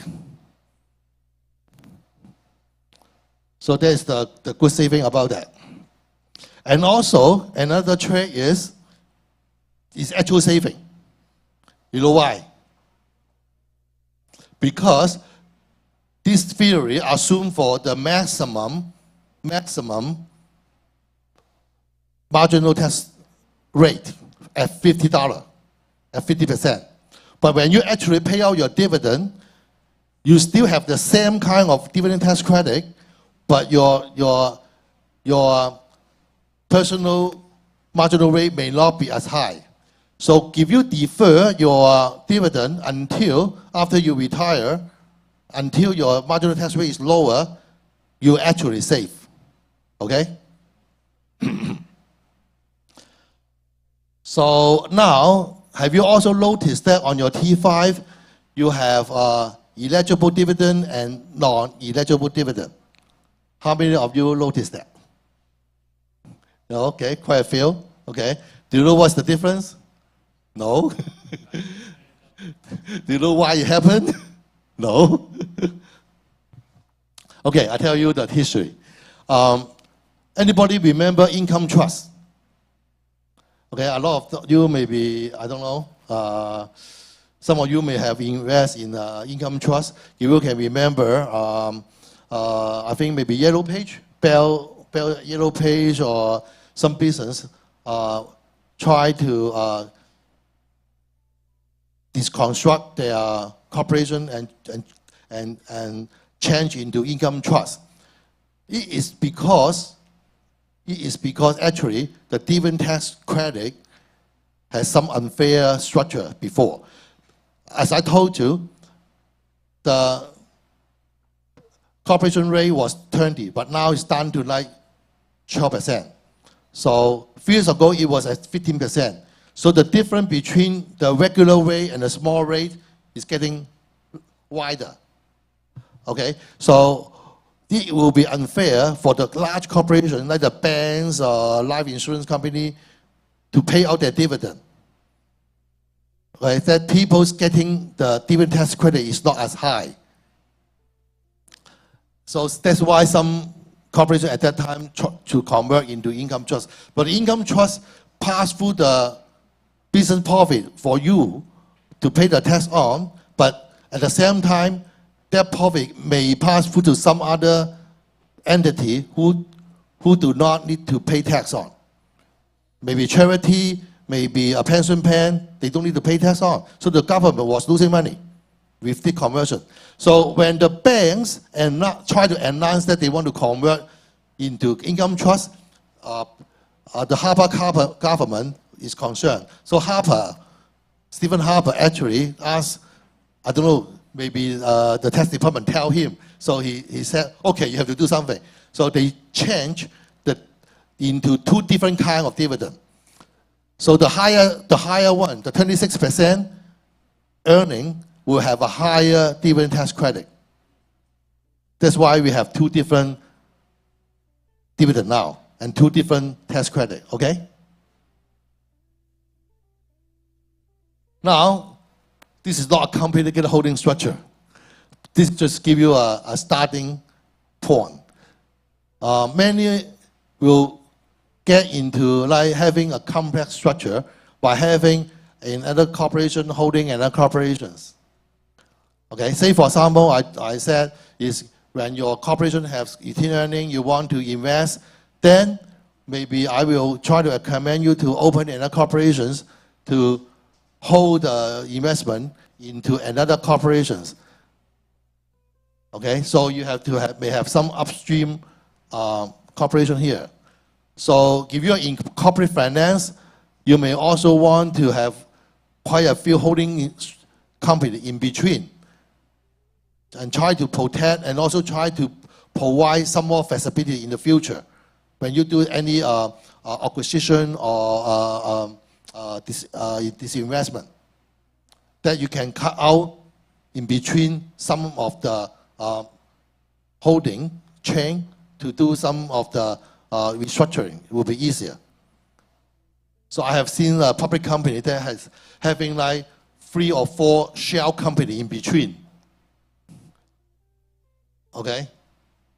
So when you talk to your accountant, you may also want to see how to make use of the holding structure for your own tax advantage.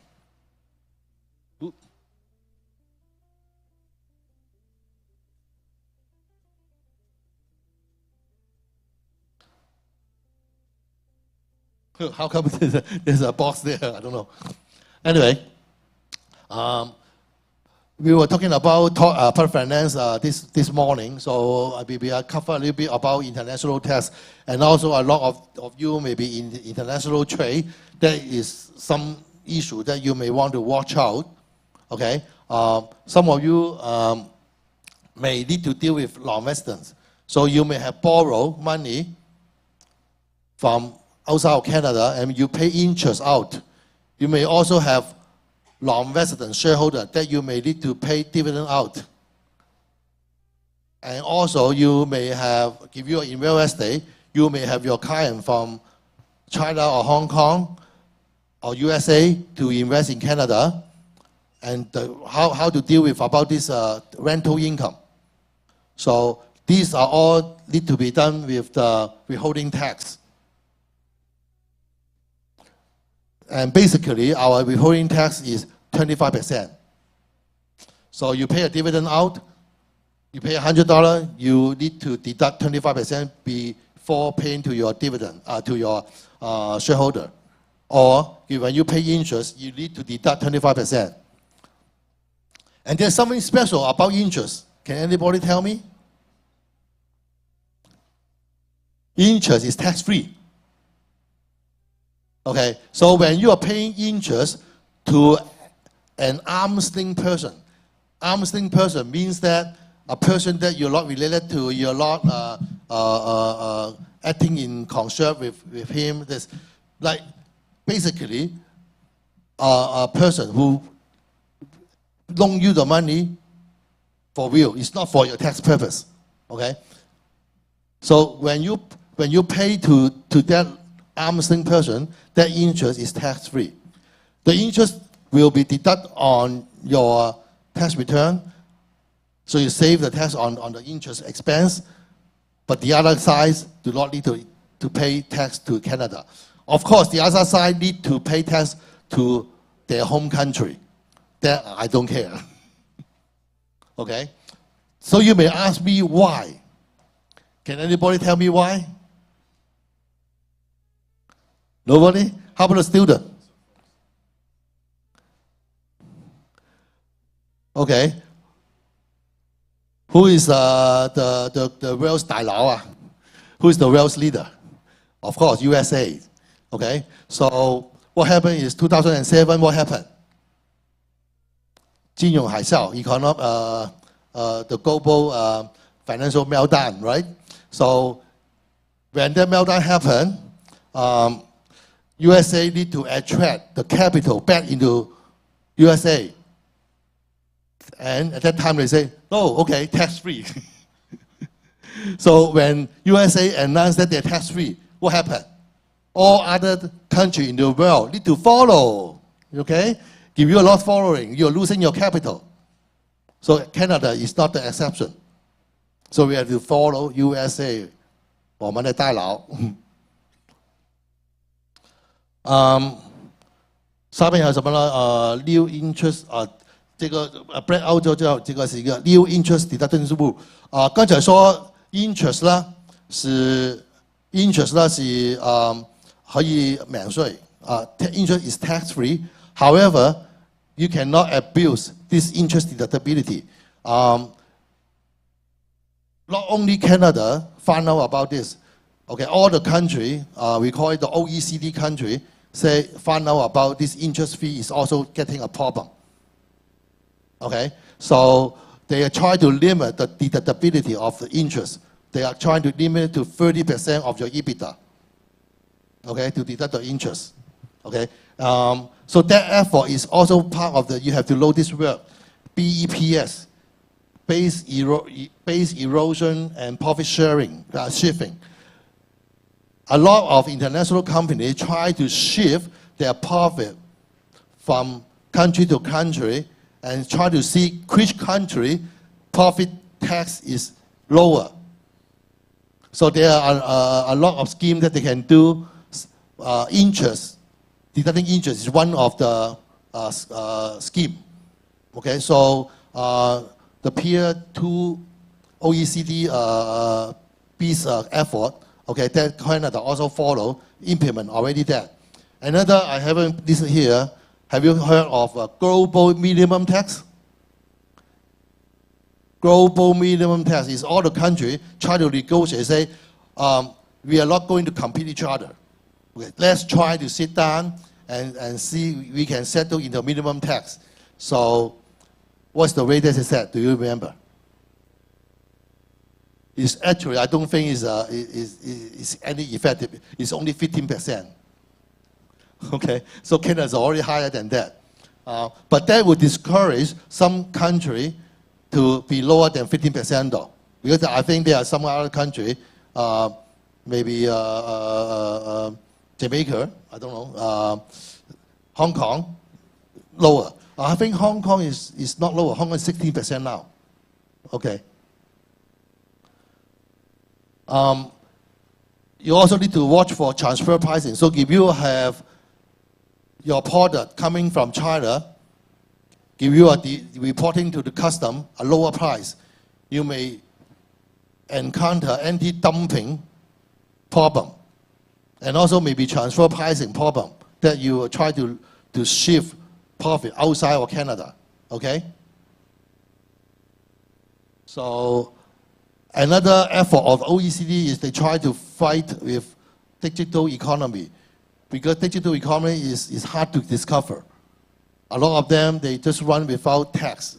And because a lot of this just on the internet, it's no paper trail, it's hard for the government to try to track them down to tax.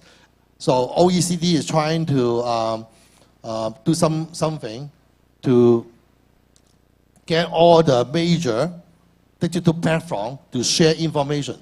So if you say I'm doing business on Airbnb and not reporting that, don't be laughing now.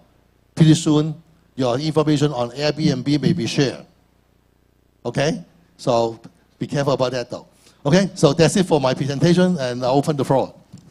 Thank you, Kenny. And wow, talking about the tax, it is just something that I don't get, but I know a lot of people like me. Even the Elvis Presley said that I don't have any bodyguards, but I do have 2 very specific use for the public accountant. So we're going to open the floor. So is there any questions for Kenny here? Okay, so that corner.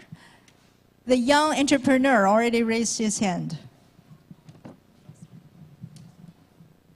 The microphone. Okay, so how about you come here and raise the voice? Come.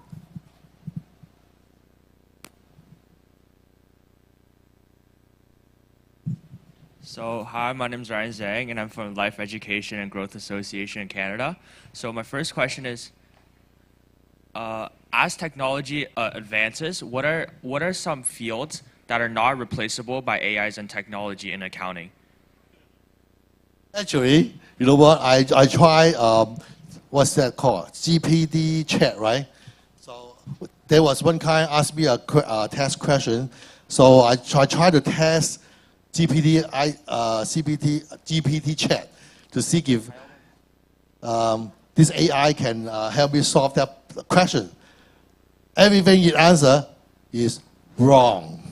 Okay, good. So that means I'm still not replaceable.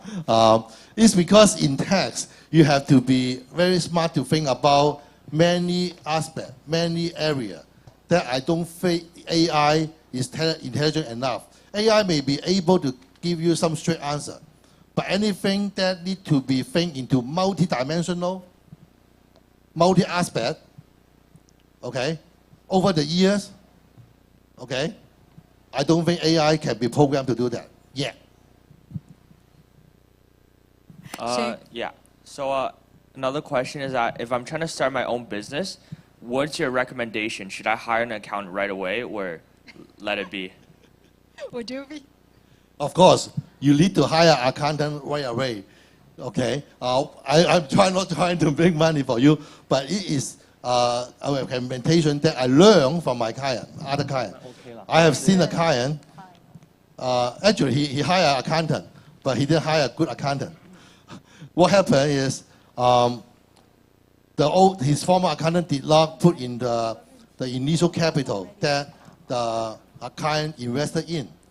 So now, a few years later, he withdraw like a substantial money from the company, and there's no way that he can account for it. So he put it just as a cost of goods sold. So when tax audit coming in and say, what is that $300,000 for cost of goods sold? We try to explain that this is his return on investment, but this investment amount was not put on 6 years ago by his former accountant. So how can we help? So you have to not only hire an accountant, hire a good accountant. Yes, behind every good business, there is a great accountant like Kenny. Thank you. So we do have one more question. Thank you so much. Yeah, hello, good afternoon, Mr. Wan. How are you? Thank you. And my question is, how much money you have in the bank? No, I'm just kidding. It's about the holding company. Are there any regulatory or legal requirements that companies need to follow when setting up a holding company structure? Can you repeat again? Yeah. Are there any regulatory or legal requirements that companies need to follow when setting up a holding company structure? Compensation? No. Are there any regulatory or legal requirements when you're setting up a holding company? Okay. Holding company. Holding company for? You have to follow certain regulations in order to follow it, and what structure is that you recommend? So your question is about the requirement for opening a holding company? Yes. Oh, I see. Okay. As I said before in my slide, a corporation, you can open it at any time. No problem. Okay. So it just depends on your purpose or your tax strategy to have a holding corporation. Okay. Say for example, I said before is when you have retained earning, you want to invest. Maybe it's a good idea to move that money to another corporation, a holding corporation, to do the investment there. So you separate the risk of the business risk and the investment risk into two corporations. So each situation you have to analyze differently. So we are not going to say for the purpose of opening corporation to open it. Okay. So your accountant, your tax advisor, business advisor will tell you, okay, what is a good strategy when you need to have a holding corporation. Perfect. So thank you so much for such an informative, intensive sharings. And please be seated. And if anyone have any kind of question, I know that regarding to money and tax is sometimes a lot of the privacy. So you can reach out to Kenny in private time. So, but I don't know about how much he charged. Maybe in this event he won't. Okay.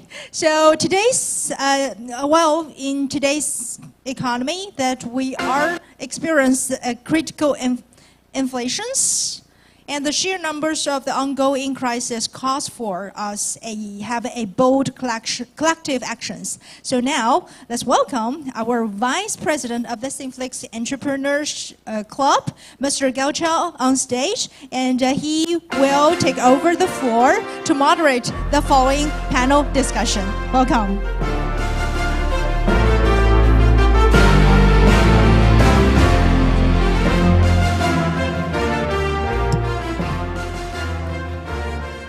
Good afternoon, ladies and gentlemen. Thank you very much for attending the summit.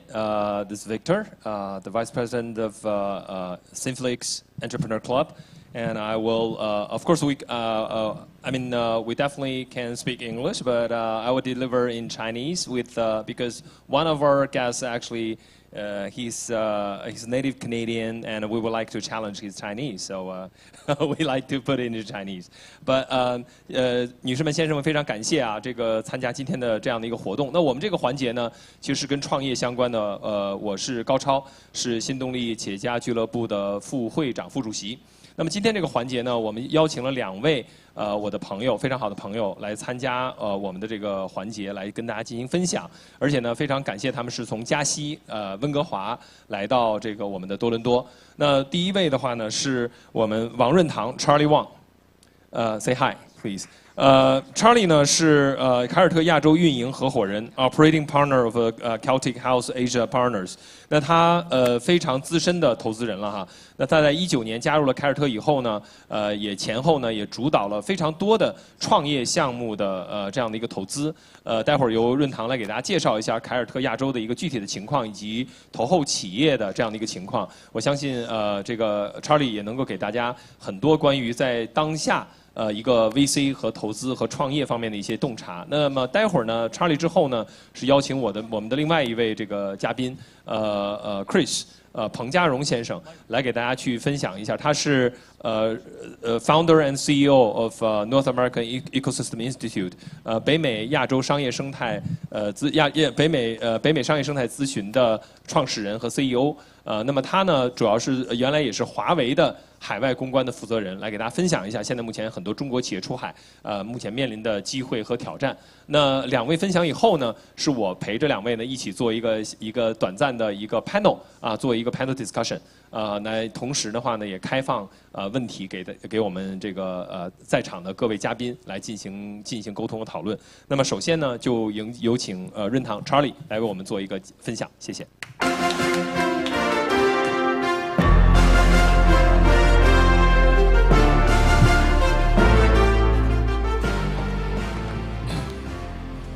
Hello， 大家好，我是凯尔特亚洲的运营合伙人 Charlie 王润堂。那今天呢，会跟大家分享4个主题。首先第一个呢，什么是风险投资？然后呢，我们凯尔特亚洲是谁？第3个，为什么要支持海外的华人创业者？那最后一个是为什么加拿大是一个非常值得投资的市场？第一个呢，讲到 VC 风险投资，它指的是向早期的初创企业提供资金支持，并取得该公司股份的一种形式。那架构上呢，分成 GP 和 LP 2种。GP 的话很简单，是基金实际的管理人、运作者和决策者，而 LP 呢是有限合伙人，是基金的出资人，他们享有基金的收益权，但没有决策权。那从收益上来讲的话，一般 GP 会分享20%的收益，那 LP 的话是80%。那在这里边呢，我会讲一个故事啊，在很多的研究当中呢，其实大家知道，大家可能不太知道的是，风险投资最早的实践者是意大利的航海家哥伦布。那在1492年的时候呢，伊莎贝拉一世，和这个意大利的航海家哥伦布达成协议，那允许给他这个航海新大陆提供资金、船员、船只和补给品等等。那双方约定呢，在到了新大陆之后呢，在当地征收的税收的%比要分给哥伦布。那实际上这就是最早的一个 GP 和 LP 的一个雏形。那 GP 的话，当然就是哥伦布。那他不但拥有这个相当于获得了一定的管理的费用，同时呢，到了新的地方，他可以获得超额的收益分配。那 LP 的话，当然就是西班牙女王了。那在这个模式下，其实我们也可以看到，当时的这次航海完全超出2人的预期，甚至直接改变了西班牙的国运，改变了人类文明的进程、政治版图和历史和这个国际历史。那接下来呢，我们来介绍一下凯尔特亚洲。那首先呢，我们要做的是在北美的创业者，第一个给出他 check 的 institutional fund。就是第一个投资机构。那接下来我们来讲一下这个凯尔特创投的历史。在1994年的时候呢，由特里马修爵士在加拿大创立。那创立第一期基金就是一个长青基金，2.4亿，那他自己就出资一半以上。那接下来呢，又开发了不同的基金，在2019年的时候，我们加入他们，成立凯尔特亚洲。大家也可以看到，这个是威尔士的一个那个火龙。然后到了2019年，我们这个凯尔特亚洲呢是一个麒麟的一个标志。那 Asia 指的并不是我们去到 Asia 去做投资，而指的是我们投资的是北美的亚裔创业者。那我们第一个基金呢，8000万的一个，也是一个 Arab Green Fund 长青基金，这个非常少见，在中国的话只有1支。那大家常规上了解的这个风险投资，大概有一个5年的一个退出期，或者是5+2 7年。当你退出之后呢，这个钱是要立刻返还给投资人的。那长青基金不同的是 ，GP 的 commitment 比较高，那这个钱退出之后呢，不受期限的约束，可以直接再去做投资，非常有利于生态链的一个打造。接下来呢，就是我们这边投资的一个故事，也很简单。我们从2019年至今，大概投了32家企业，其中80%投给了亚裔创业者，50%投给了华人创业者。那接下来呢，是我们在这边投资的3大方向。第一个呢是 digital health 数字医疗，这个很简单，投资逻辑呢就是为北美的医生省时间，为病人省麻烦，为医院为保险公司去省钱。那举个很简单的例子，我们在2020年1月的时候投了一家公司叫 Cerebral， 当时不到1000万的估值，在2021年的时候软银进了一轮，达到了48亿美金。然后这个企业呢很简单，它是把线下的诊所搬到了线下的这个精神健康的诊所搬到了线上。那在往常，大家如果在美国去看一个心理医生的话，你大概你的时间会支付非常的多。你开车过去的时候，往返要1个小时。那到了那个地方，半个小时填表格，然后1个小时和医生去沟通，查看你过往的一个历史。那最终呢，医生再给你开一个处方药。开了这个药之后呢，你还要再去药房去拿药，这样一个过程，大概一次要500美金。有了这个线上平台之后呢，你大概只需要支付99到199每个月，那你就可以快速的在线上匹配一个医生，15分钟的时间跟你聊完，看完你过往的一个历史，然后就可以直接在线上给你开药。开了这个药之后呢，还可以给你直接配送到家里边。那也为这个医生省了非常多的时间。那医生的话很简单，看一下你的这个信息就知道你有没有吃药，这个药有没有送到，过去吃了什么药。那对于保险公司和这个个人来讲，都省了非常多的麻烦。那第二部分呢，我们这个 e-commerce 指的并不仅仅是电商平台。那我们也这个逻辑呢，就像国内一个 D2C 品牌，它要出海来到北美和加拿大。来到这个加拿大和美国，需要解决3个问题。那第一个就是 sales marketing， 那你的货如何卖出去？那你像在本地的话，我们投了一个公司叫 Brand Paul， 那它是可以为加拿大和美国的这些本地的商家，那可以去给你提供一个服务，帮助你更好的在短视频、直播领域、电商领域去卖货，同时也为中国出海的服务商去提供这个服务。那它在中国的业务呢？国内的抖音和这个新浪都有投资，那海外我们是第一个这个投资机构。那同样的，第二个就是履约能力，也就是说这个货如何快速的送到商家的手里边。那我们投了温哥华的一家企业叫 Uni。那这个公司呢，在2022年的时候我们投资，现在大概在加拿大一天可以做到10万单，是一个发展非常快速的公司，去年1年就完成了3轮融资。然后最后一个呢，就是售后和维修，那这也是一个非常大的一个问题，我们重点关注的。那你像在以前的时候呢，我们中国的这些货物到了这边来，那如果说是你要去，我们分2个部分啊，大件我们叫大件 warranty， 小件退换货。大件指的是如果你超过500到1000美金的话，通常你这个货在这个地方你一定要提供维修服务的，大家在北美生活这么久，肯定都知道。那你这个货，你维修的成本是多少？你找谁去修？这个肯定你要去算好。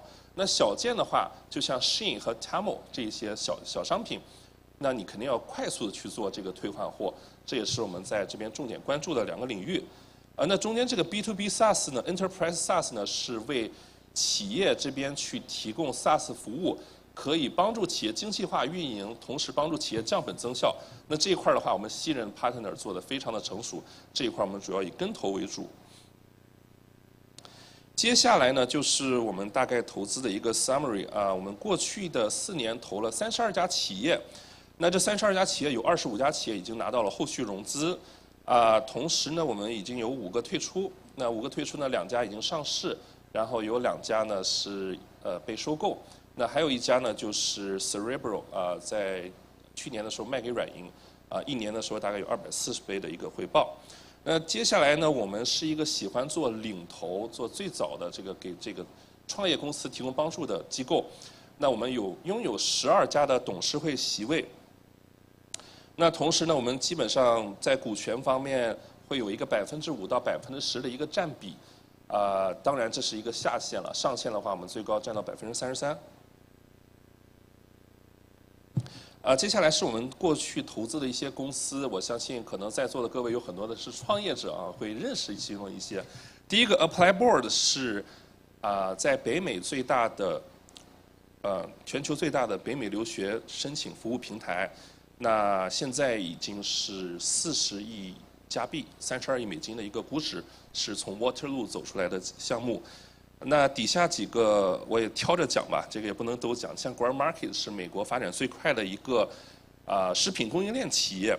那比较有意思的是，我们这些企业之间互相完成了投资。Growth Market 大概20亿美金的估值，那它同时投资了温哥华的企业饭团外卖，然后也投资了中央厨房 Sort Talk。那饭团外卖呢，同时也投了自己的相关的上下游企业哈。那也像投了这个餐饮的 SaaS， 也投了这个加拿大的食品供应链 Univan 的企业，这个就不挨个讲了，我们就翻一下。我们现在在这个全球呢，有多伦多、温哥华和硅谷、杭州、上海都有办公室和团队。那很多人会问，你们的总部到底在哪里？那其实上呢，我们现在这样来理解，比较老旧的企业，我们叫蜘蛛型企业，它会有一个大脑，一般大脑在国内，手脚在海外。那我们更希望自己呢，现在像新型的企业，像 TikTok 一样，海星型企业，触角需要你自己思考。那项目在哪里，我们就会在哪里。接下来我们要分享的这个是为什么要投资海外的华人创业者。首先是这几个企业，这个刚刚也都讲过。那我再多讲一个，像 Rumble 是一个硅谷的一个企业，做的是美国的国产替代的一个这个家居类的一个企业，这个比较有意思。基本上海外的这一些华人大佬都投了。你像这个杨致远，阿里的这个首席战略官曾明老师，包括你像这个Zoom 的袁征、Fortinet 的谢青、金海平等的大佬，然后比较有意思的就是说，现在你像这个海外的这个关税特别的高，美国的反倾销税都高达300%，那基本上这些产品在美国去做的话，它其实相对来讲已经更有优势了。这是我们这个海外华人创业的一个公司。接下来呢，我要讲的是，海外的华人创业者在创业的时候有哪些优势？有哪些劣势？那优势的话有3点。首先，第一个 ，inspired from China， 就是我们从中国去获得灵感。这个举个简单的例子，这个我们软银的孙正义有一个时间机器的一个理念，在欧美这些成熟的市场，当你发现一个有趣的商业模式或者说是产品，你快速的复制到中国去，本地化做得好的话，大概率可以成功。那你像在以前，美国有谷歌，中国就有百度。那美国有亚马逊，它在中国它又投资了阿里巴巴。那现在呢，我们叫反向时间机器。为什么去讲这个反向呢？因为随着这个移动互联网的发展，中国的这个商业模式百花齐放，那有巨大的人口红利，竞争异常激烈。这些商业模式可以快速的迭代。那剩余的这一些商业模式呢，基本上都是一些超级巨头了。像我们大家这个比较了解的，像如果在国内生活的比较久，像外卖、生鲜、支付、物流、电商的这些体验是要比北美这边要更好一点的。那举另外一个例子呢，就是近期吧，美国前5大 APP 有4个是我们国内的，这是基于电商短视频的玩法啊。你像 Shein 西音Temu 拼多多TikTok 抖音 CapCut 剪映，这也是另外一个证明。那再讲一个，就是像在现在新型的海外的华人的外卖行业，基本上做得好的全都是华人创业者。所以这就是我刚刚讲的这个 Inspire from China 这个概念，为什么要投资华人创业者？第二个 supply chain 就比较简单了，中国是世界工厂。那当你去到中国去买货的时候，很简单，一个西人和一个华人同时回过去找供应链，那华人应该找到的会更加的物廉价美一些。接下来这个 labor cost 呢，就也是在华人这个领域比较有优势的。举例来讲，在以前 OEM 的时代呢，中国是低端劳动力的一个出口大国。那现在呢，到了 ODM 时代呢，我们的这个中端的劳动力都升级了。举例子说，像 Zoom 在中国并没有业务，但是它的技术部门都是放在中国的。那像我们海外的这些华人的企业，基本上也都会把这个技术放在中国，基本上会比本地便宜个50%到70%左右。那当然，华人创业者也会有一些劣势了。首先呢，它的这个文化的融入和语言肯定会有一些劣势。那这两个也是相关的啊，同样会导致了融资能力相对来讲比较差一些。那举例来讲的话，我们看同一个赛道里边的一些西人创业者，他可能给你 pitch 的时候，商业模式讲得非常的清晰，非常的好。你可能当时就想 ，OK， 这是一个很好的企业，想投了。那去到办公室的时候呢，你再看一下财报和产品，好像没有讲的那么好。相反，我们早期去看这些华人创业者的时候呢，你会发现 ，OK， 他的商业模式也讲不清楚，你可能都不想去他的办公室了。但是你真的去他的办公室去看一下，你发现可能楼都买了，几百万的仓库也买了，财报非常的好。那最后我们得出一个结论啊，就是说，像这种重运营类的这个企业，投资一个会讲话的人，但是生意没有那么好，那他其实是很难去把它去这个可能去做盈利是比较难的。但是相反，如果说一个很会做生意、不太会讲话、不太会 pitch 的人，你去教会他，去更会融资，这个是相对来讲比较简单的。这是我们刚讲的这个优劣。那接下来呢，就是说为什么加拿大的市场值得去投资？首先，加拿大的这个市场呢，在资本上是极度被低估的，它的 stock market 和它的 GDP 全都是世界前10的一个存在。那你包括它的 stock market 已经达到了港股的60%。那同样呢，从VC 的角度上来讲的话，在去年1年就有10个 billion 100亿投到加拿大，那投了1000多个 deal。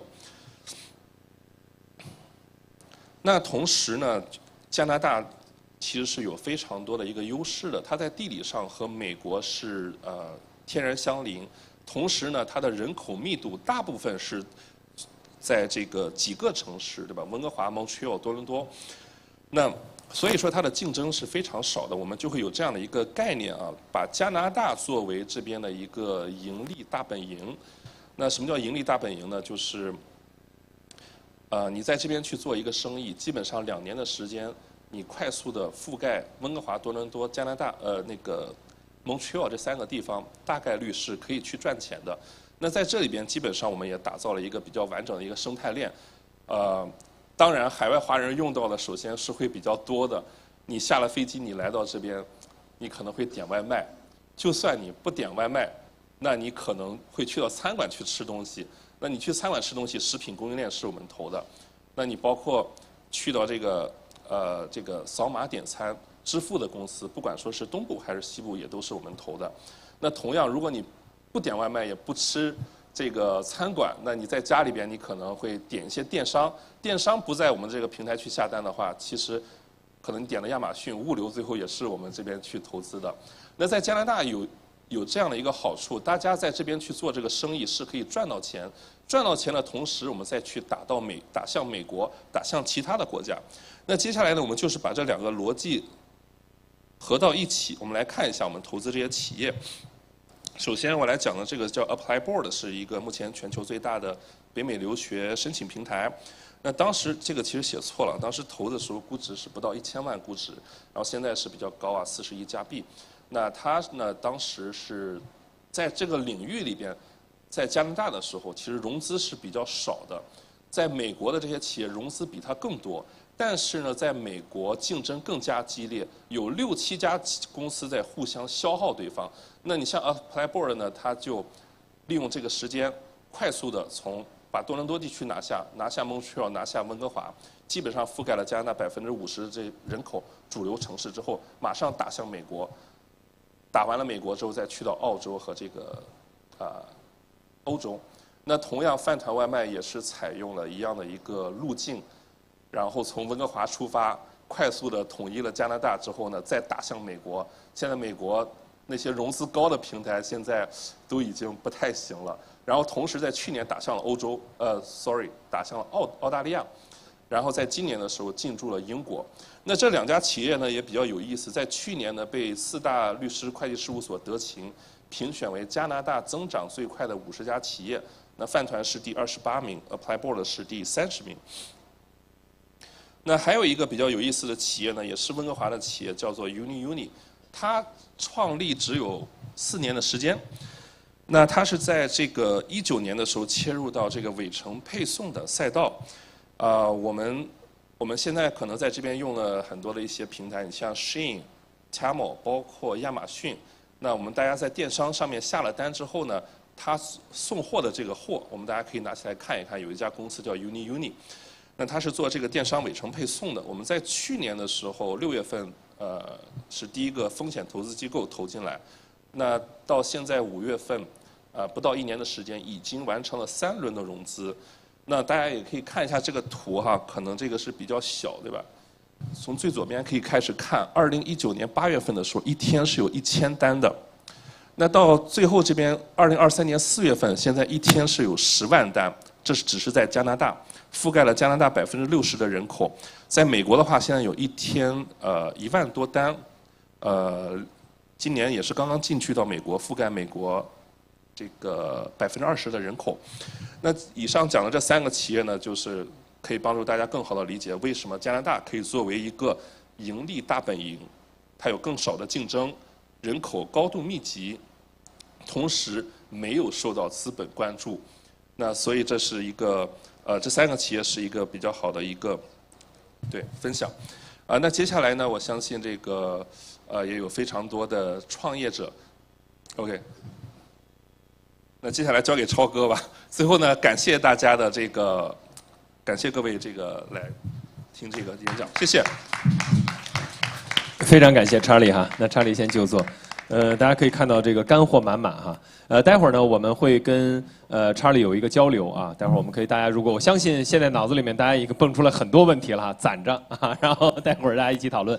那么下面呢，就邀请我的这个非常好的朋友，也是我的合伙人Chris， 我们的 Founder and CEO of North American Ecosystem Institute， 来给大家介绍尤其在品牌营销在这方面，中国品牌出海方面的洞见。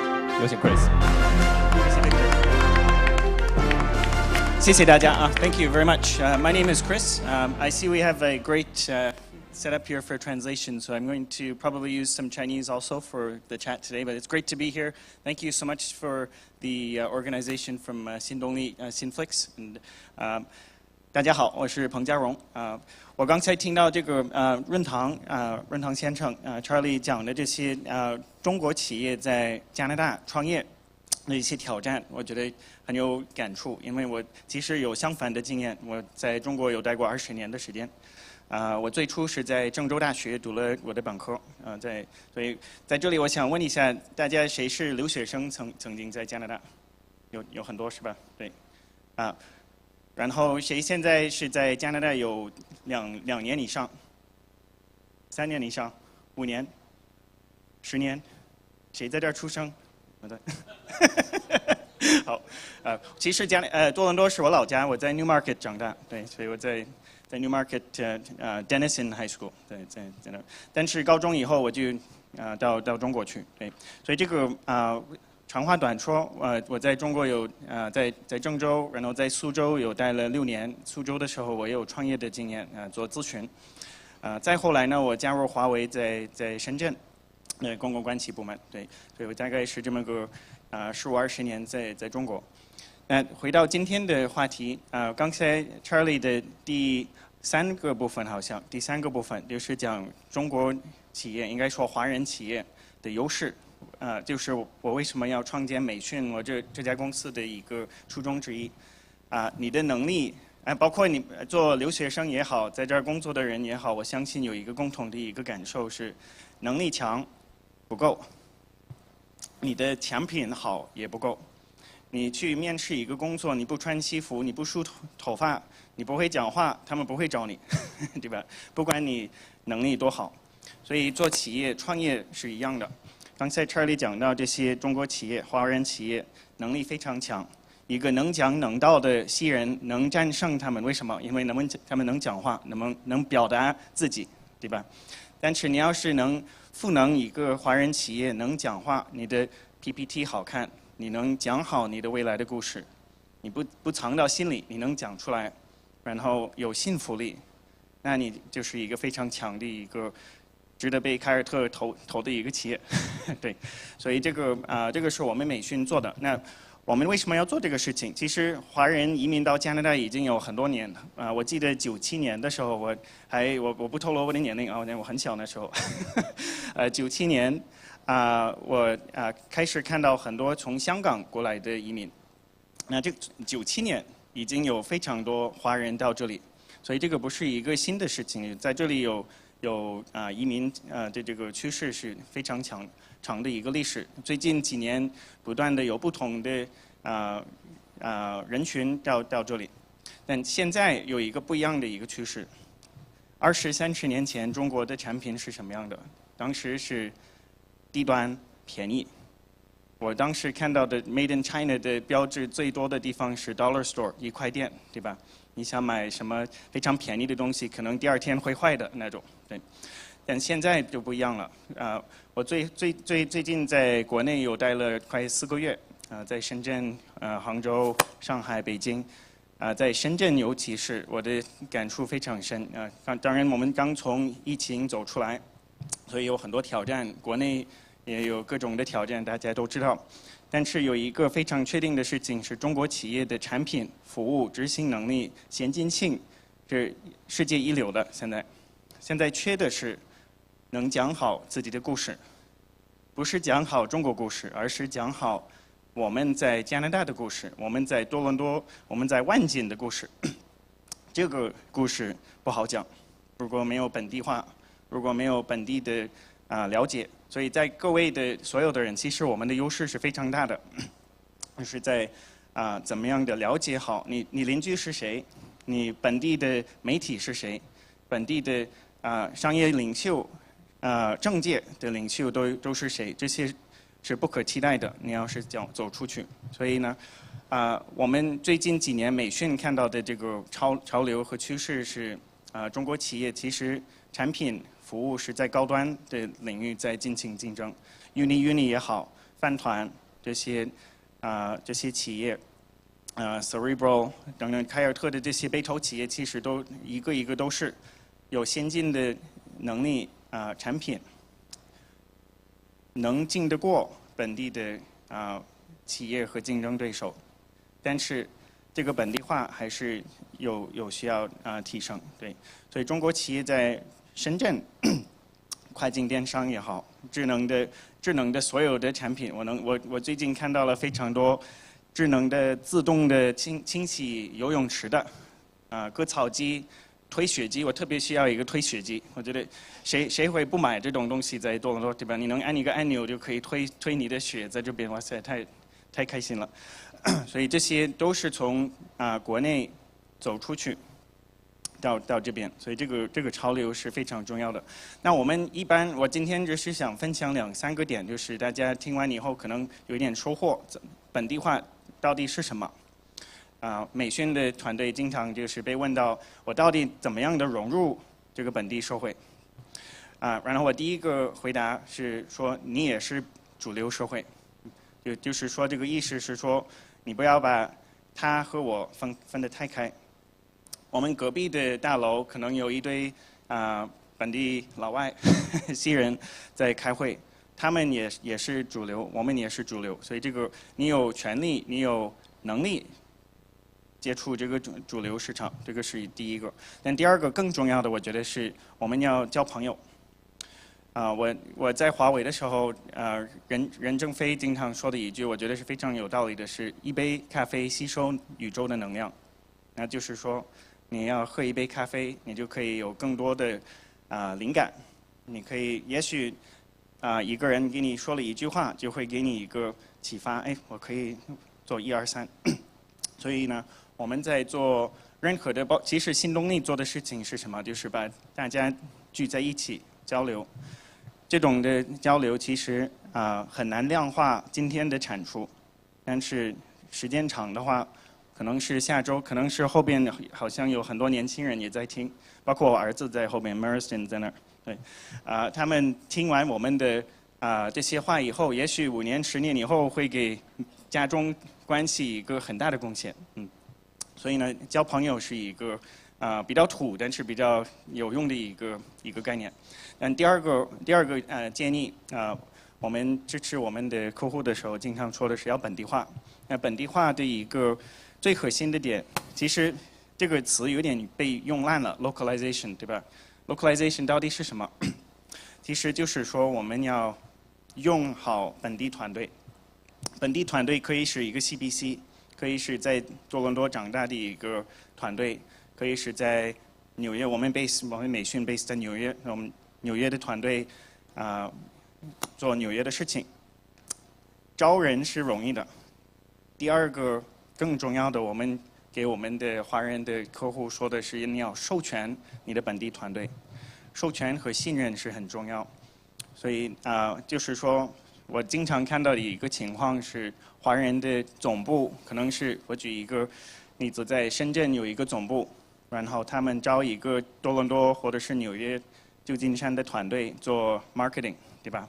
那个本地的 marketing 团队做了一个非常全面的一个策划 campaign 以后，提交给深圳总部去审批，然后呢，在深圳的总部的人会有什么反应？哎，这个感觉不对呀，不好看，这个感觉在某层面感觉不太好。他们的直觉是说这个做得不好，为什么？因为深圳的总部的人不是目标的 audience。就是一个多伦多的团队做的内容，你让一个深圳的总部去审核会出问题。所以这个本地化的最核心的点是你本地招人、本地信任人、授权人是一个很重要的一个点，就是本地的团队是很重要。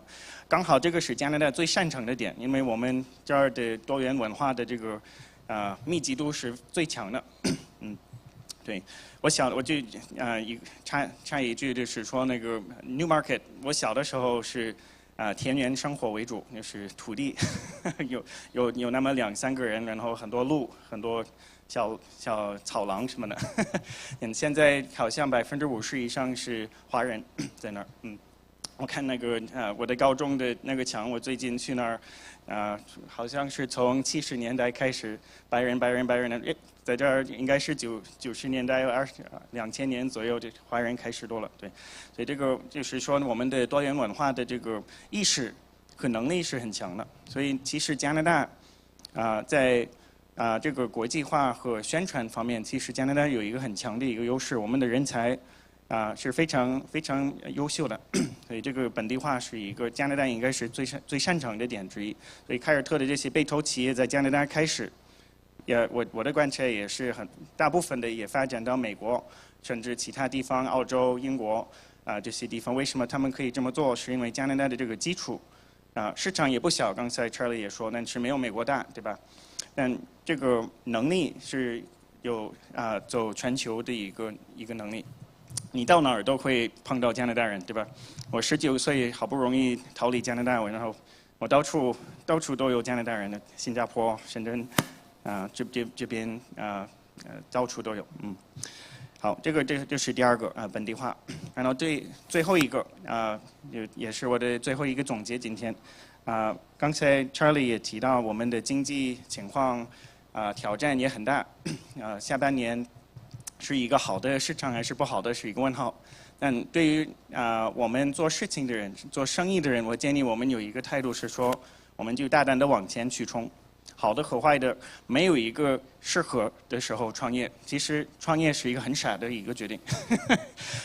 我创业是大概3年前，我后悔过无数次。那你走上这个路以后，就是骑虎难下，你就往前去冲就好了。对，但我觉得这个我想说的是，你不管你在一个公司工作，你自己做事，创业也好，我们就大胆一点，是一个非常重要的事情。加拿大很包容，我们有一个很完善的一个社会的体系，那何必不创业呢？你就可以去大胆的去做你的梦想到的一些事情。对，所以我非常鼓励大家要大胆一点的去往前冲。我刚才最后我刚才提到交朋友的重要性。如果大家希望保持联系，我的微信是美讯999666。好，谢谢。谢谢 Chris 啊，那我们掌声再邀请2位再上来。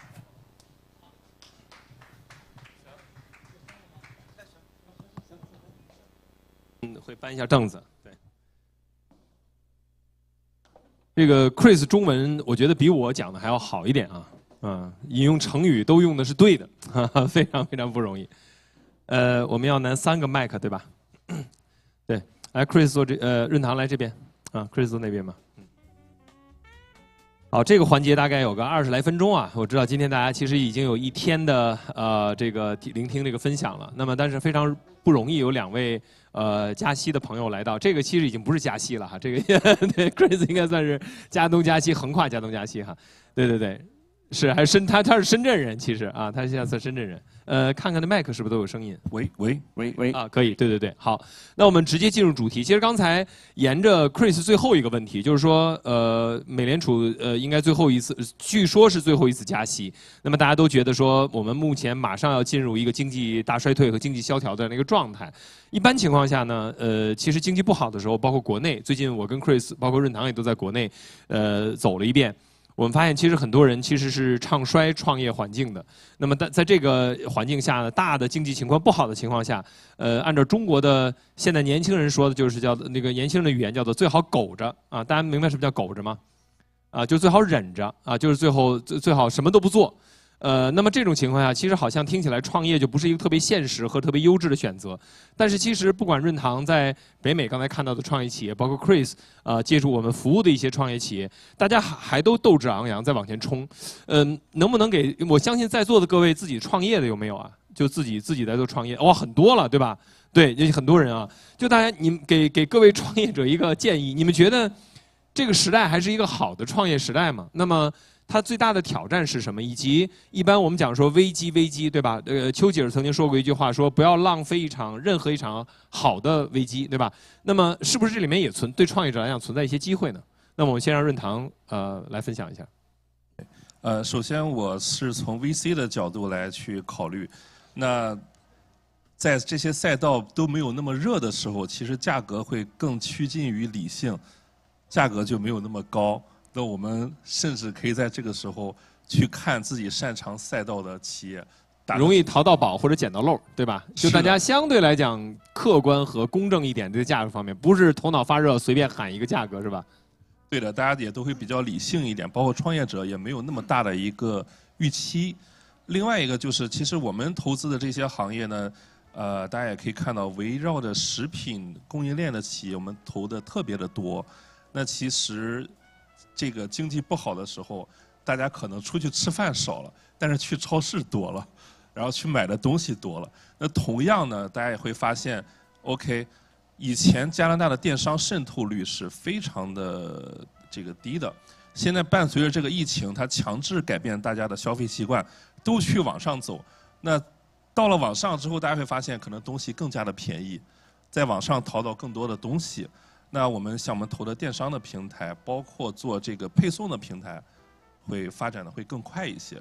那你像 uni 就是对吧，1年都融了3轮了。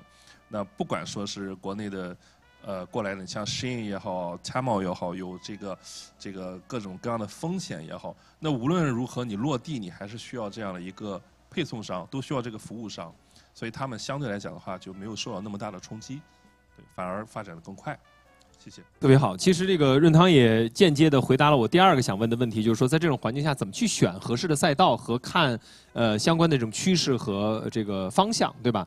那么刚才也提到了，在经济情况不好的情况下，大家知道在经济里面有叫口红效应嘛，就是说其实不花大钱而花小钱，而且国内现在这一波5·1，大家国内的这个朋友应该被刷屏了吧，对吧？就是很多人出去玩，很多地方的票全卖完了，为什么？是因为包括淄博烧烤非常火，不知道各位有没有刷到哈？就是刚才润堂讲的，就是一旦经济不好的时候，恩格尔系数其实是向这个最基础的，包括吃啊这种最基础的这种消费向导向的。所以如果你创业跟这个有关系，在整个经济萧条这种情况下跟这个有关系的话，其实还是有一些机会的，对吧？Chris 前一段时间刚才在说在国内待了差不多4个月啊，你觉得你的感触是什么？国内的创业环境以及有什么样可以我们在北美创业可参考的这样的一个大的经济环境下？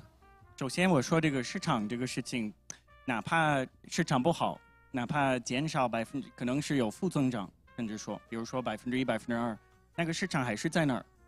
所以对于创业来讲，大部分的创业者其实我们也吃不消那么大的市场，对吧？所以其实总会有一些机会在这个大环境，人去超市或者是去饭店，他们的行为就在那儿。我们分析他们具体的这个行为的方向是一个我觉得值得探讨的事情，就是说那个经济不好不一定是一个理由不创业，可能有不一样的趋势而已。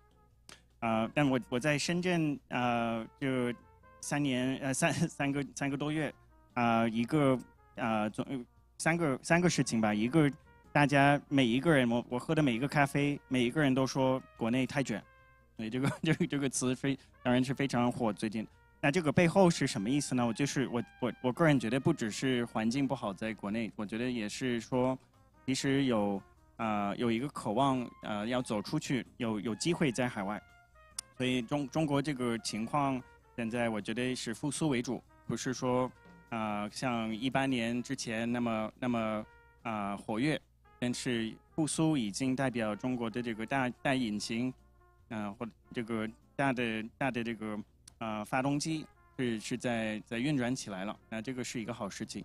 有一些比疫情之前好一些的一些趋势，我觉得比如说新加坡这个地方，我觉得对于加中之间的贸易和影响也是很大的以后。所以如果大家在创业的话，我强烈建议我们不放弃国内，但是我们要用一个不同的眼光去看我们怎么样的合作。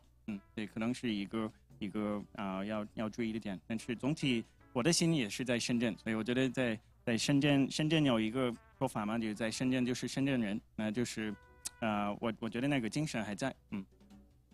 国内其实还是有这种消费信心的。从创业来讲的话，其实跟中国对接的相关的业务还是有机会的。那么刚才其实润堂浅的提到了一些在不同领域上尽管遇到了危机，但在一些个体的行业里面表现非常突出的。刚才你在介绍 uni 的时候，其实印象非常深刻。大概在这个公司可能在2-3年以前，可能它日单才有几百单、上千单，现在是日单几万单、10万单。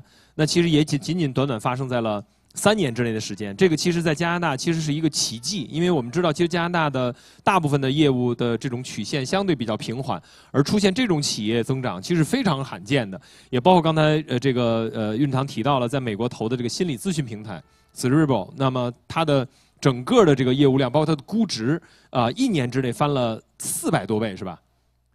是的，翻了400多倍，不到10个人的时候投进去之后，就涨到1300多人。1300多人，对，就是你可以想象，其实这些一定程度上都是因为这个相对这段时间所给予的这样的一个机会。所以我也回过来想问一下，因为在座各位呢，我知道在加拿大，尤其在我们加拿大的华人社群，可能大部分的业务都是跟可能一个手指一个巴掌都能数得清楚来的地产对吧？金融这个包括餐饮留学移民，我觉得其实可能这几个领域是华人大部分的这样的一个创业的领域。那么当然这个是非常好的业务模式，但另一方面呢，可能并不是 VC 去关注的一些领域。那有没有什么其他的领域方向？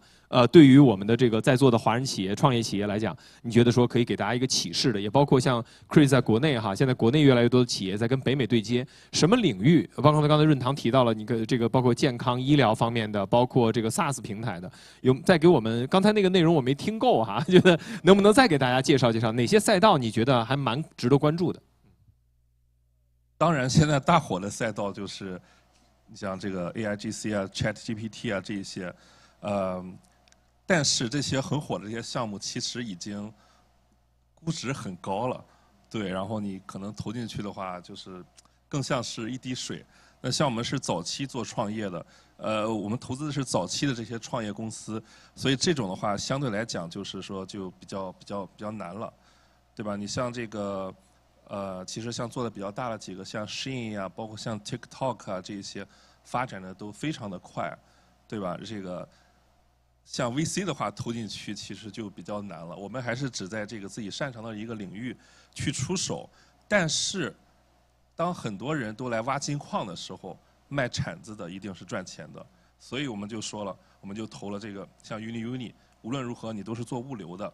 那你是加拿大的一个企业，那也不会说受到很多像中美或者说经济上面太多的一个这个牵扯。那另外呢，一个就是说，伴随着这一波疫情，大家也会看到商流发生了一个巨大的一个变化。对，商流首先就带动了一个物流的一个变化。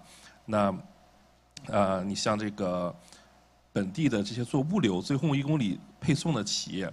那我相信，除了这一些像 Uni 这种给这个大的这些企业去做配送的，本地的一些中小的也是可以去看的。因为现在国内的这些商品卖到这边来，跨境的这个独立站发展的也都是非常快。那你背靠中国这个大市场的话，把中国的货物带到这边来，我觉得还是有机会的。感谢 Chris 这方面有什么见地？首先，我觉得在最近几年美中之间的这些挑战也确实有一些政策的调整，所以比如说我们都知道的网络安全、人工智能这些领域，如果是从中国到加拿大，或者是到美国，这些肯定是会有一些颠簸吧。但是虽然这么说，这个不是说我的观察是这个脱钩是不可能的。我们看22年的。贸易总额其实美中之间是历史以来最高的，这个是一个。我觉得最大的调整是然后就回答你的问题，哪些机会存在？美国是非常支持中国的消费电子产品，比如说这些中国有生产力，然后其实中国的很多生产也是在东南亚实现的，所以这些消费电子产品。智能的 ABC， 所有的这些可以在沃尔玛、Best Buy 这些地方购买的这些品牌，我觉得是一个非常大的机会。然后机会点不只是这些产品的存在本身，而是高端的产品。那从我们这边来讲的话，是从深圳的这个大本营到加拿大、到美国的这些商超，我觉得是一个点。另一个很有意思的点是高端的餐饮出海。餐饮出海其实也是你刚才提到我们能想到的华人在这儿在做什么，其中一个就是吃，那这个我觉得高端的餐饮出海也是美讯经常看到的一些机会。最近，我觉得两位的这个分享里面可能能够提炼出来给大家一个参考，就是你们仔细观察一下，因为这样的一个趋势改变了我们的一些消费形式、消费习惯。和这个包括刚才我们说的电商，包括这个消费的包括这个餐饮等等等等。我估计各位这2年应该在多伦多感触这个中餐的变化也蛮大的，对不对？以前的变化不是很大，但这2年很多品牌、很多新的形式，所以跟着潮流一起去定制自己的。刚才这个润堂也说了哈，就是我们这个不一定投到挖金子上面的事情，但是我们可以投到卖铲子或者送水的这个生意里面去。所以大家在选择赛道或者方向的时候，其实也可以重点考虑，你看哪些领域和行业发生了一些变化。那么你在这里面能够扮演什么样的角色？我觉得这里面其实可能就是大家存在的一个机会了。说到刚才 Chris 也提到了，国内现在目前很卷啊，就这个我们叫说国内有内卷效应，这叫什么 FOMO 是吧？a fear of missing out，the fear of missing out， 就这个不怕没有，就怕错过。所以在这样的一个环境下，其实已经润堂也刚才提到，他们重点投的就是中国模式。在北美成熟的中国创业模式在北美的这个实践，那我们最早的时候大家说 copy to China， 这是中国最早的一批创业的模式，到变成 copy from China， 我们从中国的商业模式在北美的落地。那么这个其实是现在大家的一个共识。那这样的话也就意味着，我不知道各位有没有感触，就是中国很多模式已经卷到了北美了啊。我们刚才提到2个品牌，一个是 Shein SHEIN， 有没有美女们知道的这个品牌？有知道哈，还不是很多啊，男生举手的不多，说明这个还不太关注女生的消费哈。大家可能买的都是比较贵的，比较贵的是吧？啊，对，这个我们跟他们也没有什么关系，但只是让大家建议一下，大家关注这种商业模式。还有一个就是拼多多的海外版，叫做 Temu， 对吧 ？TEMU， 这个有听说过的吗？哦，对 ，Patrick 也听说过，对，你看哈，这两种模式其实也不光是自己成功，而且刚才润堂也讲了，像 Uni 啊这种模式也从中受益。那么这种中国模式的出海，也同时也带来了很多啊，就是中国人才的出海。我这次回国很大的感受就是，国内现在有很多的朋友考虑要非常优质的高端的人才考虑要到北美来。我估计咱们如果从事移民行业的人，这个小伙伴们应该最近接触过这样的这种需求，但他们呢就会出现了。举个例子，前2天我跟润堂还在聊，他们投资的项目，原来本来是本地的一个留学生的创业项目，比如饭团或者比如像那个Shopper Plus 啊什么的，都是可能阿里原来可能 P6的这个稍微级别低一点的人在北美创业，结果现在呢有一批非常牛的海外中国的这个高端的高级的创业人才。然后来到北美落地，给这些原来可能级别资历不如他们的这些人开始打工。我觉得人才也卷到了北美，对吧？那但另一方面的话呢，我们现在有很多人讲，就是在这边好像找到合适的人特别不容易啊，就是好像很多人一方面在找工作，我们有很多年轻人哈，你毕了业也会找工作，但另一方面呢，好像很多企业主天天喊着就是我怎么找不到合适的人，我找合适有没有同感的，对吧？就找不到合适的人，对吧？你就找到靠谱的人特别难。这个人才的流动，2位都是在中美中加之间来回跑的人啊，你们怎么去看待这样的一个现象？对，我先讲吧。那个首先结合了超哥刚才说了那2点吧。首先，国内确实是比较卷，对，不但是企业卷的话，那你同样教育也卷。那你相对来讲的话，加拿大是一个移民国家，对吧？这个全球第2大的一个国土面积，只有3800多万人，然后。对于移民，特别说对于华人移民，非常的友善，那多元文化非常好，是个非常好的一个移民国家。那这个对国内的人才肯定是一个吸引。然后第2方面的话，就是说在这边其实你看到多伦多，我相对来讲过来的少啊，像我们温哥华的这些企业，确实存在这种情况。可能之前那个国内对吧，可能 P6都算不上，在这边可能招的是，在温哥华可能用的是这个。P9的工程师，甚至有的还有更高的级别。对，那你像这个饭团外卖，对吧？这个 Randy 是留学生，开始这边在创业，现在也已经吸引了，你像国内的美团的8大金刚都已经过来了，包括之前还有更多一些顶尖的一些人才。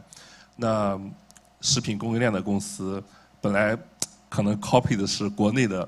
某一家公司，现在那个 CEO 都过来加拿大这边来给你工作了，对，这是非常大的一个方向。徒弟把师傅给收了是吧？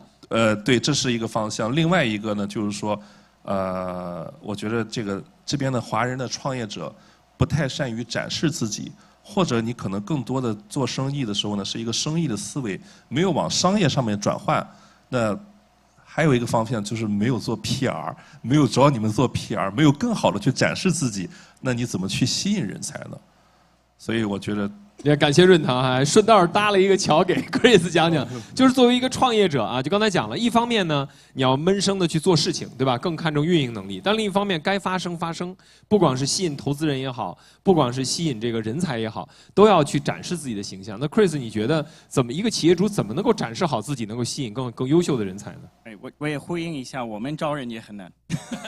的确如此。对这个，对我觉得找到合适的人，这个是任何时候创业。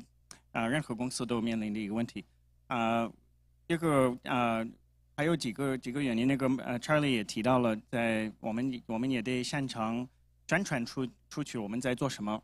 你不做声，你不说话，人不会知道你存在。我经常说的一句话是在北美，你不为自己说话，别人会替你说话。所以那个别人可能是你的友商，可能是你的竞争对手，去吸引人才。所以你第一句，你有能力以后，你一定，或者是你在做一个事情，你一定要说出去。然后你刚开始的时候，你说出去这个动作肯定是有问题的，你肯定会犯错误，你肯定会有没那么完善的话术什么的，这个没问题。我一般我给我自己的团队的一个要求也是，我们不求完美，我们要求的是要比昨天好，所以这个是一个重要的点。还有一个点，就 Charlie 也提到，我们在包括那个 CEO 过来，加拿大这个人群里有非常多非常优秀的人，而且他们都很低调，所以通过这种活动，还是那句话，新动力这种聚会，其实我们可以发现我们潜在的合作伙伴。其实加拿大从吸引的，我就说华人一下，从中国移民到这里的人，质量素质确实很高的。所以这些人都是潜在的合作伙伴和被招的人。那在这儿我就插播一个我们新动力的广告了哈，就是我们其实每一个月都会有一次路演啊，这路演的概念就是你站在台上，面向就像大概我们现场的这样的观众一样的，讲出自己的品牌，讲出自己的创业项目，讲出自己的商业模式。那不管你是找人、找钱、找资源、找合作伙伴、找投资，我觉得其实都是一个很好，哪怕你就是想练一练，你能不能在10分钟、15分钟之内把自己的这样的一个业务，把自己的商业模式讲好，我觉得这都是一个非常好的舞台。这个舞台实际上是新动力开放给各位的，所以如果大家感兴趣，真的鼓励大家啊，在台上能够大胆讲出自己的品牌和故事。那么说到这个，刚才我们讲的，其实查理刚才讲了一句话，我非常捕捉到了哈，一个是生意，一个是商业，对吧？这两个其实是不同的概念，而 VC 呢，更多的看重的是商业的模式。那么可能做好一个生意蛮容易的，但是做好一个商业非常不容易。那么查理，你觉得怎么？就是说现在中国我知道现在有很多的资本，原来是人民币化的，最基本上是人民币基金，现在越来越多的资本开始出海，开始美元化。这个海外投资也就这个资本也卷到海外来了。那么从你角度来讲，这一波的这个资金如果出海的话，对于我们的北美的创业者来讲，是一个什么样的一个意味着什么？以及我们有什么样方式能够吸引像你这样的天使投资人或者是 VC 能够对他们的项目感兴趣？你们重点关注一个企业它有商业化的这样的一个标志是什么呢？就有什么样的要素？可能我就是做一个小生意，你说哎呀这个对不起，我们机构不会投的。但我们做了一个商业，你说哎，尽管你这个目前还不大，但是呢，我觉得这就是一个商业模式。你怎么去看待？从 VC 的角度，怎么去看待一个好的商业模式？对，首先两个方面吧。第一个，你这边讲了这个，我们这个国内的资本，美元基金，这现在确实是一个非常大的一个，可以说是一个潮流吧。在以前的话，我们其实可以看到国内的这些企业出海的第一站啊，应该是67%都会去到这个东南亚，然后资本的话，基本上也是50%多。都要把它作为这个出海的第一站。那其实到了加拿大这边的话，到美国的话，当然是资本的话来的更多，企业相对来讲出海的还是比较少。那加拿大的话，可能只占到1.6%，吸引资本是比较少的。但其实对比一下，东南亚出海的第一站新加坡，对吧？这个400万还是500万的人口忘记了，国土面积也是非常的小，对吧 ？GDP 的话。大概是4000多万美金，对。那其实对比一下，可以看一下中国这一波出海到东南亚的热潮，现在也慢慢的去冷却了。对，现在对于我们来讲的话，我们会有一个非常明确的一个感受，就是说国内的资本、美元基金在往北美、往美国、往加拿大这边去来，非常明显，非常明显。是的，是的，我相信你们做咨询也会接触到很多这个信号哈。那对于加拿大来讲的话，首先它是被没有资本那么关注，但是现在伴随着这波热潮，那我相信大家做创业的这个时候可以多去接触一下中国的这些 VC， 因为我们做的这些模式可能很多是中国模式出海嘛，人家看得懂，所以过来这儿的时候呢，可能会给你产生一些比较直接的一些对话。第二个，刚刚讲的这个生意和商业呢，就是说你做的这个事情可不可复制？这个东西你可不可以真正的为这个商家去这个降本增效？然后你在温哥华做这个事情，你能不能把它带到这个多伦多来？然后你在多伦多做了，能不能把整个加拿大做下来？还是刚才讲了那个问题，这三个城市基本上占到加拿大这个50%的一个人口，其实在加拿大这边做创业，拿下这边的这个市场，基本上你还是比较好做的，人口高度的集中。可复制和规模化，你在一个地方成了不算成，对吧？你能不能你在多伦多创业，你这个模式搬到温哥华还适不适用？你搬到温哥华适用了以后，你由蒙特利尔、卡尔加里是不是适用？哎，整个加拿大弄完了以后，你又搬到美国还适不适用？那如果这个基本到这个模式的时候，基本 VC 就非常感兴趣了，对吧？Chris 怎么看这个问题？咱们现在目前接触了很多的企业啊，也有生意型的，也有商业型的。从你角度来讲，什么样的商业模式？因为一个创业者要讲好自己的商业故事，讲好自己的模式，甚至把自己这个故事讲好了以后，能讲给 VC 听 ，VC 能听得懂 ，VC 还喜欢，喜欢了还能投钱。这个你有什么样的心得？首先在加拿大做事的人，我先不用生意还是那个这个怎么描述？我觉得在加拿大的人容易想得小一点，在这个国内的时候，在加拿大国内想的时候容易养家糊口就好了，做生意，像 Charlie 提到的。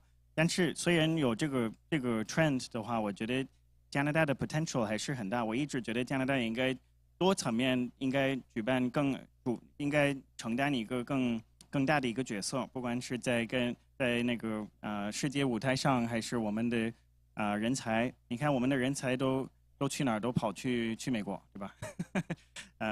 所以我们的好的公司、好的人都会去往南走。为什么呢？因为我们在这边可能会遇不到我们想要的合作伙伴，不是市场。其实我觉得市场是像 Charlie 说的，如果你做对事情的话，你可以复制。那温哥华虽然市场不那么大，但是你可以赚钱。然后你再到Calgary， 再到多伦多等等这些地方。所以我觉得一个点之一非常容易克服的，就是自己的内心的一个坎儿，就是你要想大一点。想大一点的时候是很容易害怕。我自己亲自的经验，就是你想，哎，现在养家糊口没有太多的风险，我要是再迈出一步的话，那我可能会威胁到我的房子，我的生活，我能不能放松的去超市每一天，有没有钱？所以这一步是加拿大最大的挑战，我个人觉得。作为加拿大人，我就稍微批评一下加拿大人。对，确实，这个我跟 Chris 的合作啊，其实我是非常感触他这个 think big 这个概念啊。第一年我们两个一块儿去合作这个事情，我记得当时1年才干了也就不到100万80多万人民币的流水啊，还不是挣的钱。然后呢，我们俩就说明年目标定多少呢？他说100万美金，我觉得 crazy， 我说肯定他疯了啊！一个80万人民币，他10万美金，然后变成了。第2年设置目标100万美金，我说实现不了。我们当时想就是说，哪有这样的客户呢？那去年我们实现了100万的这样的一个目标，然后我们定今年的目标的时候，去年年底我们俩定今年目标的时候，然后我说，然后他让我，他说超哥你定一个目标吧，我说也就定到400万500万吧。我说也就到头了，因为我们是一个传统的咨询公司，各位，我们是以品牌战略、公关咨询为主的，还是一个重人力的模式，还不像查理说的非常标准的可复制和这个规模化的。我就咬了咬牙，跺了跺脚，我说100万变成400万吧。然后 Chris 说，在你这个基础上再翻1倍，我们从100万涨到800万。到目前为止，我还是不知道今年800万怎么实现。但是呢，有一个目标在哪儿，就是 think big 这件事情，逼得我们倒逼你的模式要不要革新。你能不能把更多的商业的服务产品通路打开？我觉得其实这个也是给大家共勉吧。我觉得其实有时候 think big 还是蛮重要的。这也是某种程度上我们这种快速增长也是踩在了时代的红利上。就刚才讲的，就是包括查理讲的中国模式的出海，如果真的能够去拥抱和对接这样趋势给我们带来的机会和红利，你们敢不敢于接，以及我们有没有能力去接这件事情，其实真的能够让你站在风口上。我们当时讲说，是不是现在这种危机这个之下，是不是有风口呢？我觉得还是有风口的。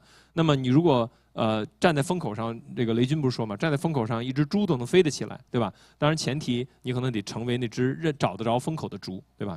那最后一个问题哈，其实刚才也浅浅提到了一点，就是大家有多少人试用过 ChatGPT 了？全都用过了，哇，太棒了！感受如何呀？是欣喜、害怕、省事儿，啊，特别棒啊，是吧？觉得特别棒，有没有感觉到有点肝颤的？害怕哈，因为人工智能对我们来讲最大，然后包括伊隆马斯克也讲说不让干了，对吧？你们就要求立法说停掉所有的这个东西，然后包括很多前一段时间也因为这个有很大的风波。我想问的就是说，两位嘉宾怎么看待这个人工智能技术 ChatGPT 包括 AI 对我们的业务，包括我们的年轻人的就业的挑战？我们怎么去拥抱这样的变革？我们怎么去规避这样的风险？我们在它面前我们能做点什么呢？两位，包括当然在做创业的一些项目，可能是不是有些行业因此我们干了10年、20年的行业，因此就消失了，不需要我们做的事情，我们现在干的挺好，可能2年、3年甚至1年之内，我们这个行业就会受到很大的冲击。有没有这种顾虑和担忧？从你观察不同行业角度。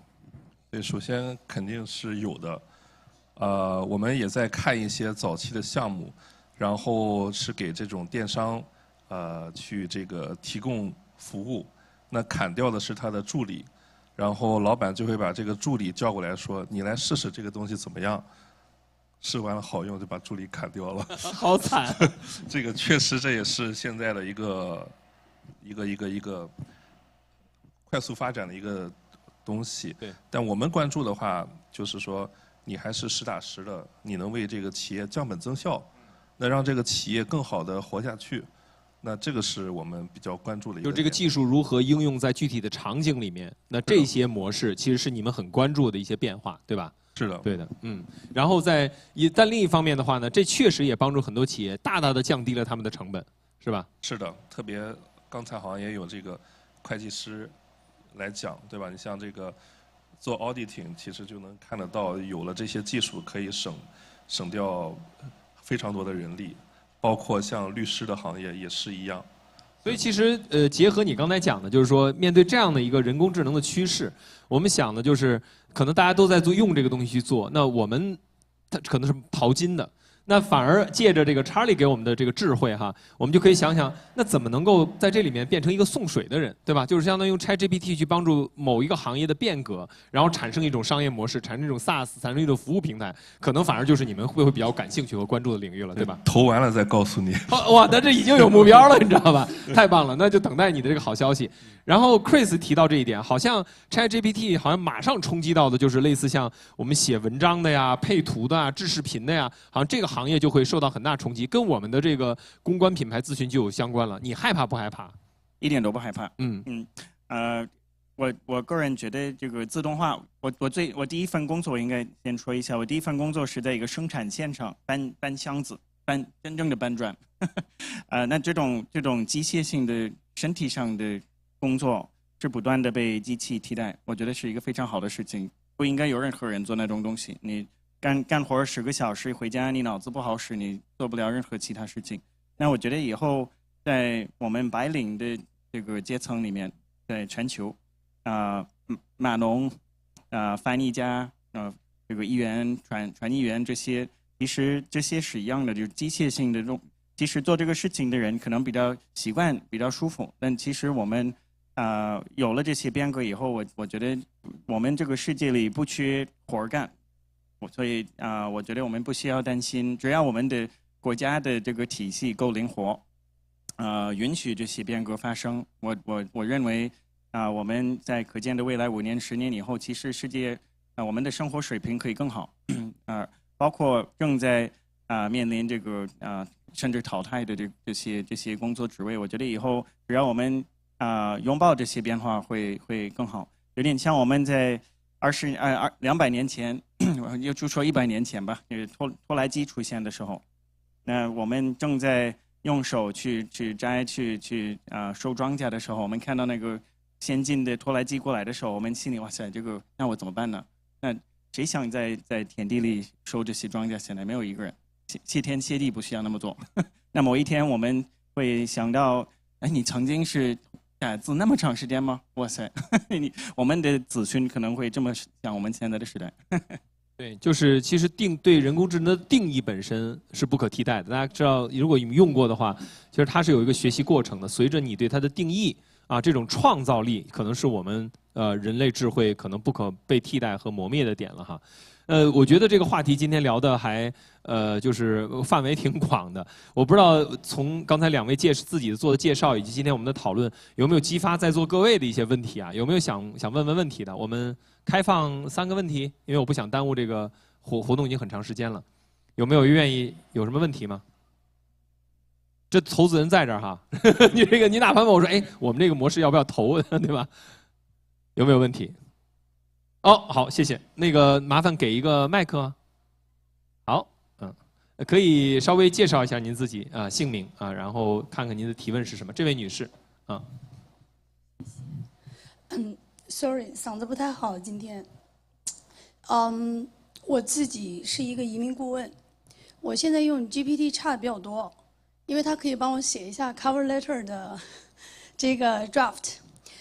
我想问，就是作为你们是投资公司，你们想要投一个企业的时候，刚才你有讲一些 traditional 的，比如说我自己有一个移民留学公司，因为我持牌嘛，我有一个公司，我也 trust account 什么都有，都是很这个 lawful 的东西。那你们就不会考虑这样的传统企业，对不对？如果要投的话，就刚才你有讲，所以你会投一些比较区域性可能比较窄，但是发展空间比较大的，是这样的吗？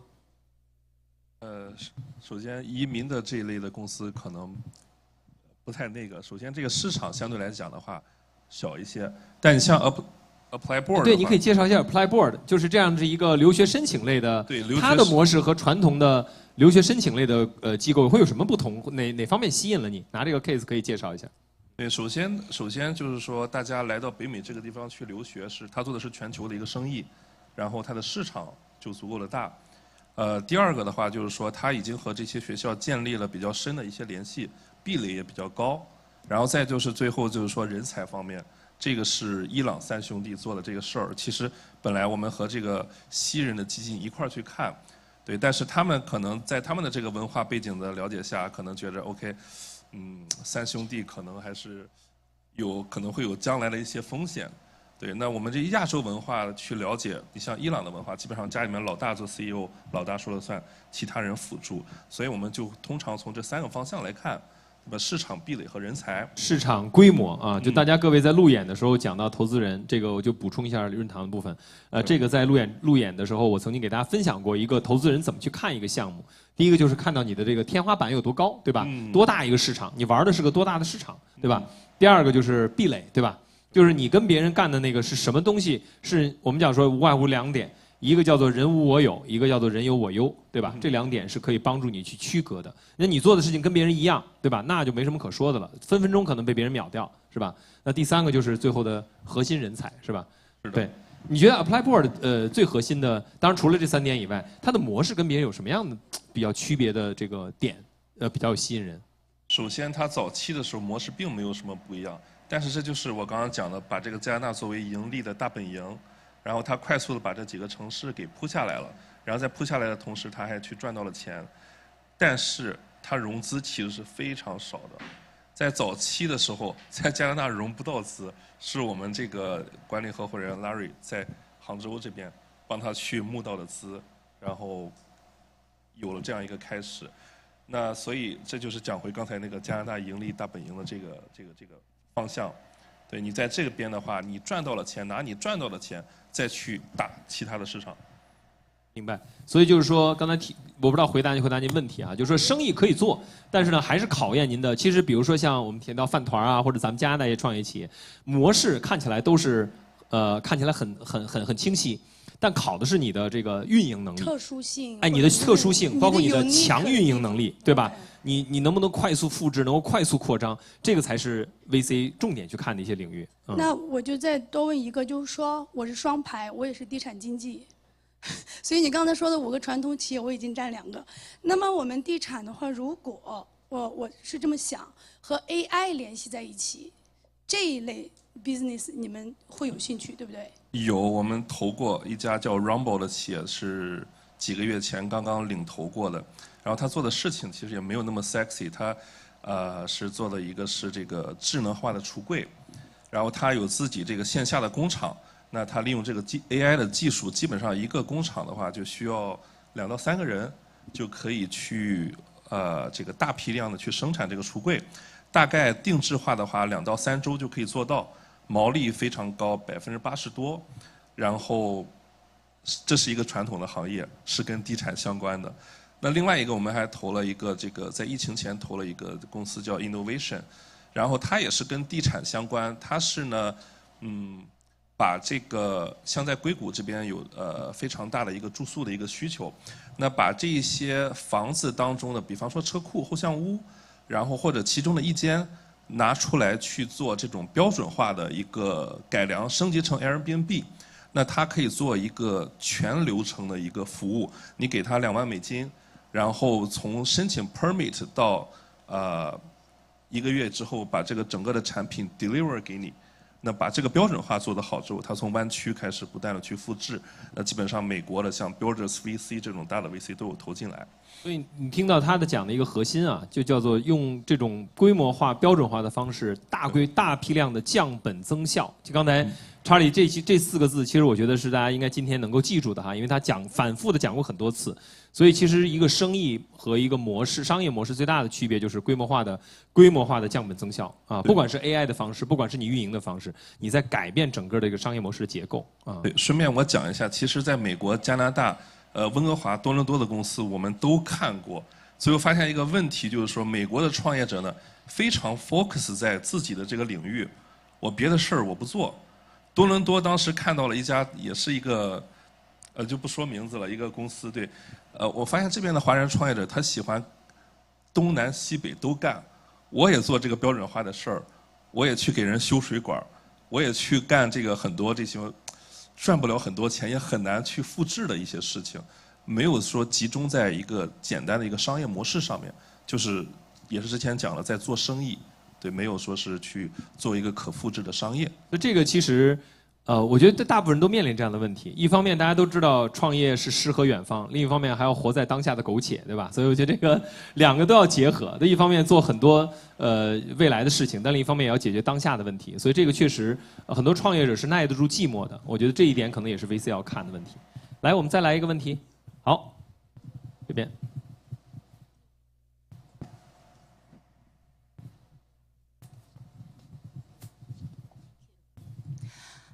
大家好，我的问题是，我应该在哪个时间段去申请或者去寻求这个 capital，就是这个 capital 嘛，就是我是做生发的，那生发绝对是一个很需要的领域，对吧？产品我试过，都是 qualified 的，non-invasive， 就是没有入侵性，没有副作用，高效。那我们现在已经把所有的 testimonial 都做好了 ，website 做好了，不同语言的 testimonial 都做好了。其实商业模式已经想好了，我们只需要跟每个国家、每个地区、每个城市里面的法郎合作就可以了。我们提供的是产品、技术、那叫什么？ device 就是设备，对这些都已经就是第2个问题就是说都有了。一个企业到什么阶段就可以开始去寻求什么时候？因为毕竟在做投资的时候要出让，谢谢Sarah哈，对，就是你要出让自己的股权嘛，对吧？那么你在什么时候你 prefer 你自己先做到什么时候你觉得就开始去找投资了？可以去考虑找投资了？首先你要说是要去找投资机构也好，找投资人也好，我认为这个一定是在你这个企业最好的时候去，对吧？这个就像这个马云之前讲过的，这个不要等到下雨的时候去修屋顶，一定是你在天气最好的时候你就去修去看。那你像在加拿大这边的话，早期的时候，那就可以从这个大家的这个合伙人，或者说是不同行业的这些投资人去找天使投资，那去正面的这个 idea， 同时天使投资可以去给你倾注资源。那我们做的是种子轮的投资，也就是说 ，OK， 确定你这个商业模式是可以赚钱，或者说可以未来赚钱的模式。这个时候再去找这个 VC， 找这种种子轮的投资。那在你做到一定规模之后，再就是不同的轮次。然后您刚才说的这个产业呢，在国内发展的是特别的快，国内这个市场也是比较大的。然后我想了解的就是说，为什么你会去选择这个市场，或者说去做这个产品？挺好，这个那个时间原因不用回答啊，这个大家明显可以线下沟通了啊，引起投资人兴趣，这是你要去融资的第一个点。那我想问一下 Chris， 就是借着这个话题哈，就是其实美讯也已经融过很多轮了哈，也有很多投资人进来。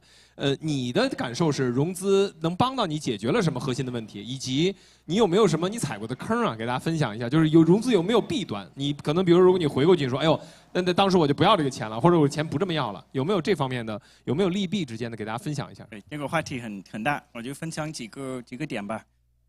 我觉得首先这个是非常业余的建议啊，我觉得这个是专家的这方面。首先我觉得我们都需要现金流，钱是很重要，但是其实长期来讲，我个人觉得我一直觉得我为什么要找到投资人，是因为我需要更强的背书，我需要资源，我需要建议然后最重要的是我的业务需要有 revenue。所以我们其实美讯不是资本运营的一个，不是完全靠融资去生存，我们已经证明了有市场。所以如果你没有在早期有 revenue， 这个要看你做什么。如果是科技产品可能不一样，但如果你已经有产品或者是服务，如果你不再非常努力的去找客户，这个是一个错误的路。如果问我的话，如果你有可卖的东西，你没有在卖，你在努力找投资人，我觉得要平衡这一点，这个是我最能给的一个建议吧。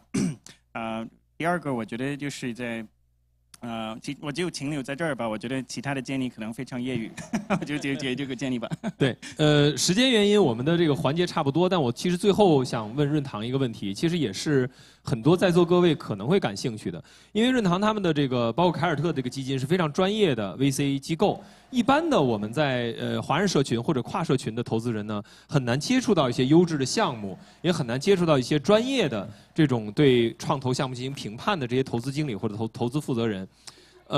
您们的这种以凯尔特为例，假如说啊，我希望能够借助凯尔特的平台进行投资，刚才提到了 GPLP 嘛，这种模式，你们的门槛是什么？就是你们接不接收到什么量级上，人家才能成为你这个基金的投资人？或者说你是定向的，还是进入到基金里面做 GPLP、LPGP 的这种模式？这个我不知道我问题问清楚了没有？就是说，如果各位感兴趣，说，哎，我自己投项目我不太会投，我看你们的项目投的还蛮不错的，我想成为你们的投资人之一，有没有门槛？一般跟 VC 这种合作是什么模式？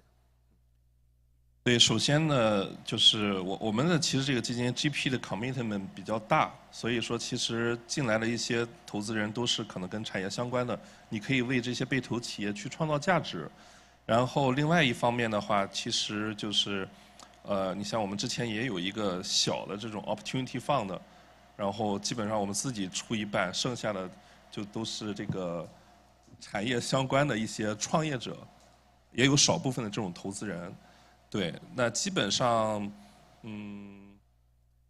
对，目前来讲的话，也没有什么这个项目在募资什么。没有什么项目在募资。对的。简单来讲就是说，跟凯尔特的合作呢，你光有钱还不行，对吧？就相当于你还是要有一定的资源，对行业可以去这个建立联系。如果你可以为这个被投企业去创造价值，那我觉得这个还是比较好的。就是如果你们出现了一些项目机会，那正好我的背景和经验跟这个项目有一些连接，我能贡献一些价值。其实你们更看重的是这个人给你带来的一些附加的价值，同时大家一起共赢，是这个逻辑对吧？是的，是的，包括我们去投资企业，我们也要为这个企业创造价值。没错，没错，对的。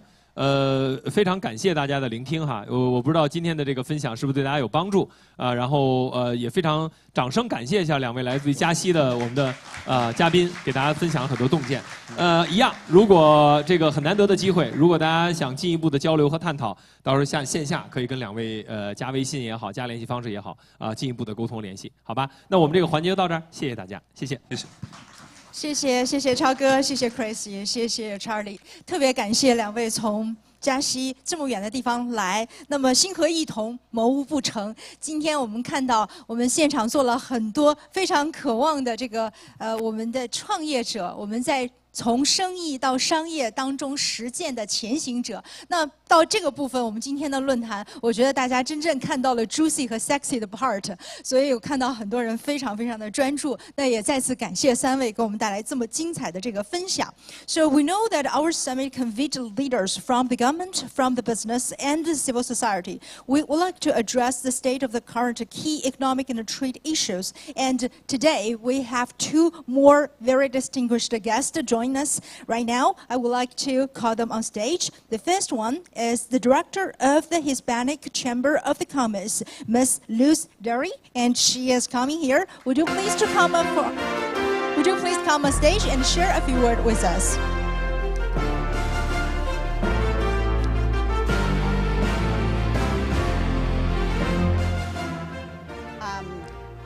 Good evening, everyone. My name is Luz Marunero, and I'm from Colombia.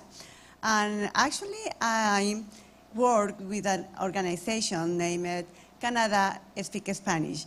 The idea of this organization is to promote the Latino community here in Canada, especially our businesses and the people who wants to learn and who wants to promote their businesses here in Canada.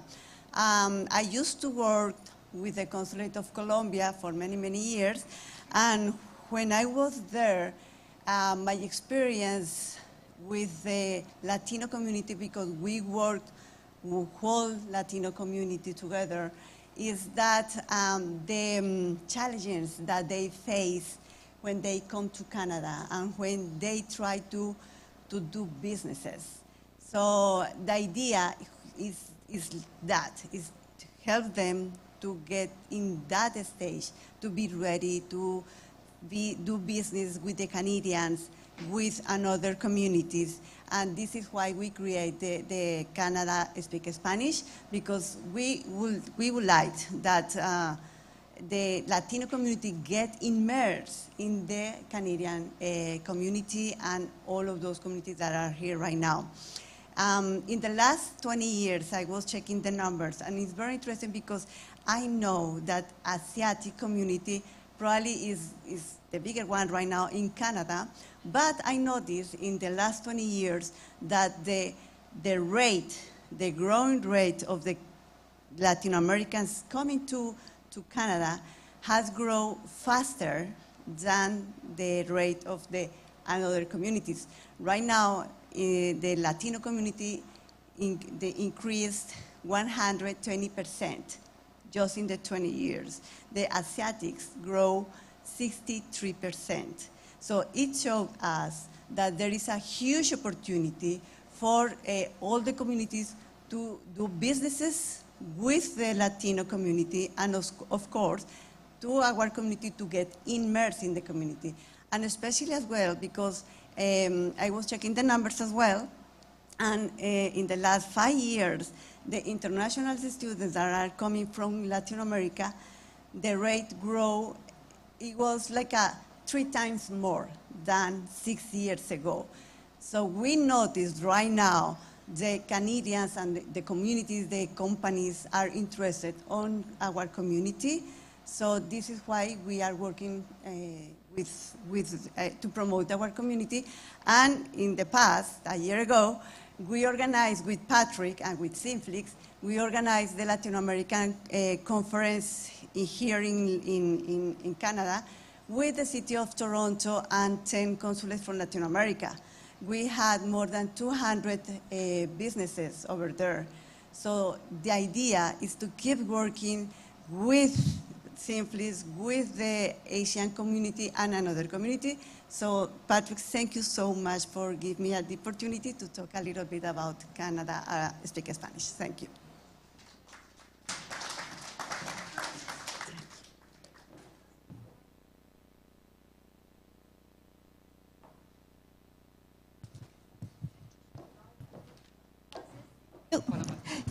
Thank you so much, Liz. And I do have another very important guest. I would like to invite him on stage, who is a Columbia Trade Advisor. Guan, you can come here just to talk about, is there any more golden opportunities that we would like to pursue?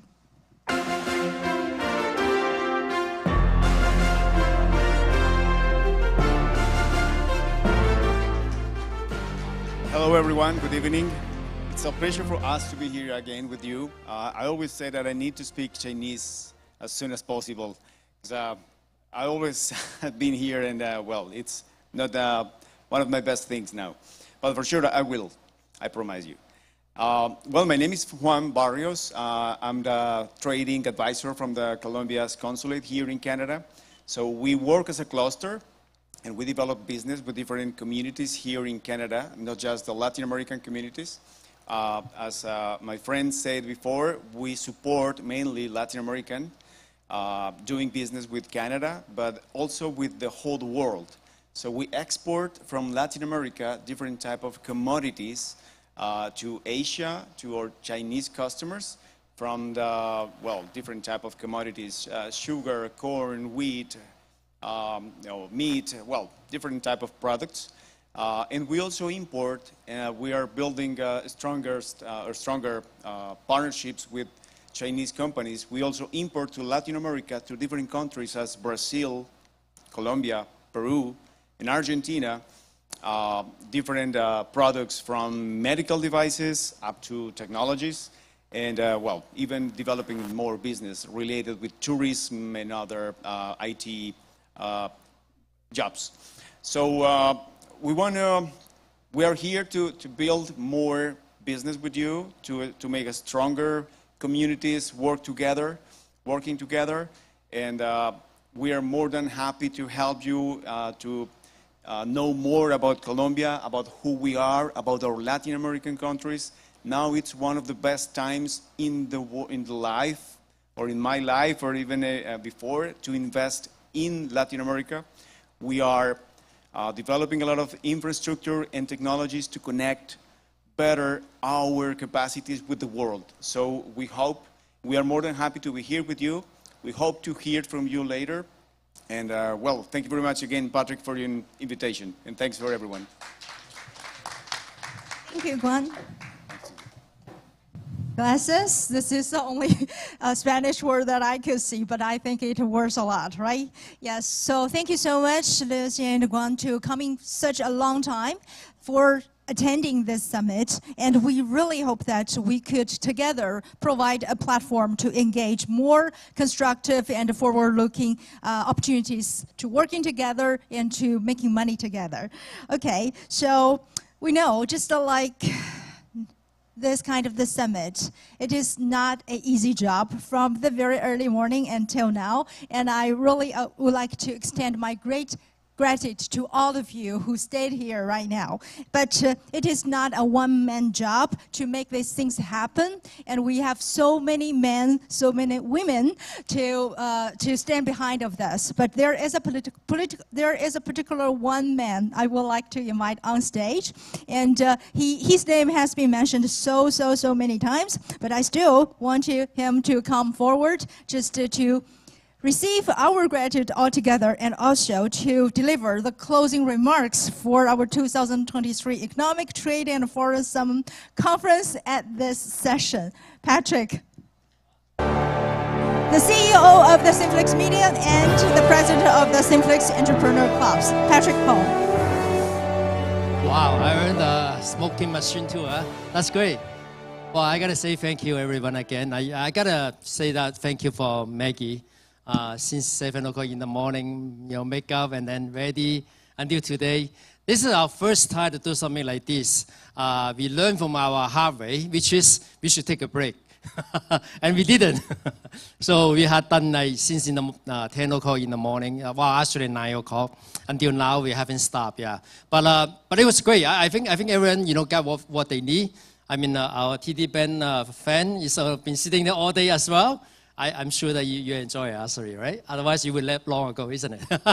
Yeah, so that's good. Like I try to get this summit with all our Canadian neighborhood country all joined together. Because we're living in Canada, Canada is our country, our home, then we should know our neighborhood. So we got country from Colombia, Latin community, which is lots of countries speaking Spanish. People might don't notice, English after that should be Spanish, I would say. Yeah, not Chinese. I mean, we gotta admit that, yeah. The other things is we also have our Caribbean country, which in the morning, the El Salvador, Guyana, and so on, yeah. So they're all coming to introducing, their culture, their product, their opportunity. So I just, kind of understood, like Guyana had a lot of offering as a country. So they comes with a high commissioner.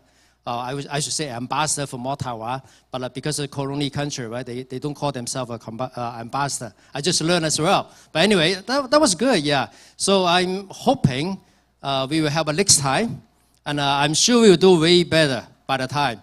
Then we will have special category, maybe subject, and definitely we should have a break. Kenny, thank you so much. You come early and then stay until now, and then don't go because we have a party coming. And we are hoping that Mayor Scabedi might come there later. So we are gonna get close now for this summit. I can see she's so tired. Maggie, thank you again. And thank you for all those fans from the West Coast. And we are gonna have a more connection after. All right? Huh? Yeah, and okay. If anyone would like to have a group picture, more than happy. Come on the stage, everyone. How about that?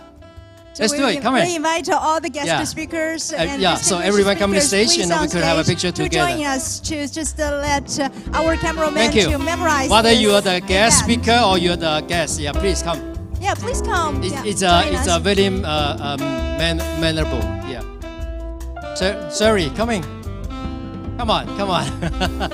Don't be shy. And all our entrepreneur club members, please come to join us.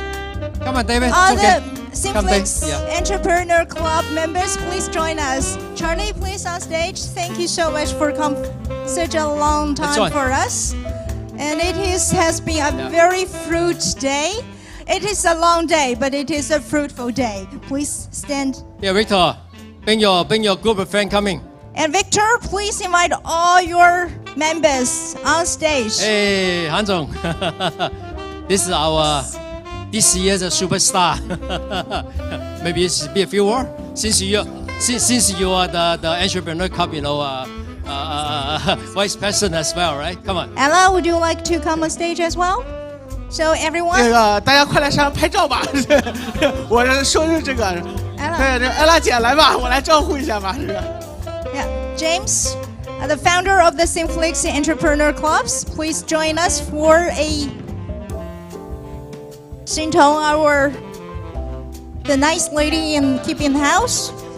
And more entrepreneur club members, please come to join us before we have our dinners. Oh, we have a cute one. Thank you.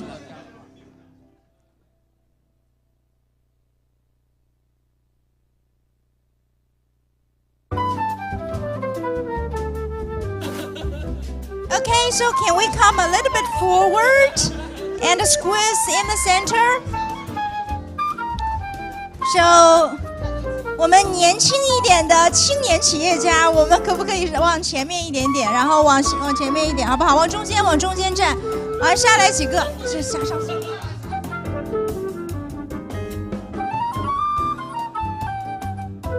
有身高优势的可以站到后面一点点啊。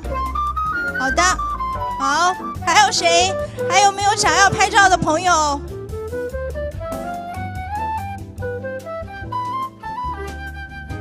好，现在就是绽放大家笑容的时候了，有一整天的时间啊，但是我们在这一刻是我们最后的一个铭记的时刻，大家把我们最灿烂的笑容在现在向我们的镜头展现。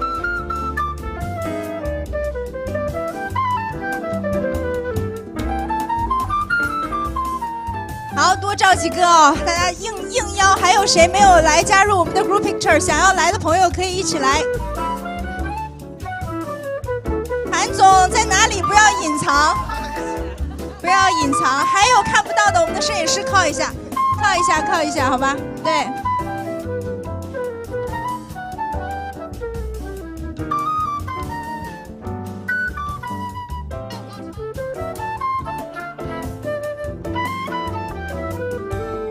Chris 的宝贝，可以往前一点。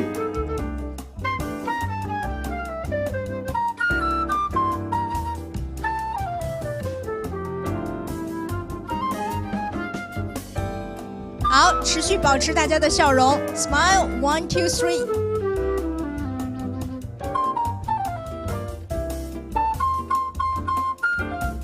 好，感谢大家，让我们2023年的春季经贸论坛如此成功。好，那下面就请大家 enjoy our dinner. Summit. Well, we have a dinner ready, so we're gonna have something to eat, and then we're gonna have a music party evening. after that. Party, yeah, music evening.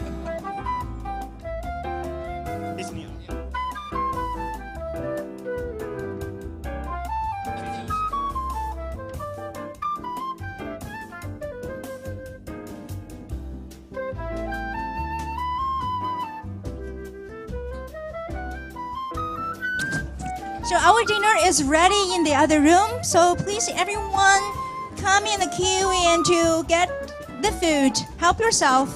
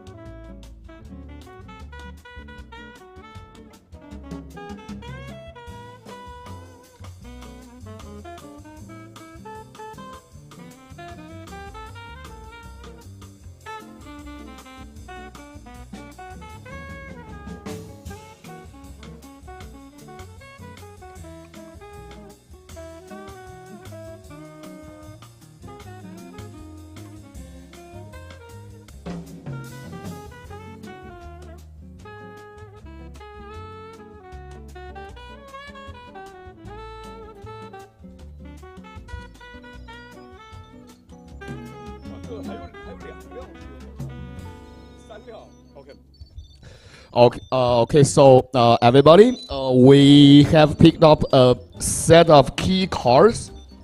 Car keys, sorry. Yeah, we have a set of 3 of car keys. So if you lost your car key, please come to the please come to the control room and collect your car key. It's a set of car key with 3 cards.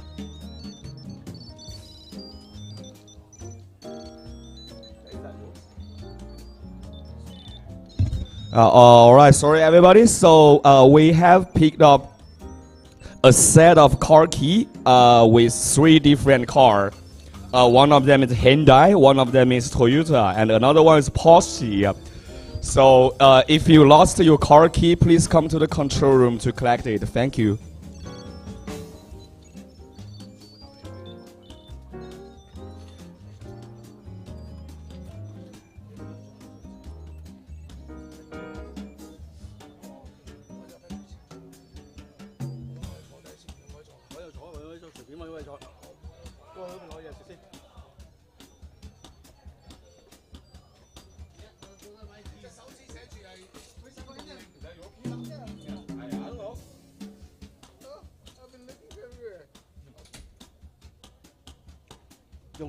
用这个电脑放这个，这个好。用这个还是用那个？我拿回来了已经。用这个也可以，总之就是我要投到这里。好。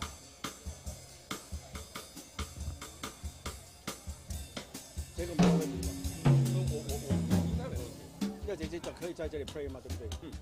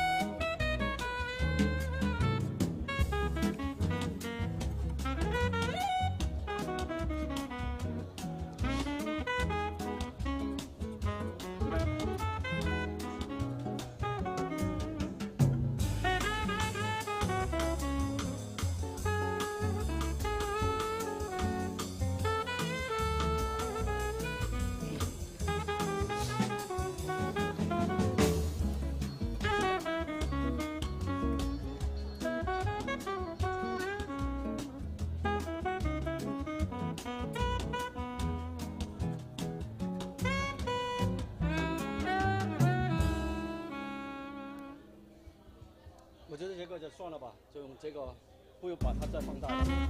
我觉得它上面都看不见了。所以我就把这个上面算了。它的口在这。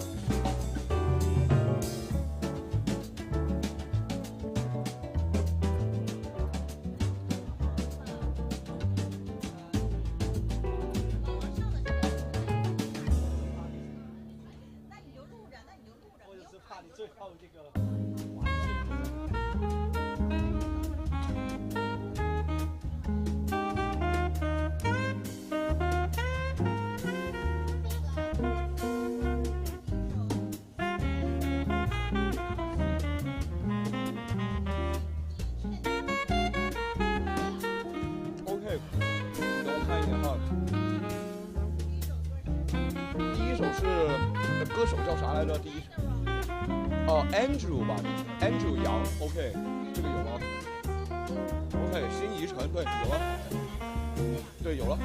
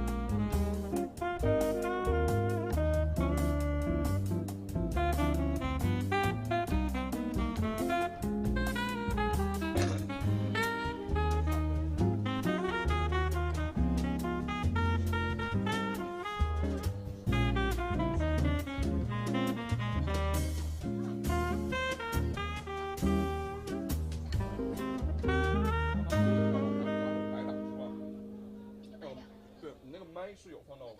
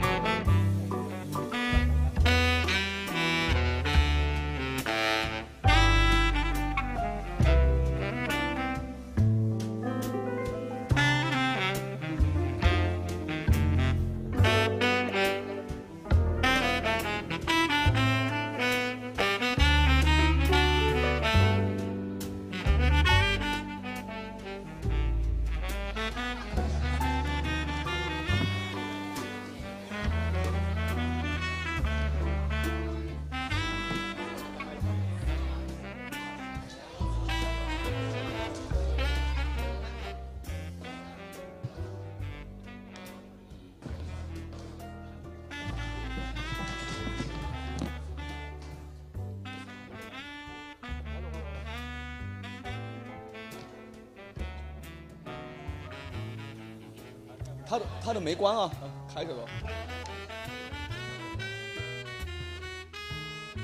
Good evening, ladies and gentlemen. How is your food? Wow, so far, so good. Okay, so thank you so much for staying here and welcome to the 2023 Economic Trade Forum Summit Dinner Gala. And I know it has been a very, very long day and it is a very informative day. So we hope that you do get some new information, to know some friends, and also the most important part, just to dig out some new opportunities. So right now, it is a time to celebration and it is a time to get some relaxation. And we have planned a lot of fantastic show for you. So while you are enjoying your delicious dinner, so we can have those talents performance for us. And the very, very first one I'm going to introduce is our youngest shining star, Andrew. Andrew, would you please come on stage?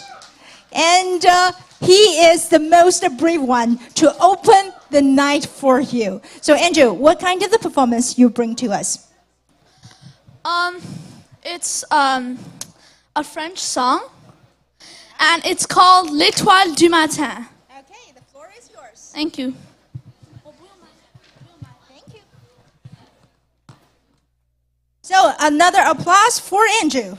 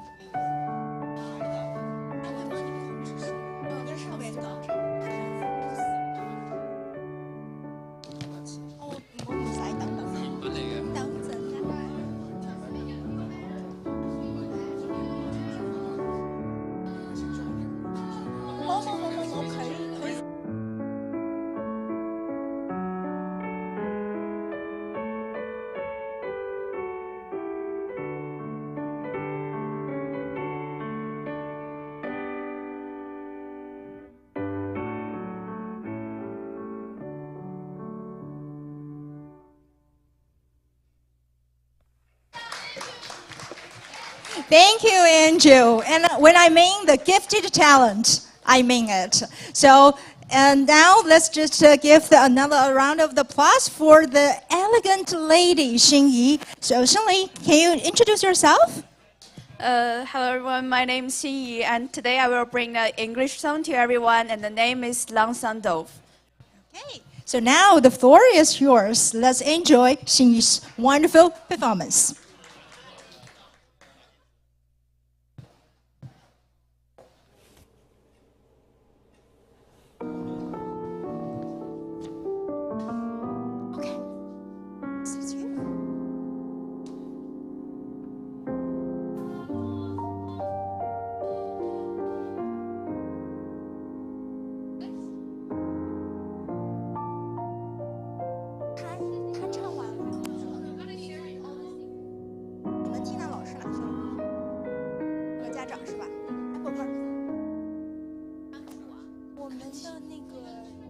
ready 了没有？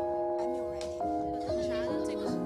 还有那个你已经 free 就够了。还有 Sophia 唱歌是吧？对 ，Sophia 完了就是你们如果不行我就换别人，那还可以 take time， 只要告诉我行还是不行。应该可以。你问他们，你们 ready 了吗 ？Are you ready？ 那个 Sophia 完了之后就让他可以吗？好。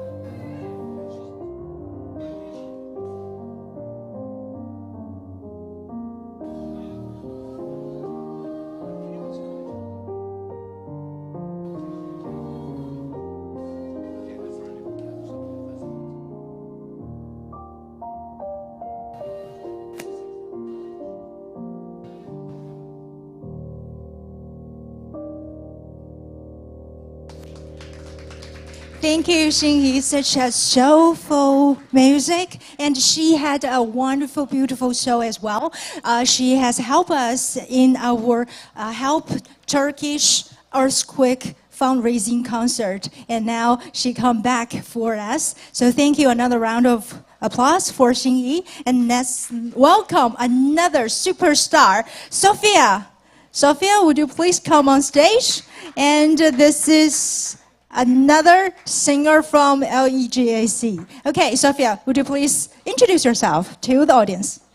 Hi, my name is Sophia, and I'm going to be singing an Italian song called Amor Preparami.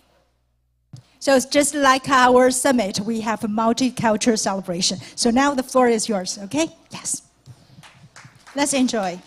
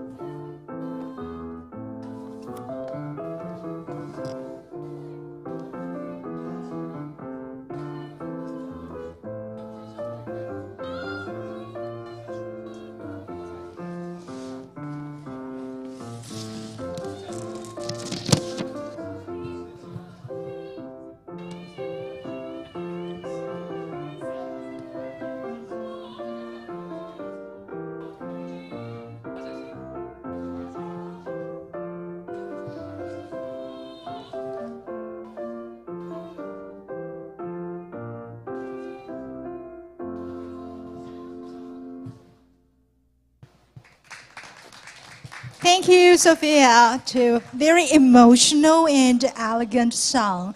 那么接下来呢，我相信大家可能要转换一下 taste。那我们前菜吃完了，我们想要一点点高潮。那这个高潮就是适合我们具有多伦多汪峰之称的美誉的我们的 Philip 老师。Philip 老师呢，每一次在我们 Synflix 开唱，都会带来给我们不一样的华彩和激情。那我们接下来呢，就掌声送给我们的 Philip 老师，有请我们 Phil 老师开唱。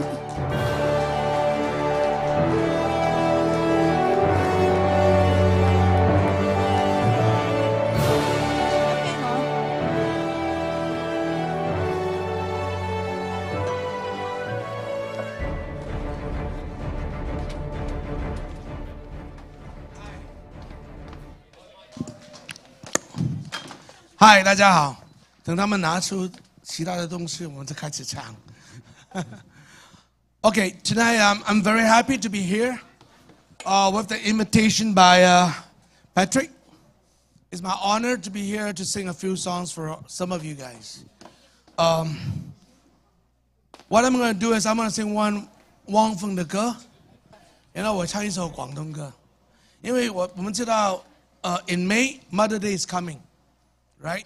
So today I'm going to sing one song for Mother Day, and I will sing one English song. Okay? So I think the first one I'm going to sing,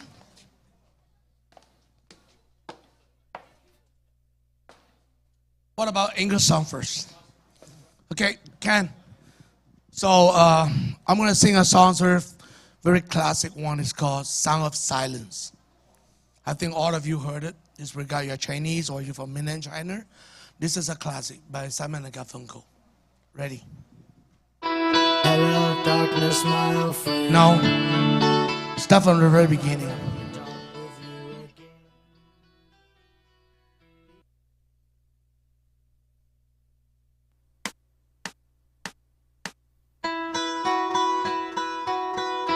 Hello, darkness, my old friend. I've come to talk with you again, because the visions softly creeping left its seats while I was sleeping, and the visions that was planted in my brain still remain within the sound of silence. In restless dreams I walk alone, narrow streets of cobblestone, neath a halo of a street lamp. I turn my collar to the cold and damp, but my eyes are stabbed by the flash of the neon light. Spit the night and touch the sound of silence, and in the naked night I saw 10,000 people, maybe more, people talking without speaking, people hearing without listening, people writing songs that voices never share. No one dare disturb the sound of silence. Fools that are you do not know, silence like a cancer grow. Hear my words that I might teach you, hear my words that I might reach you, but my words like silence, raindrops fell and echoed in the wells of silence, and the people bow and pray to the neon god they made, and the sun flash of its warning, and the rush of it is forming, and And the signs of the words of the prophets are written on the subway walls and tenement hall. Whisper the sound of silence.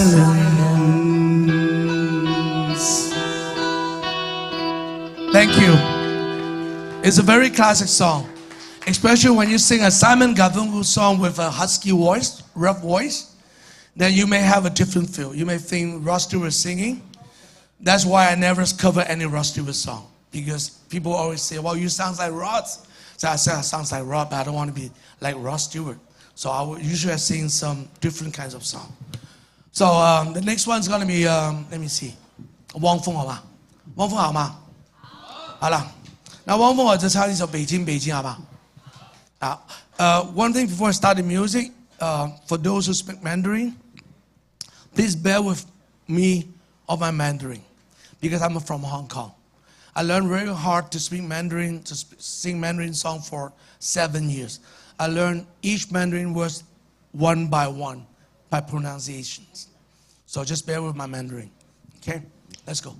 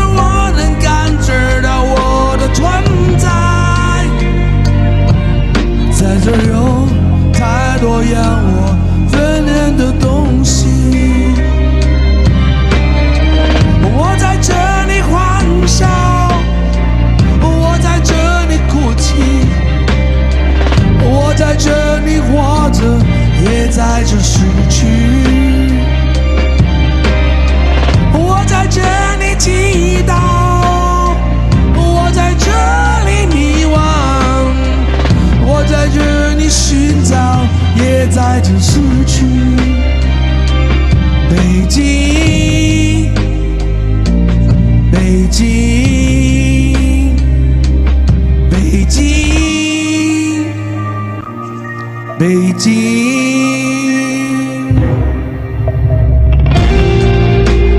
Thank you， 谢谢谢谢，听得懂吗？我的普通话还可以啊，还可以，一个字直接背下来。这最后一首歌，但我没懂没。And then 最后一首歌就是一首广东歌了，因为我唱了一首英文歌。One English songs I sing, I'll sing one Mandarin. So of course I'm gonna sing one Cantonese song. Since we are close to Mother Day, so I would like to sing one very famous Cantonese song. All Hong Kong people, they know about it, or even from mainland China. You may not know this song, but you know that singer. He's the only Hong Kong singer that Mandarin people will sing his song. The Wang Jiaqu, there's Beyond.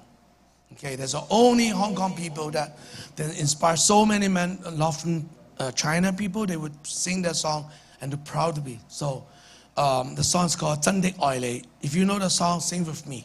All right, we'll dedicate this song to all the mother, all the ladies here in tonight. Okay, Happy Mother Day, and we are proud for you. Okay, so mother love is above all, right? So let's give them a big hand, please. Okay, let's start.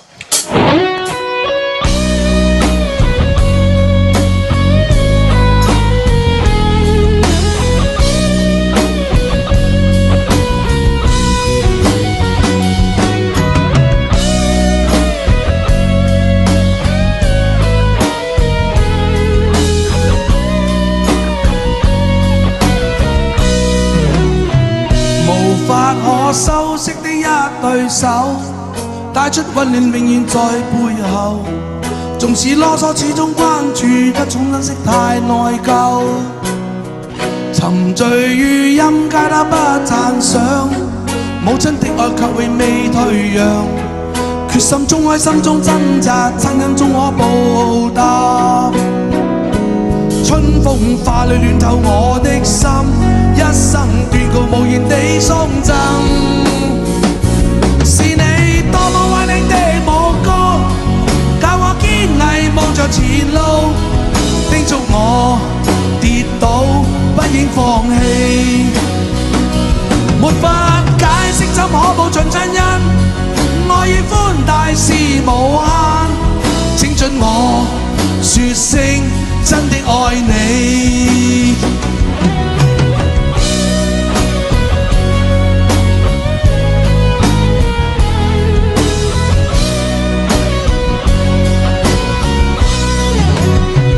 無法可修飾的一對手，帶出溫暖永遠在背後。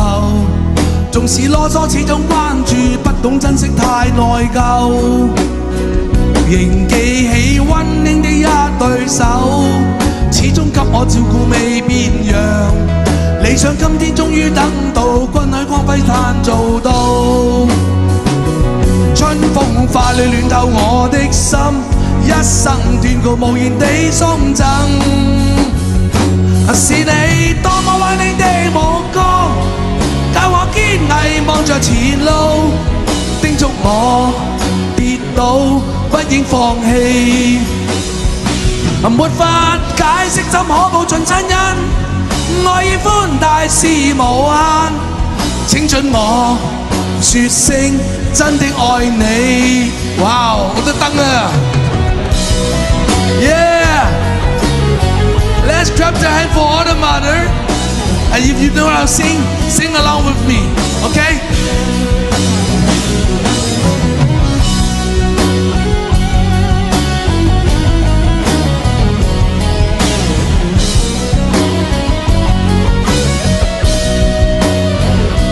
春風化淚暖透我的心，一生斷告無言地送贈。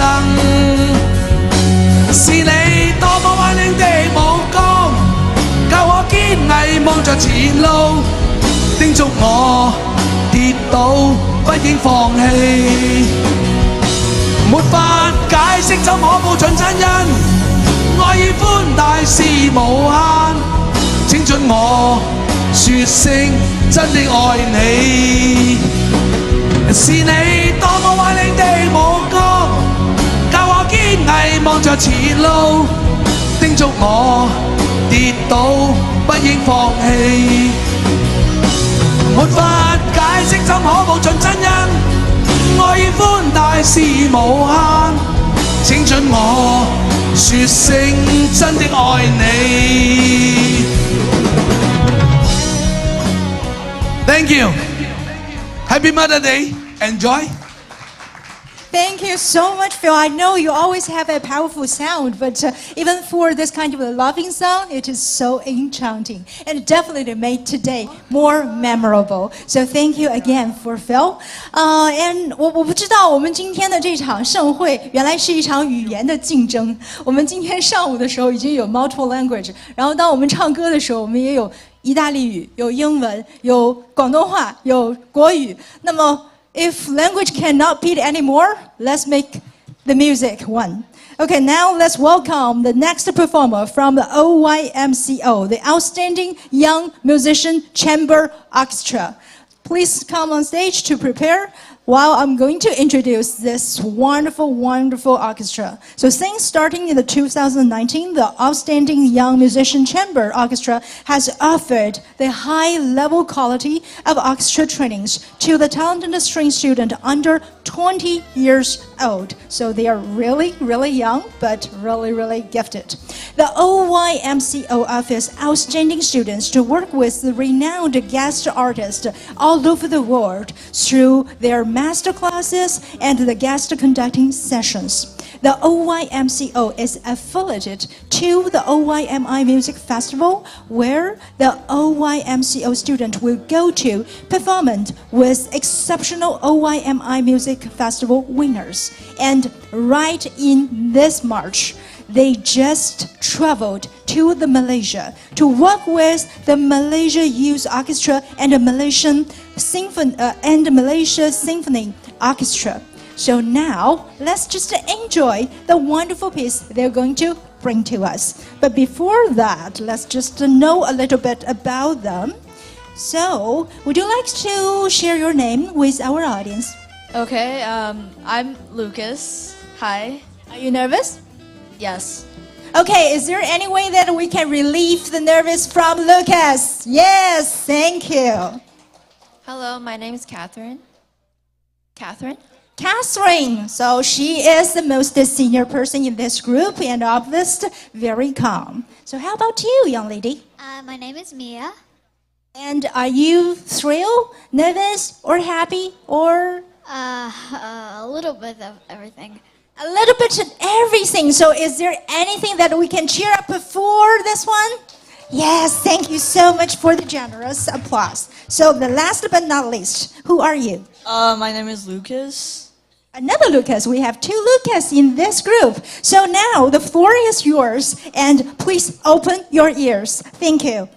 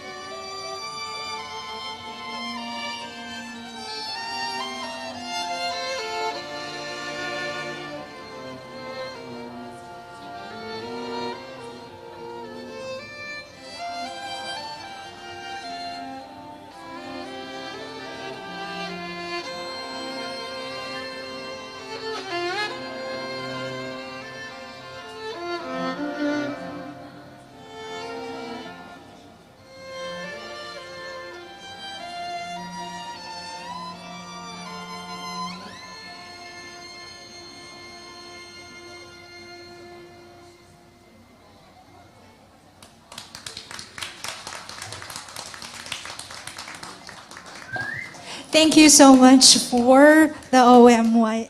So the lovely, lovely students. So Catherine, you're going to do the solo after this, right? Yes. Okay. So let's just give another round of applause for this gifted talents. Thank you so much. And now I'm going to better introduce. They have an upcoming event. It's the OYMI Music Festival, and it is actually their 6 years. It is a cross-Canada thing.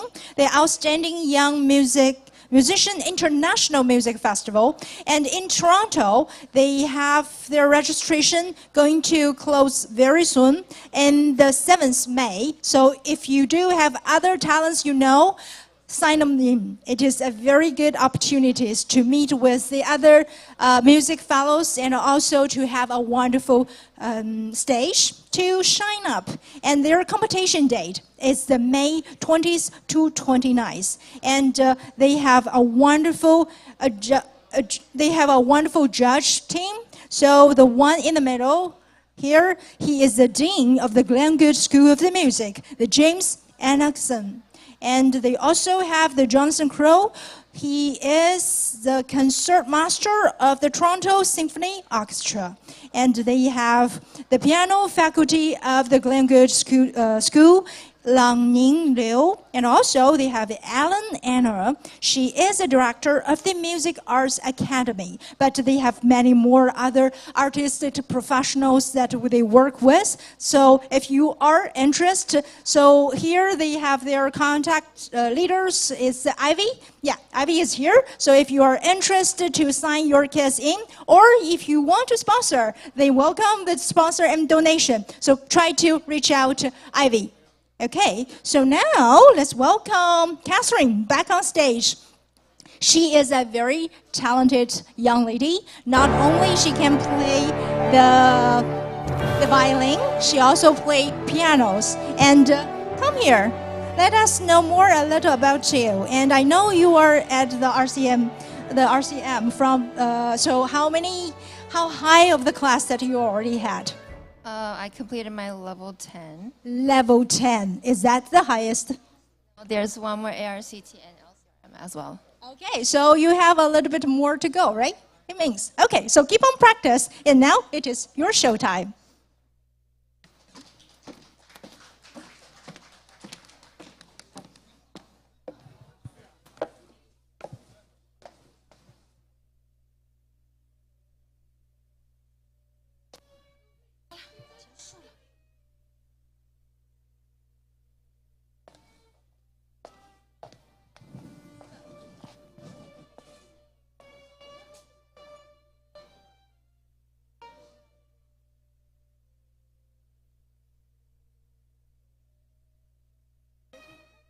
You have great hair.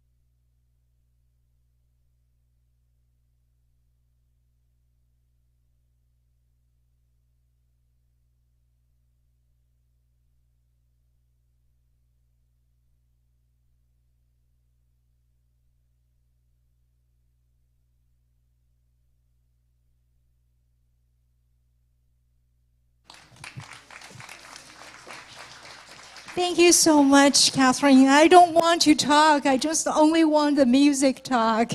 It is such a wonderful thing, right? So after such a long day, I think we finally deserve this kind of the piece. And I really envy the people who can play the instrument like this. I started to practice violin when I was 6, but due to my complaint neighbors, my journey doesn't last long. So I wish the best future for this gifted talents to go any further that they can. So our summit have received numerous tremendous support from all levels of government, and we see that we have get the greetings from our Honorable Minister Mary Ng, and we have greeting videos from our city mayor Mr. Frank Scarpetti. And this morning, our deputy mayor, Michael Chen, show up. And not beyond that, we have other leaders from the York regions also would like to extend their greetings to us. So here he is, the Simon Cui, who is the city councilor from the Richmond Hill. Welcome on stage. Thank you so much for travel such a little bit longer distance for us. Thank you. Good evening, everyone. Thank you so much for inviting me here tonight. My name is Simon Tree. I'm coming from Richmond Hill. As a waterfront councillor of Richmond Hill, it's really my honor to be here today. City may have boundaries, but economy does not have. So yeah, so today in the morning through night, I think the city's development normally, from my personal opinion, there are three major pillars. The first one will be the economic development. The second pillar will be the infrastructure. The third one will be the recreation or the entertainment. So I appreciate all the efforts from morning to tonight, all the entrepreneurs, governments, officials, and all the volunteers here doing the economic efforts. For me, I'm coming here just enjoying the last one, the pillars, entertainment.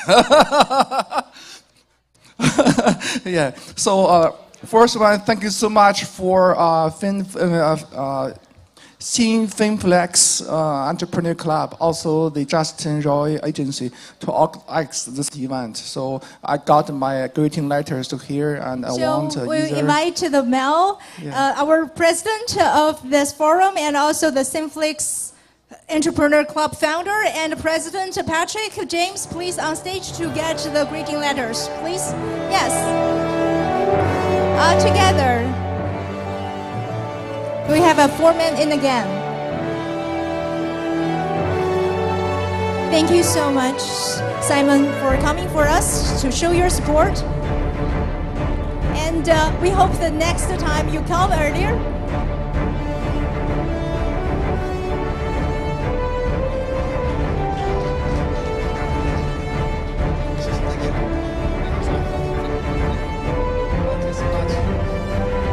Thank you.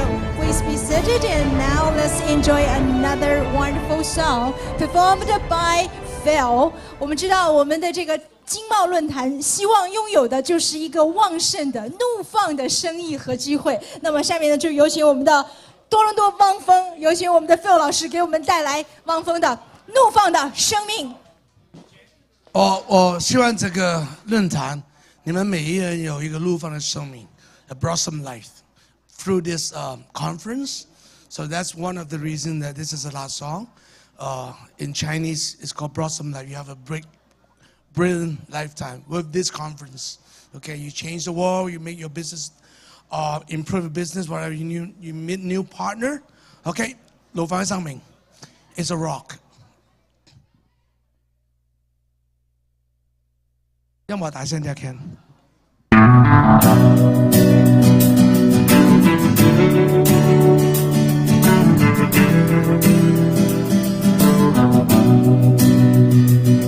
曾经多少次跌倒在路上，曾经多少次切断各翅膀，如今我也不再感到彷徨，我想超越这平凡的失望，我想要怒放的生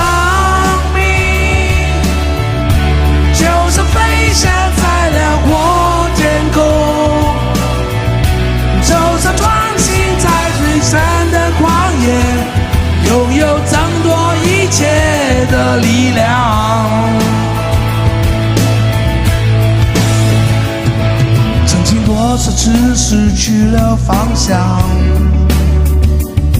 曾经多少次破灭了梦想。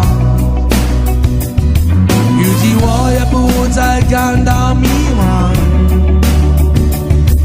我要我的生命得到解放。我想要怒放的生命，就是飞翔在辽阔天空，就是穿行在无边的旷野，拥有争夺一切的力量。我想要怒放的生命，就像矗立在彩虹之巅，就像穿行在璀璨的星河，拥有超越平凡的力量。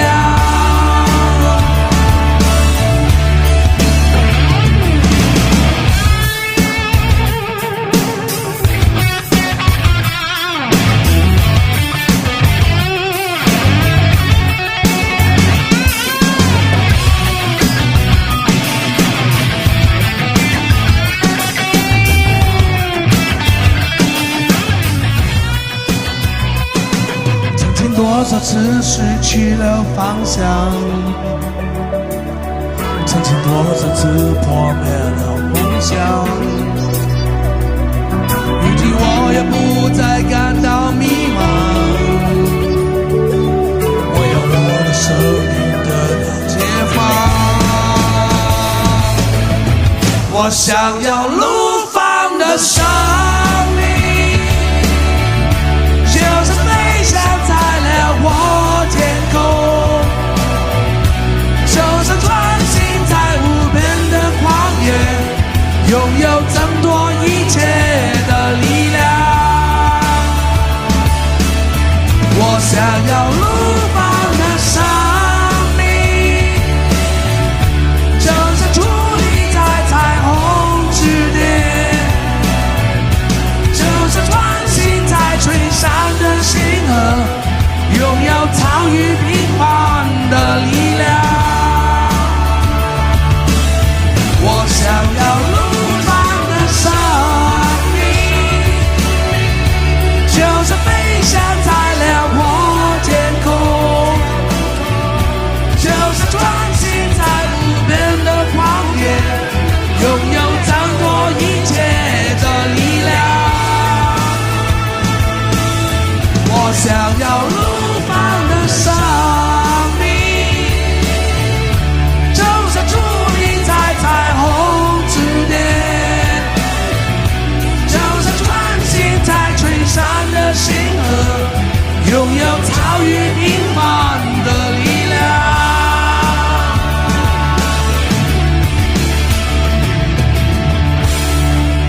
Thank you.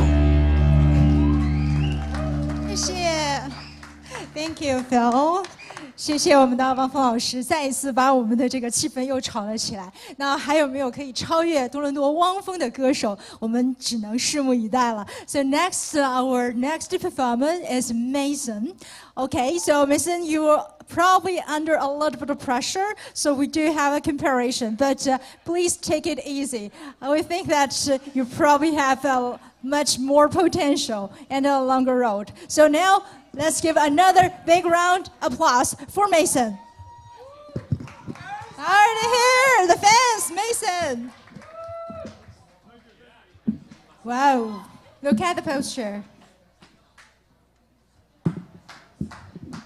How's it going, everyone?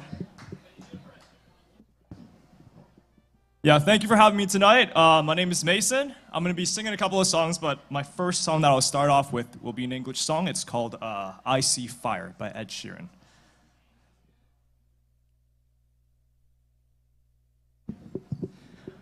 Oh, misty of mountain below, keep careful watch of my brother's souls, and should the sky be filled with fire and smoke. Keep watching over during sun.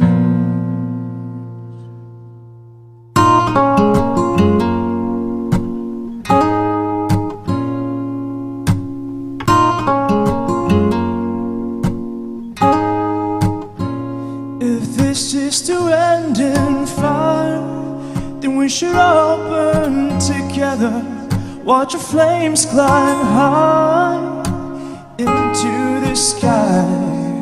Call out, Father, oh, prepare as we will. Watch flames burn, oh, burn on the mountainside high.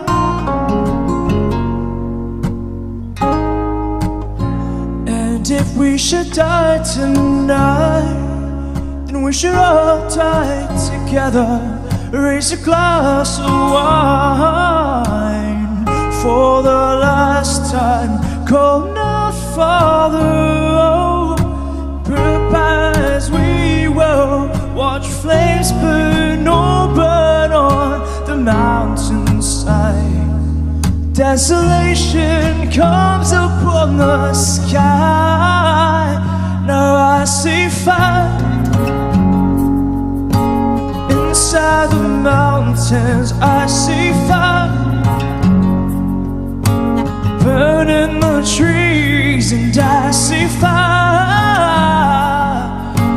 hollowing the souls, and I see fire blood on the breeze, and I hope that you remember me.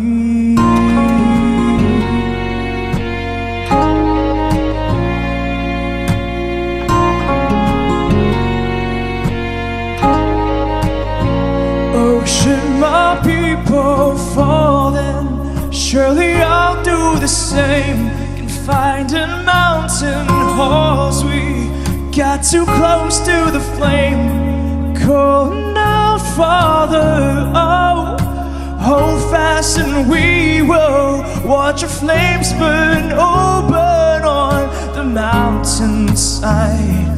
And desolation comes upon the sky. Now I see fire inside the mountains. I see fire burning the trees, and I see fire hollowing the souls, and I see fire blood in the breeze, and I hope that you remember me. And if the night is burning, I will cover my eyes, for if the dark returns, then my brothers will die. And as the sky is falling down and crash into this lonely town, and with our shadow on the ground, I hear my people screaming now. Now I see fire burning the trees, and I see fire hollowing the souls, and I see fire hollowing the souls, and I see fire blow on the breeze, and I see fire. Oh, you know it's our city burning, and I see fire. Feel the heat upon my skin, yeah, and I see fire. And I see fire burn open on the mountainside.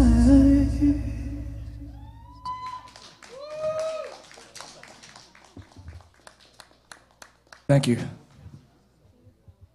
So I'll be back for another few songs later, but I appreciate that, everyone here. It's such a great audience, and yeah, thank you for having me at the Economic and Trade Forum Summit Conference. It's a pleasure. Thank you. Thank you, but we don't want you to go. Is that possible that you can stay for one more song? Yeah. Yeah, sure. Yeah. 没有了吗 ？Okay. I can probably why not do this? Okay. I'm just responsible for the fans' request. Sorry. I guess they want an encore. So why don't I sing a Cantonese song? I guess it's a classic. I'm gonna sing a song called 海闊天空，海闊天空。哎，这里有啊，海阔。他这里不是有吗？有啊。海闊天空，他是。他没有，那个是真的爱你。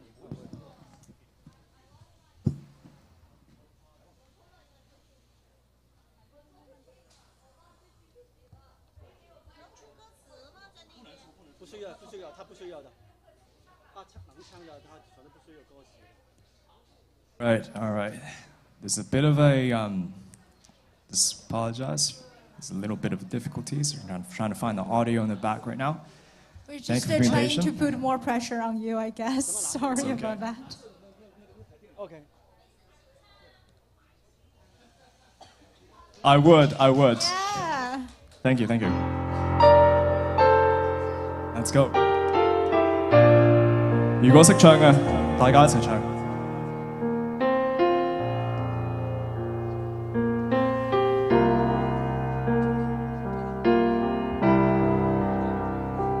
今天我寒夜裏看雪飄過，懷着冷卻了的心窩飄遠方，風雨裏追趕，霧裏分不清影蹤，天空海闊，你與我可會變多少次？迎着冷眼與嘲笑，從沒有放棄過心中的理想。一剎那，彷彿若有所失的感覺，不知不覺已變淡心裏愛。原諒我這一生不羈放縱愛自由。也會怕有一天會跌倒 ，no， 背棄了理想，誰人都可以。哪會怕有一天只你共我？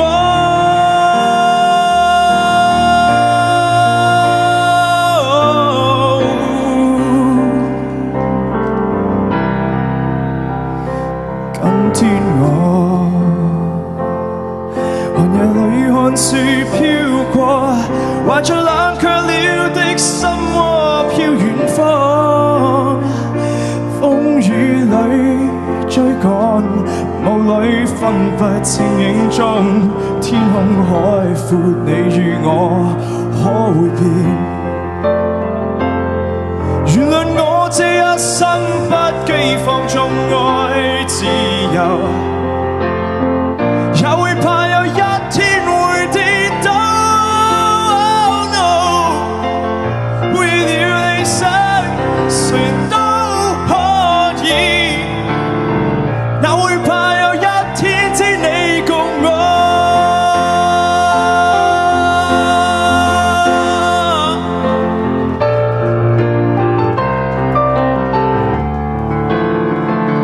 ？All right.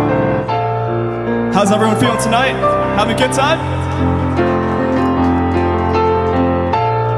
Alright, this next bit is gonna be a bit tough. If you guys know how to sing it, I'm gonna need you. I need all of you. Here we go.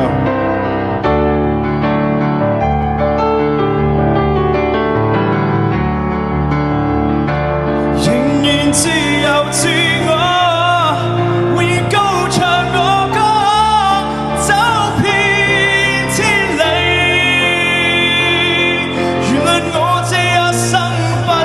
放縱愛自由，也會怕有一天會跌倒。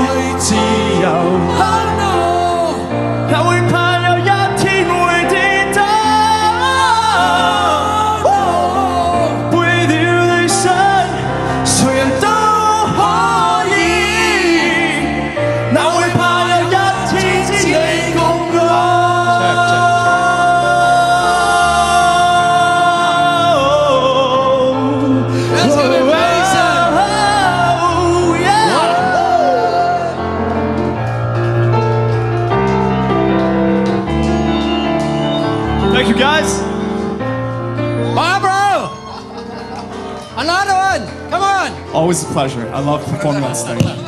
Come on, pick a song. Another one. Encore.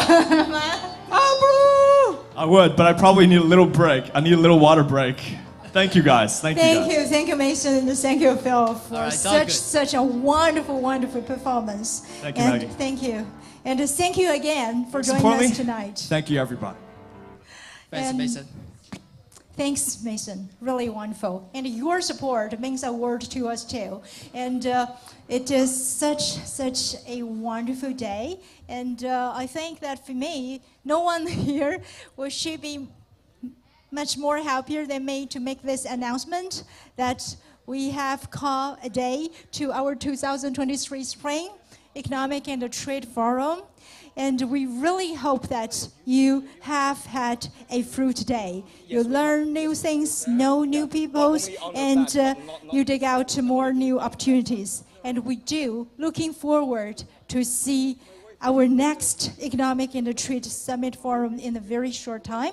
But in the meantime, I would like to extend our highest appreciations to everyone, to our speakers, to our participants, to our sponsors, and most important special thanks to all our working staffs behind the scenes and the volunteers. We cannot do it without all of your efforts. So thank you to all of you, and hopefully you can enjoy the rest of the evening. And let's make it a call here, but we wish to meet everyone in a very short time. Thank you, everyone.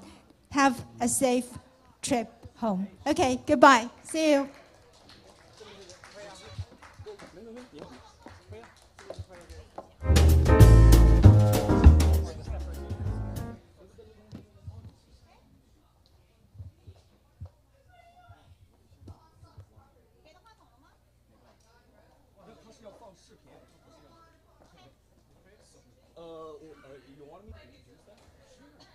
Okay, so everybody, now we are going to play a video that's made by the wife of our beloved May, like the host and president of the C-Flex Media. So his wife just released a brand new music video as of yesterday. So now, everybody please look at the big screen and let's enjoy the fresh new song.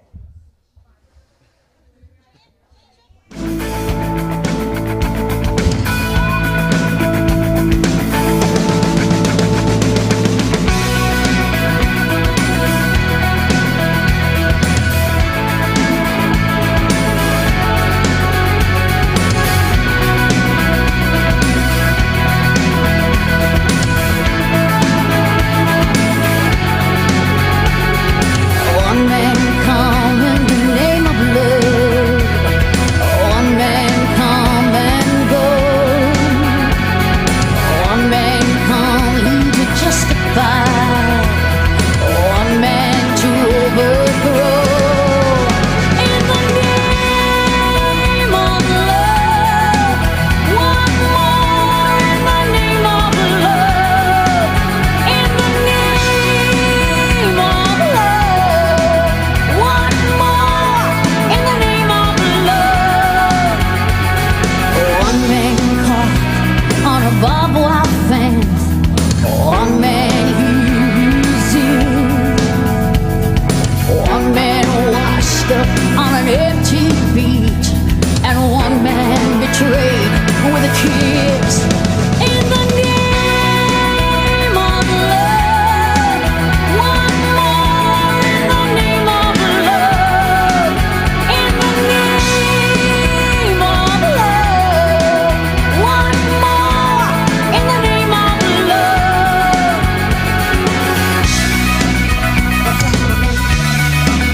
What's up for me?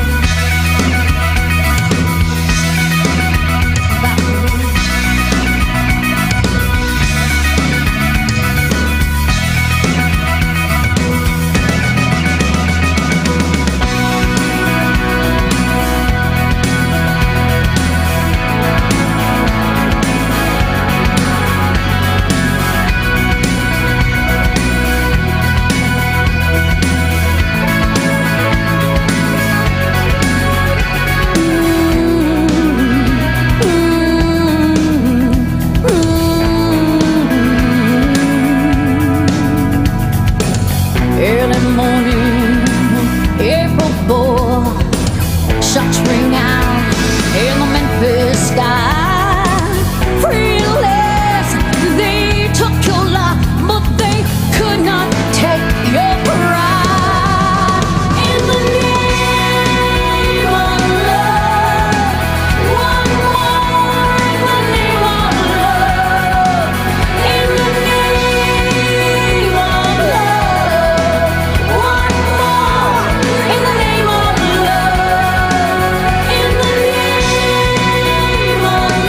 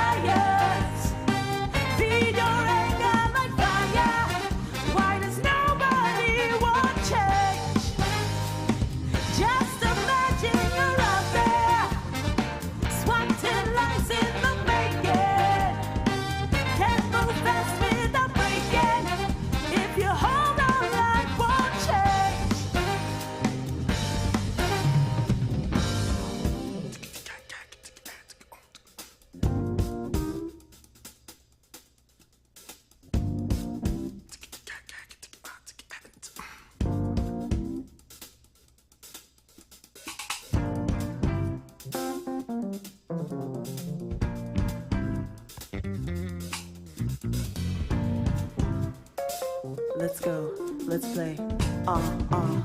Yo, check it. It's a situation. They're looking down at all of us, thinking we useless, and they celebrating, taking it way too far. They never thought about the contemplating that if we don't like what they do, we not gonna switch the station and let them rub around the nation. We gotta take a stand for what's right, condemn what's wrong, stop lies from the fine in the name of the song. Keep keeping on for yourself and stand tall. Unite if we stand, divide if we fall. We make the difference, we rearrange. If it don't fit the bill, gotta be the change. Say it again, if it don't fit the bill, you gotta be the change. Come on. The fake guys are all sick and hot. Their faces hide all their fears. They look down on all the rest of us like there's some special breed. Who's the high lord? Who thinks he's better than us? You feeling big, huh? Ain't it a crime, yeah? Ready or not, here we come. Is there a mission for us? Who is that high lord? Look out, you got me angry. Who'd kill a million of us? Alright. And as the bell tolls, let it out and make it your own. Is there no remission for us? Wake up, get out there. There's more to life than their way. If you live, you cannot stay. Why does nobody want change? Let your voices ring out, yeah. Take the mask off and be free. Find yourself in the debris. If you hold on, life won't change. If you hold on, life won't change. Get up there. Get up. Raise your voice against fire. Feed your light like fire. Why does nobody want change? Nobody wants change. Just imagine you're out there. Swapped in lines in the making. Can't move fast without breaking. If you hold on, life won't change.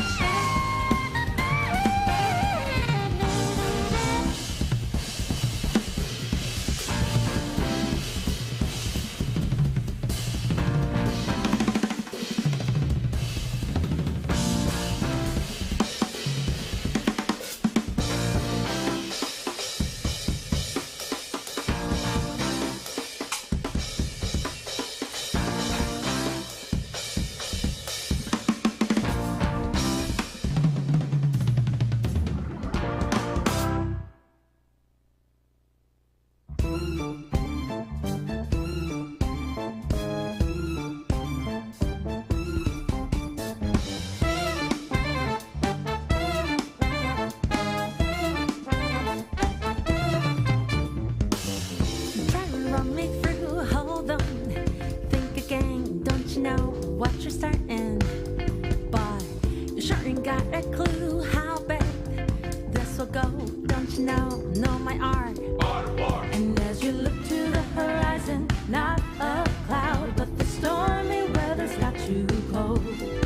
Seems like it crept up out of nowhere, all around you. It's not like what you foretold. You'll never see it coming. You see that my mind is too fast for eyes. You're done there, but the time it hits you, you're less surprised.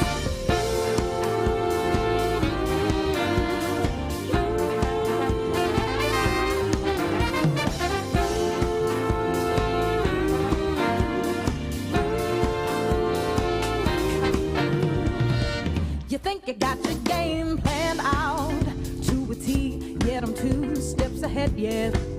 So step into my way, stand out. It's a trap, one more step and you're dead. Why just a peek a second ago, clear blue skies, but now lightning struck your last resolve. It's not an accident that no one hears your cries as your last strength seems to dissolve. You'll never see it coming. You'll see that my mind is too fast for eyes. You're done there, but the time it hits you, you're less surprised. I'm coming for you. My game's always so fast, so far.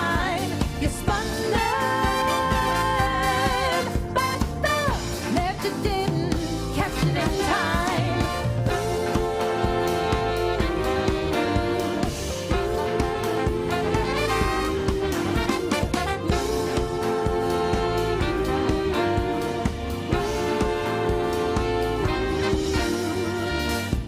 Better think about your game. Are you sure your next move's the right one for you? Are you sure you won't get outmaneuvered again, my friend? You'll never see it coming. You see that my mind is too fast for eyes. You're done now, but the time it hits you, you're less